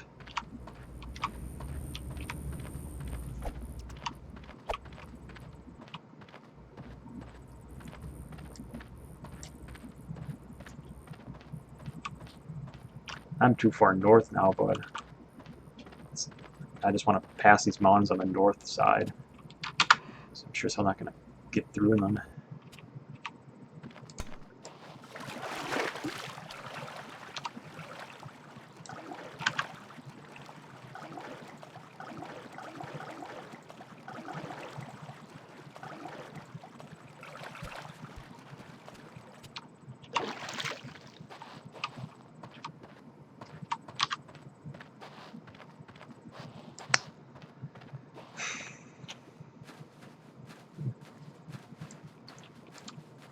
Dank-ass vermin. Yeah, these mobs just aren't as iconic as AC1 mobs, and I don't think it's just nostalgia, talking here. Or yeah, the AC1 mobs really left an impression on you and stayed with you, but I mean, you're not gonna remember Vermin. Vermin's just one of the most generic fantasy creatures you can find in a fantasy universe. I mean, Vermin are all over the Warhammer universe. The Drudges in this game are basically just goblins. They're not memorable at all. It's not they're not the goofy-looking white fuckers from AC1 with the big heads and alien-looking eyes that really stayed with you. They aren't like Brindy or Oathblow or Tuskers or any of the classic mobs. The Reed Sharks are more like little dogs in this game. And then some of the bigger mobs you come across as a noob are these gut butt rat hunters, which is a name you're not even gonna remember. It's just like kind of a big pig humanoid. I mean, yeah, it's not unique enough. Why were they afraid to put in Verendi and Oathblow and Tuskers? And if anybody's played the game all the way through, do those mobs pop up at any point? Because that's sure gonna be fun to see them, but I don't know. I mean, I have a feeling it's gonna be more of the same. And I did click on one like video about like a level 50 or something in this game, or maybe it was a level 80, and I was just looking at what he was hunting and stuff. And it looked like he was just attacking these lame ass pedestal things that were just these pedestals on the ground, and he was attacking them. I mean, really? That's high level PvE there. You're attacking pedestals, just monuments that stick out of the ground. Vermin. It's like, what is this, Warhammer? Vermintide? I mean, come on. We're the Vanderlings. Ursins. Actual vicious-looking reed sharks that are big and mean-looking.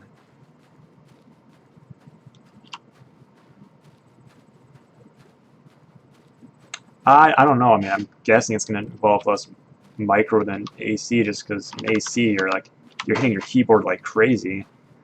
In this game, I'm sure it's going to be more methodical, where you're kiting, you're doing attacks at certain times.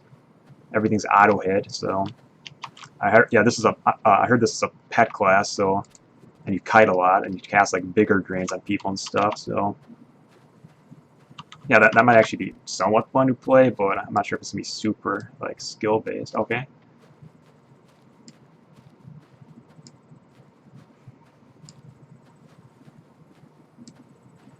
Yeah, I mean, I hope a lot of those old AC mobs show up. Like they're just making us fight lame mobs for the noob levels, and then kind of the badass mofos from AC1 are gonna make an appearance. Like, yeah, the first time you see an Oathblow is gonna be pretty cool, but I don't know if there is a first time. All right. So is this lifestone worth tying to? It's a lifestone kind of in the middle of nowhere, so. Yeah, if I tied, it would be a pain in the ass to run anywhere once you recall here. Yeah. So if the AC1 mobs do make an appearance at some point, I mean, I guess I'll stop bitching about it so much. But yeah, I'm not gonna tie. Dungeon beyond the caverns of vault, where ancient secrets lie. Okay, got it. And then the quest, I think, just told me to run to the end of the vault there, and then it shows me an event from AC's history. There is a teaching stone at the entrance. Okay, be warned, the vault is a dangerous, deadly place. You can experience use of fellowship. I'm not gonna happen. Use the glyph, double click it, and then click the portal to enter the vault. What does the stone tell me about the vault? Once you reach in the vault, you will receive a reward and lore. So hopefully the vault's really straightforward. I can bypass all these dangerous mobs pretty easily. Spooky. It's cobwebs hanging down. Double click, enter.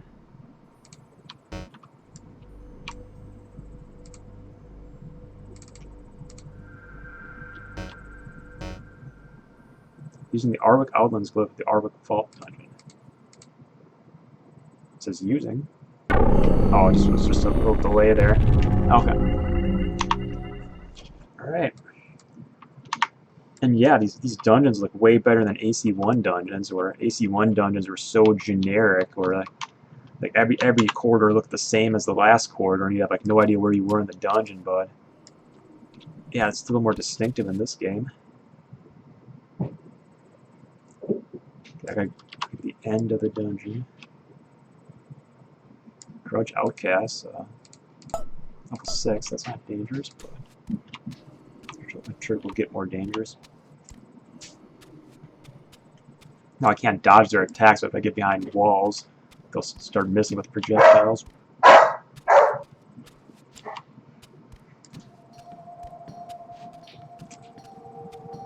Yeah, let's keep going down. Hopefully I can't get lost here.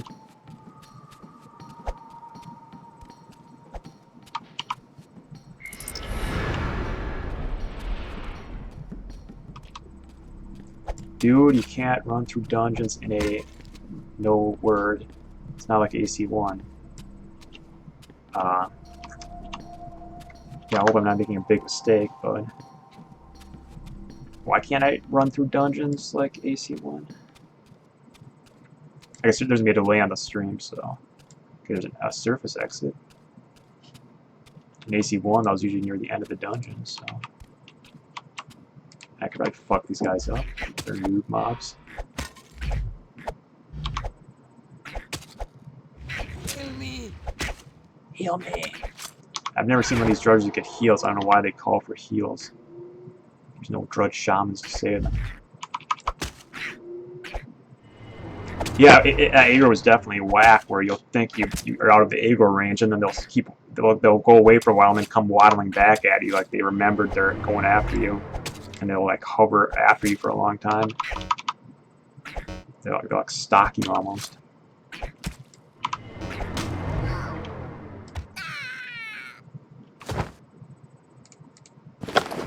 Okay. Yeah, well, there sure are any drudge mystics who save these guys. Like, could I heal it or something? I mean,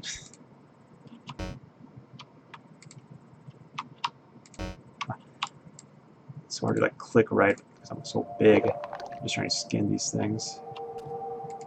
So I gotta hide from them.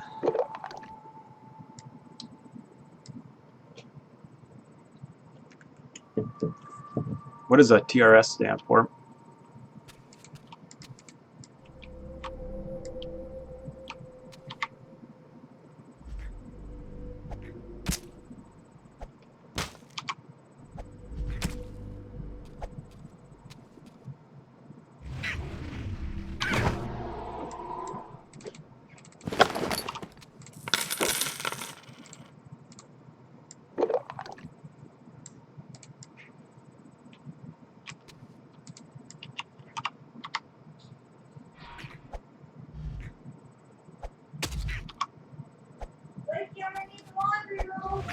Isn't it open?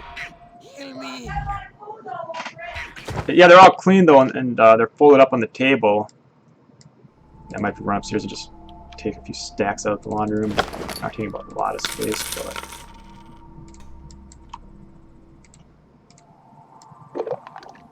I'm gonna do that real quick. I'll just take like 30 seconds.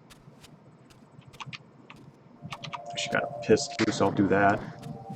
Yeah, keep sipping this coffee. Goes right through you. Alright. Give me like less than a minute. And if I'm still peeing, I'll just pull my pants up and just pee my pants because I promised to be back in 1 minute.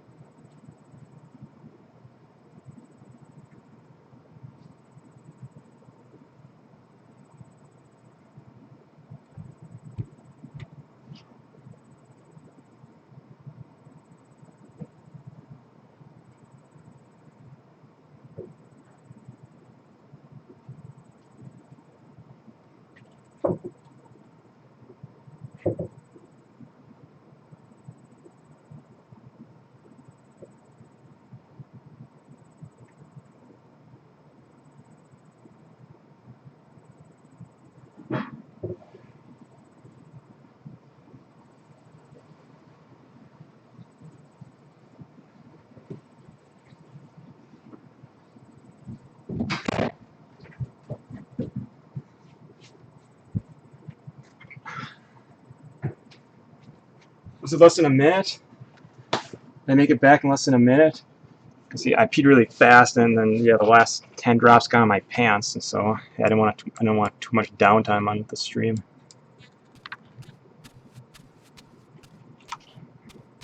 Sweet, 16 viewers now. Actually, well, shit. It's actually the highest my view count's been for a few days.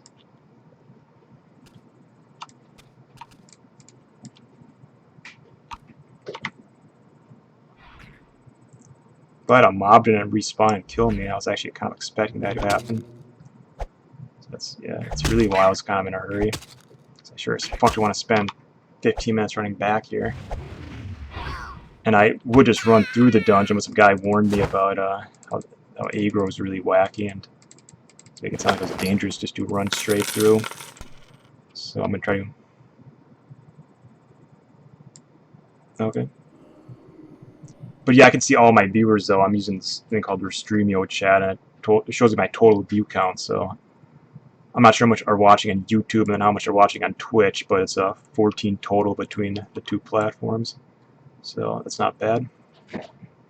Considering how boring this game is, I mean, I probably want to watch it. So yeah, thanks for tuning in and watching this shit. Yeah, I suppose with my last stream of this game, I kind of edited it down to about 20 minutes of footage, so I guess that's a little more watchable, but... Huh.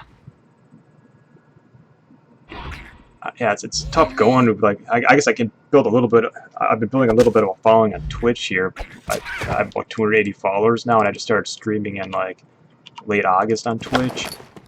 But, yeah, it's really hard to get more subscribers on YouTube, where when I started making a lot of videos again, I had about 30 subscribers, and then by making videos again, my subscribers actually went down, because it's like probably by making videos again, it just reminded people, oh right, I'm so subscribed to this retard, because they're getting videos, from me in their their subscription inbox.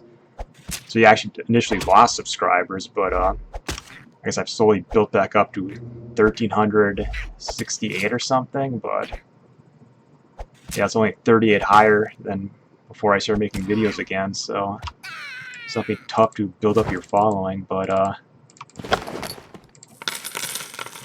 yeah, I really don't care that much about views or subscribers or anything. I mean, honestly, it just makes it more fun to play, to kind of commentate while you play, to think about what you're doing more, to have a chat to interact with. I mean, yeah, it just makes it a little more engaging, because yeah, I probably wouldn't be playing this shit otherwise. Yeah, what the fuck would I be doing it for? Ah.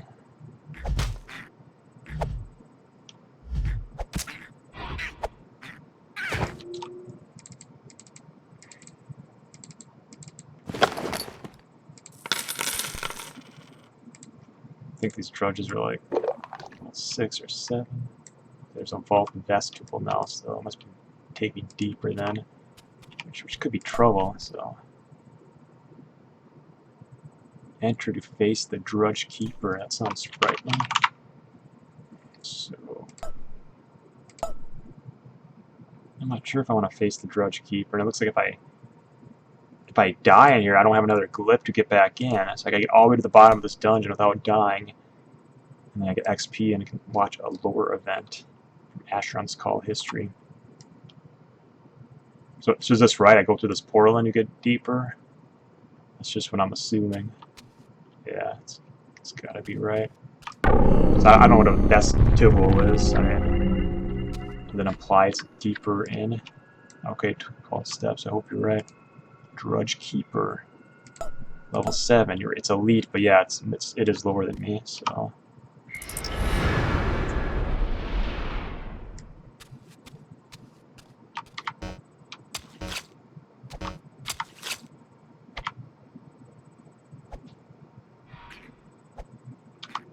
Uh-oh. Oh, there we go. Boom. Pain touch.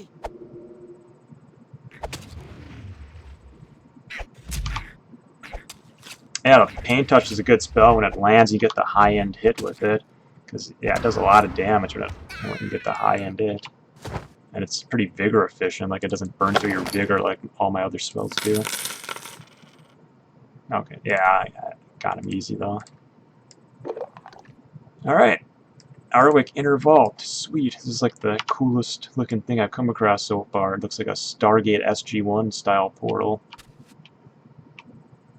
Yeah, yeah, this is definitely like a Stargate type portal. Alright, let's do it.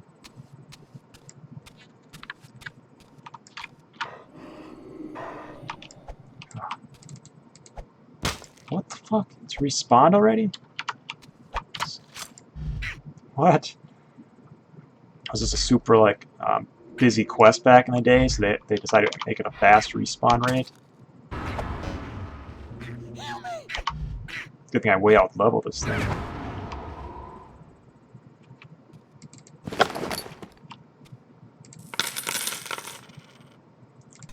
Yeah, I don't think I remember the Blackwater portals. I guess as far as, yeah, Asheron's Call content goes, I'm pretty out of the loop after 2002, 2003, because I was pretty much just PvPing after that. Spawn is quick and double click the portal.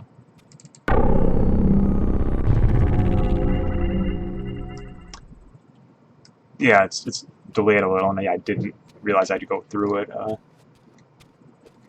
Yeah, that keeper wasn't that dangerous. And how much XP was it?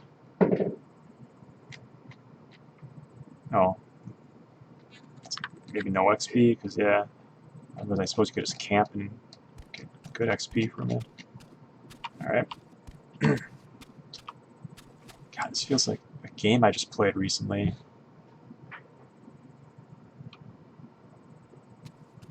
So there's a lot of caverns in a lot of games. Arwick Shard.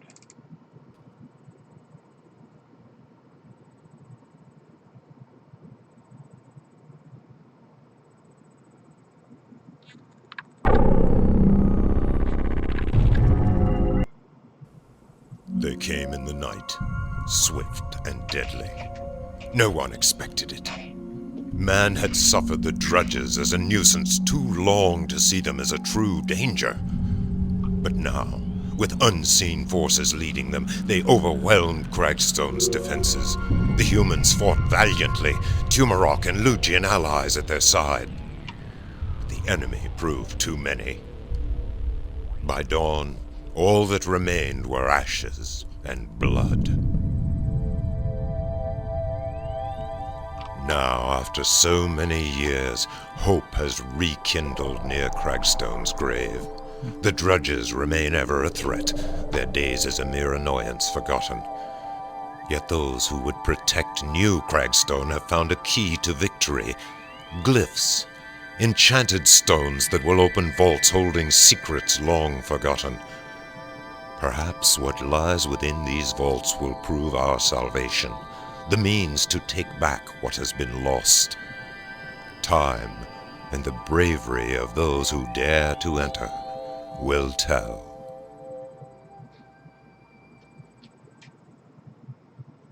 Alright, so drudges destroyed Craigstone, which doesn't seem very likely, and then something about secrets in the vault. But yeah, that was a decent cutscene. Yeah, I just can't buy new drudges destroying a town. Yeah, bullshit. Maybe Oathlow being led by Vrindy or something, but yeah, I guess drudges are kind of tough little shits in this game. I can barely kill one when they're my level, so. How much XP was it? Did I level? I'm still level 13, so it took me from kind of no XP to like 1/3 and a half or something of a bar. That wasn't too good, but it was pretty easy though. Yeah, it was easy to do. Okay, underway. Let's look at my glyphs here.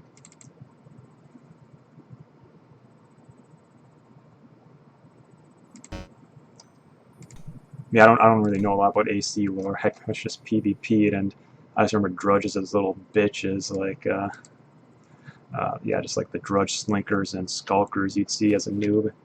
Yeah, I pretty much just talk out of my ass when it comes to like the lore, because I really don't know shit about it. So yeah. Alright, I accept that Drudges could have destroyed Craigstone because they've been working at it for a long time. They built a fort up. They waited for the perfect chance, and they struck.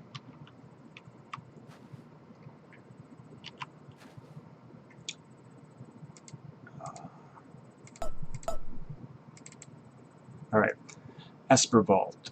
Esper Vault is located southeast of the southwest Esper Outpost. Esper Outpost. Yeah. Esper Outpost.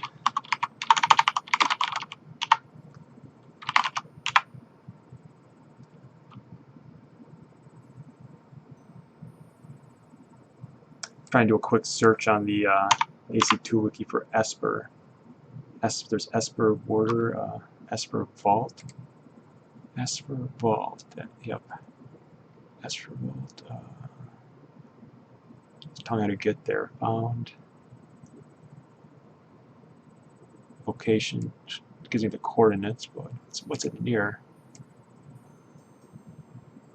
I suppose the coordinates let me know. So these are the coordinates for the Esper Vault. I guess if I, and I guess, yeah, it told me here too, but if I look at the map, I guess I could, yeah, narrow it down. So, 10, click south, and way west. Yeah, way west.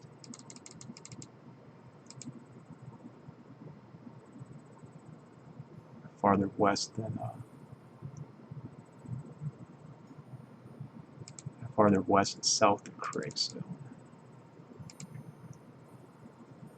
Esper Vault, boom, just click on it.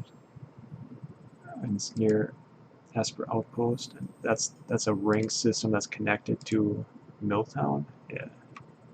So back to Milltown it is.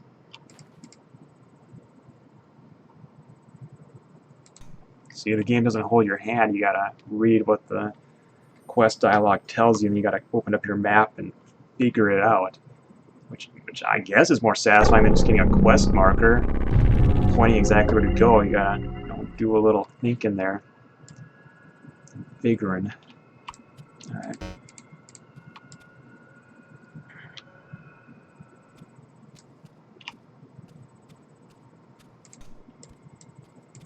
Makes me feel like I'm Dora the Explorer or something.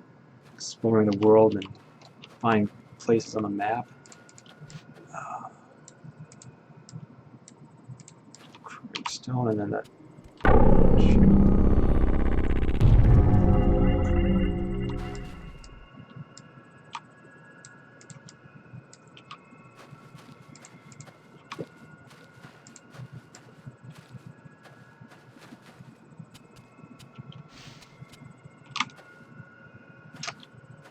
Here we go, Millstone.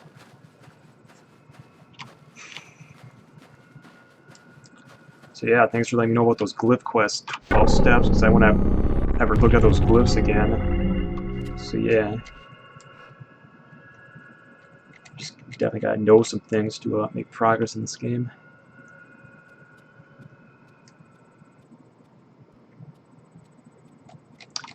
It's a Lugan. It's a humanoid race, and I guess in AC1 these are big kind of giants, big blue giants, and but yeah, he's kind of really girthy though, because yeah, he's got this huge trunk. You'd think he'd like need massive legs to carry the body, carry that huge girth there, and then got big arms too. But yeah, his torso's huge and fat, and then does it look like he squats? I mean, I suppose there's some.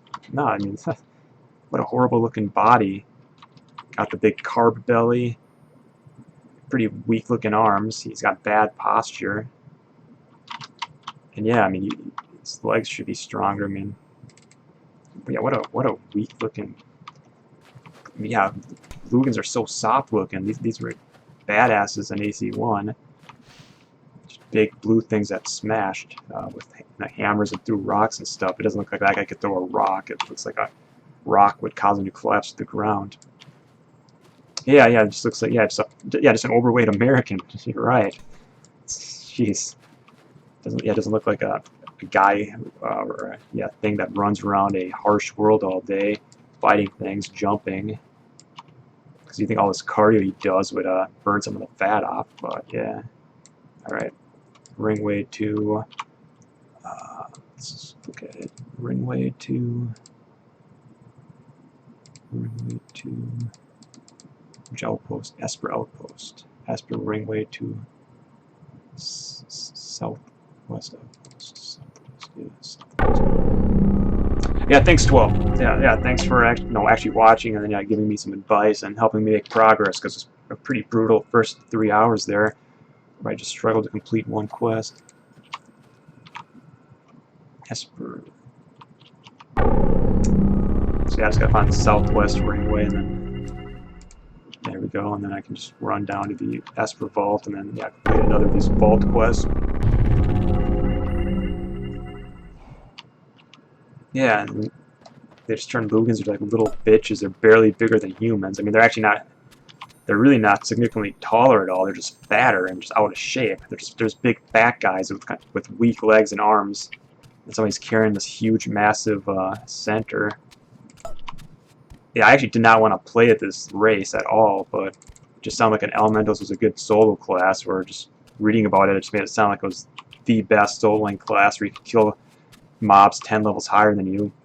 Whereas, like, it's like the second best class, it's like kill like mobs 5 levels higher than you, so it just sounded like the way to go for a dead game, but Jesus, I definitely do not want to look at this character.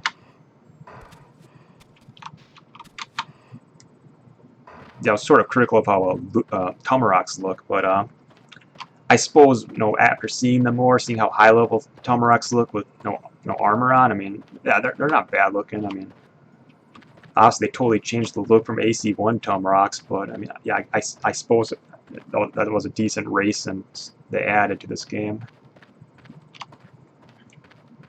But yeah, they should have made like Lugans more badass, just like mean looking monsters that just destroy things. Because yeah, I guess Lugans are kind of like these naturalist types, or they have elemental spells that cast hurricanes, and they're obviously in tune with nature or whatever, so yeah, they're kind of shamanistic. And it looks like Tumoroks are kind of the same way. They have drums, they beat the drums, they're in tune with nature, so you have like two races that are sort of like the Native American race. So it's like, come on.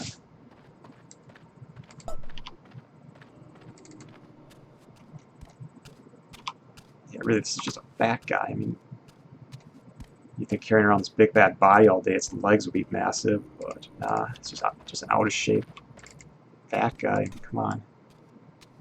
Why is that a race in a game? I mean,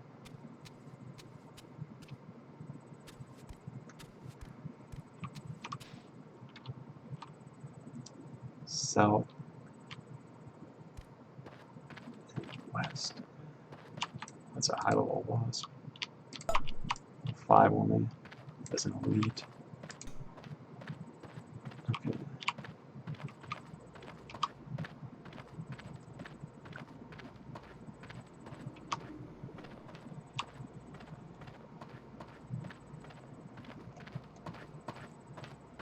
I try to make my guy look as badass as possible with black skin, horns and stuff. I'm trying to make him look like, a bit like a devil almost, but you just can't make this guy look badass. Just looks like a soft couch surfing, weakling.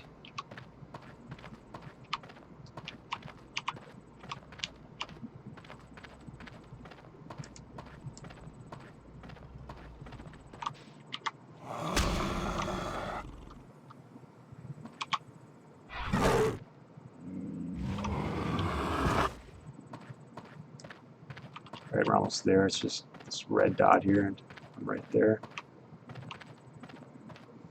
And yeah, the last vault quest is pretty easy, so yeah, hopefully this one's just as doable, and then I actually level up, and then yeah, sure is a slow grind, but if I could get 2 more levels, I can unlock elementalist skills. So I could get Winter's Chill which costs 110 vigor, starting damage 7. Jeez. I'm also do a little research and just read into how to actually like play characters, what I should be investing in, and then how I should be approaching fights, because I just gotta imagine there's a better way to be doing it than just auto hit, pain touch. But I don't know. Like all the other spells I've tested are just super expensive. It wastes all your vigor and don't do that much damage.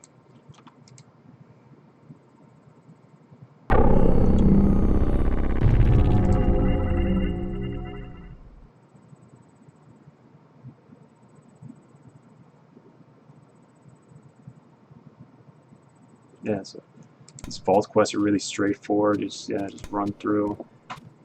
Maybe kill a boss at the end, which hopefully isn't going to be too hard, and then you watch a lore event from AC's history, a cutscene.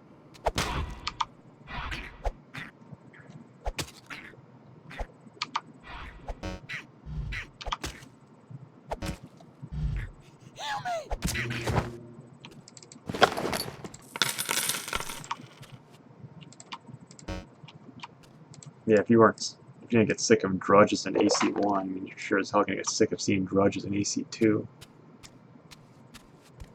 Everywhere.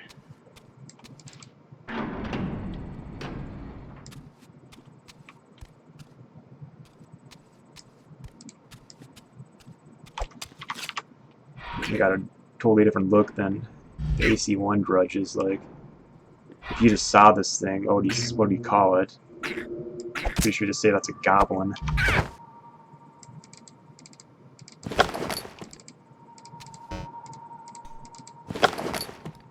Yeah, drudges are have big heads and like beady black eyes. And actually, yeah, AC1 drudges seem like they have a pretty big kind of cranium capacity. Like they could actually have a big brain in there, so then I could actually buy into them.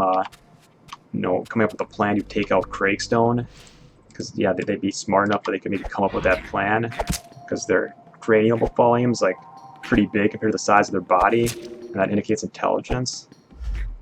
Whereas yeah, these guys aren't intelligent. Look how small that their skull is. Like they got no brain in there. But yeah, these guys aren't coming up with a plan to take out a human town. I mean, they don't build forts. They could probably barely use like weapons. Yeah, they wouldn't even be using weapons or tools. I mean, they'd be like Australopithecus or something, just a bipedal dumbass that like eats plants or something.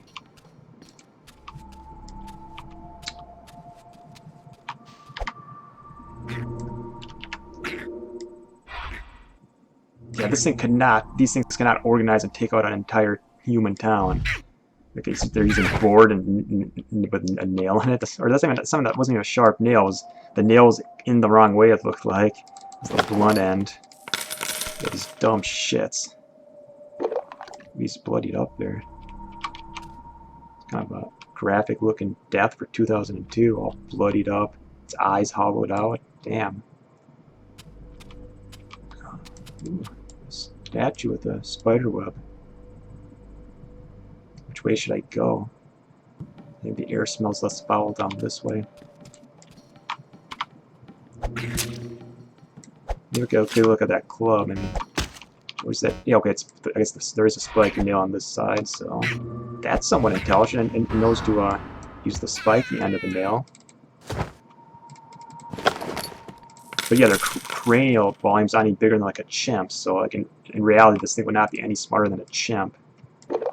Yeah, maybe it could be vicious and like be like super strong like a chimp and tear you like limb from limb and eat your face off, but yeah, they wouldn't be like using tactics and weapons and sieging towns and stuff. Heal me! Or speaking, heal me! In English no less. It would be like a garbled, guttural type sound they'd be making.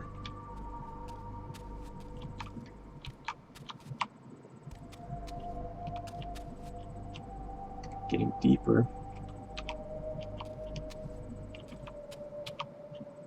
Why don't they just do something cool, like have a random loot chest that I can open up and find a robe or a staff in? I mean, like, why the fuck not? It's getting too predictable. It's like, yeah, it's gonna be more drudges, another corridor.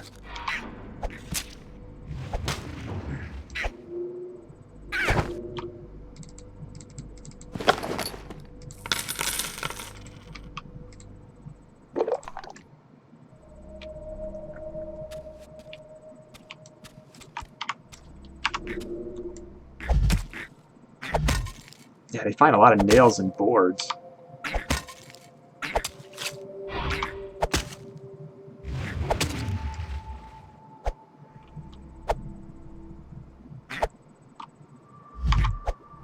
Die, bitch. Boom. Flopping. Soul leaving. Is that what that stuff is? Is that soul leaving the body? Let's look at what is this effect? Was that just part of the environment or what? So yeah, there's brown shit coming off the grudge now. Yeah, it then went away. So what was that? Its soul leaving its body? Yeah, I don't think these things have souls, so I don't know what the fuck that was.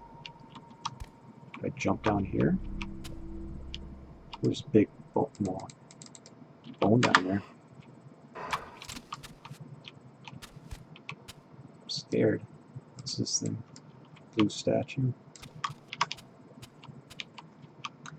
Yeah, it's just auto hit. I just basically hit my auto attack button and I start doing my staff attack, which is an auto attack, and then I just throw in pain touch because it seems to be my only, bigger efficient spell that does good damage. Whereas any other spell would just burn all my vigor and not really do that much. So does this thing do anything? So, is that like an Empyrean or something? It's kind of got like a Vrindy type look to it, but it's not like floating or anything. But yeah, this triangular shape with the hood. It's very Vrindy like. These must be offerings here. Okay. Guess we're jumping down in the pit. I don't get stuck down here or something stupid.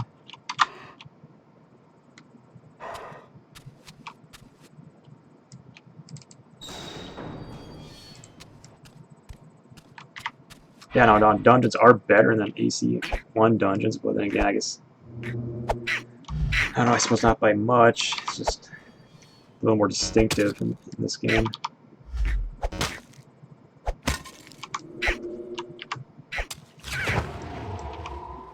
Yeah, but just, randomly clicking on that new frostbite attack would. It's a big burner of vigor, and it's working on these things because they're so low level, but yeah, I guess a high level mob got a vigor way before the fight ended. Okay. So this is pain touch. I mean, it hits, doesn't burn much vigor, does okay damage, does more damage as they get low on health. It has high variance, sometimes it just one-shot something. So that's pretty much the main attack I spam right now.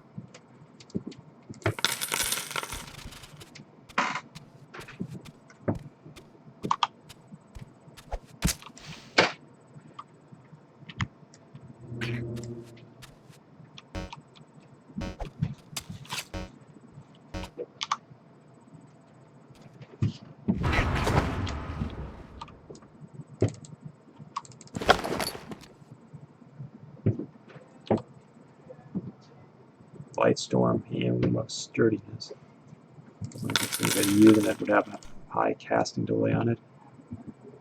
Lost my knife though. Let's quickly craft another one. Craft tools, starter tools, hunting knife. Yeah. So you can craft all your starting tools for free. And yeah, you can skin everything in the game, so it's worth doing. You keep getting mats from it. You can also make a pickaxe and a hatchet, but I haven't found what to use that on yet. Where's the corpse? Oh, whatever.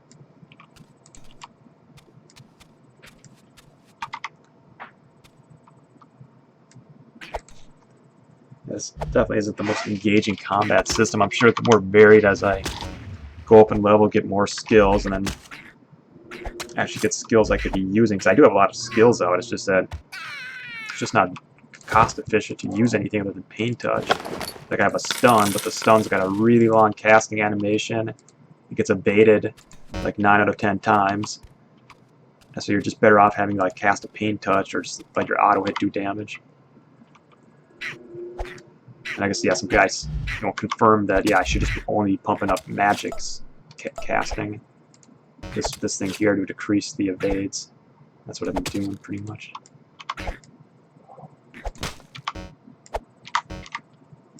Something's going wrong here. Yeah, there we go.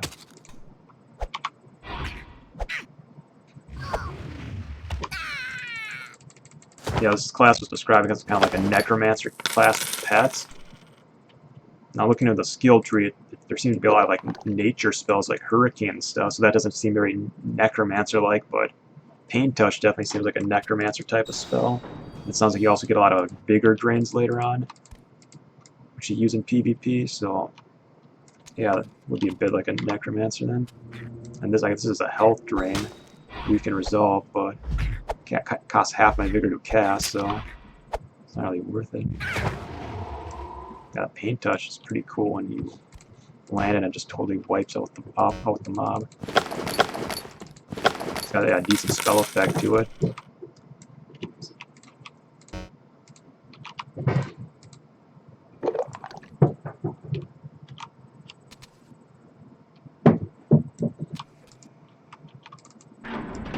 Two different ways to go. I guess I'll just go this way.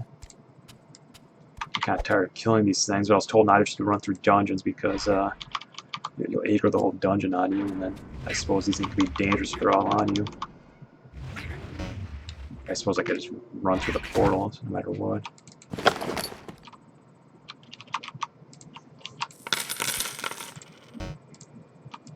If you guys stick it out a little longer, we're going to witness a lore event, another cutscene. Yeah, last time it showed us how the Drudges attacked and took over, or destroyed Craigstone. Quite a setback for humanity. So yeah, we're just going to this vestibule here, and we gotta kill like a boss mob probably. The last one wasn't too tough, but let's see. I'll throw Stone Skin on, which actually has pretty good spell effects, and then you look like you have Stone Skin afterward. Oh shit, it's palm rushing me. Just Drudge Keeper again. Yes, same one as the last vault, so they're easy to kill. Yeah, see, the pain touch really takes it out if it lands. Yeah, see, so many evades in this game. Yeah, because when you call a game auto hit, that's already like a big knock on it. But you also gotta say it's evade based. Yeah, it's just even worse. I don't know why they thought constant evades is a good system. Alright, get ready for the lore event. Oh, what? Not quite at the... Oh, right, I gotta click the crystal here at the end. Oh, it's a kind of cool red glowing effect. Yeah, I mean... This game had good graphics for 2002, minus the wonky movement animation. Look, I'm swimming. I'm streamlining my body to reduce water resistance as I'm flying through the air. Yeah, this area looks cool. There's a red aura to it. Right, lore event.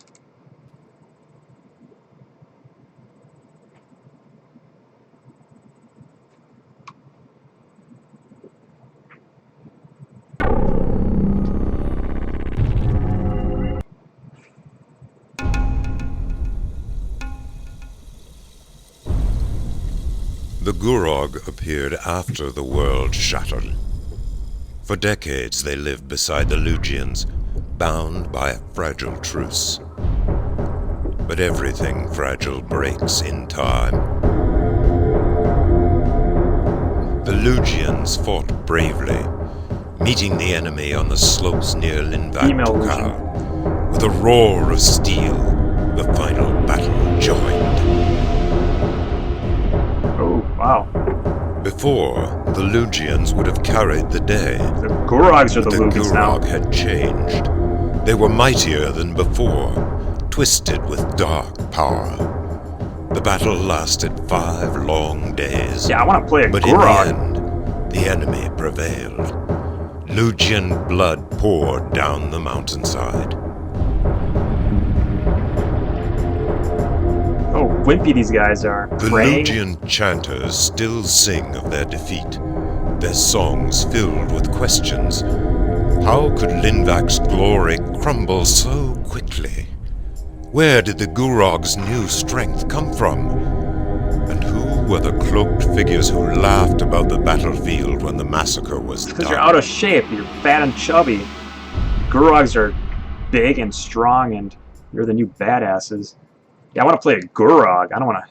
Yeah, I got to play the soft-bellied race that prays to gods and stuff, instead of being brainless badasses and killing machines.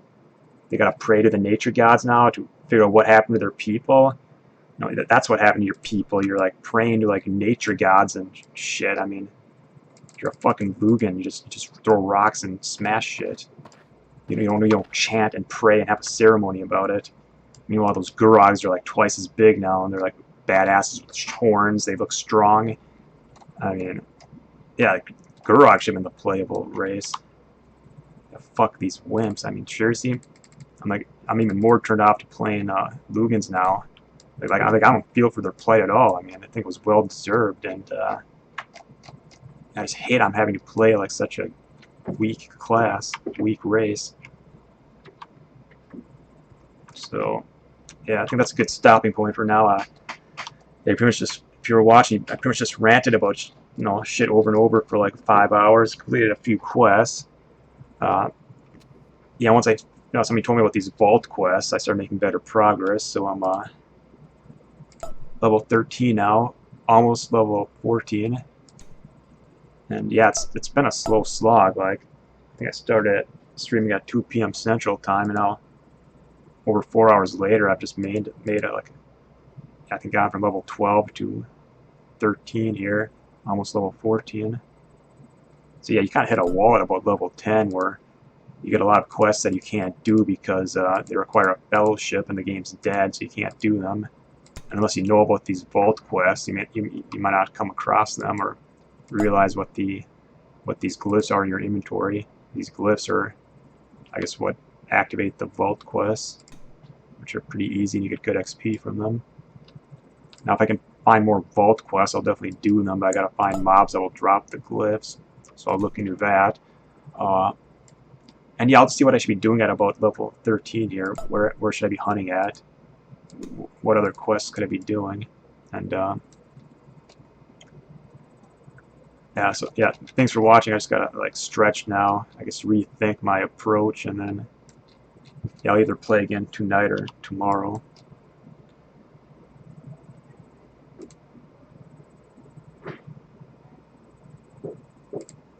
Oh, I did close the chat box, but the last comments were about yeah, just that how the video that I was watching looked intense.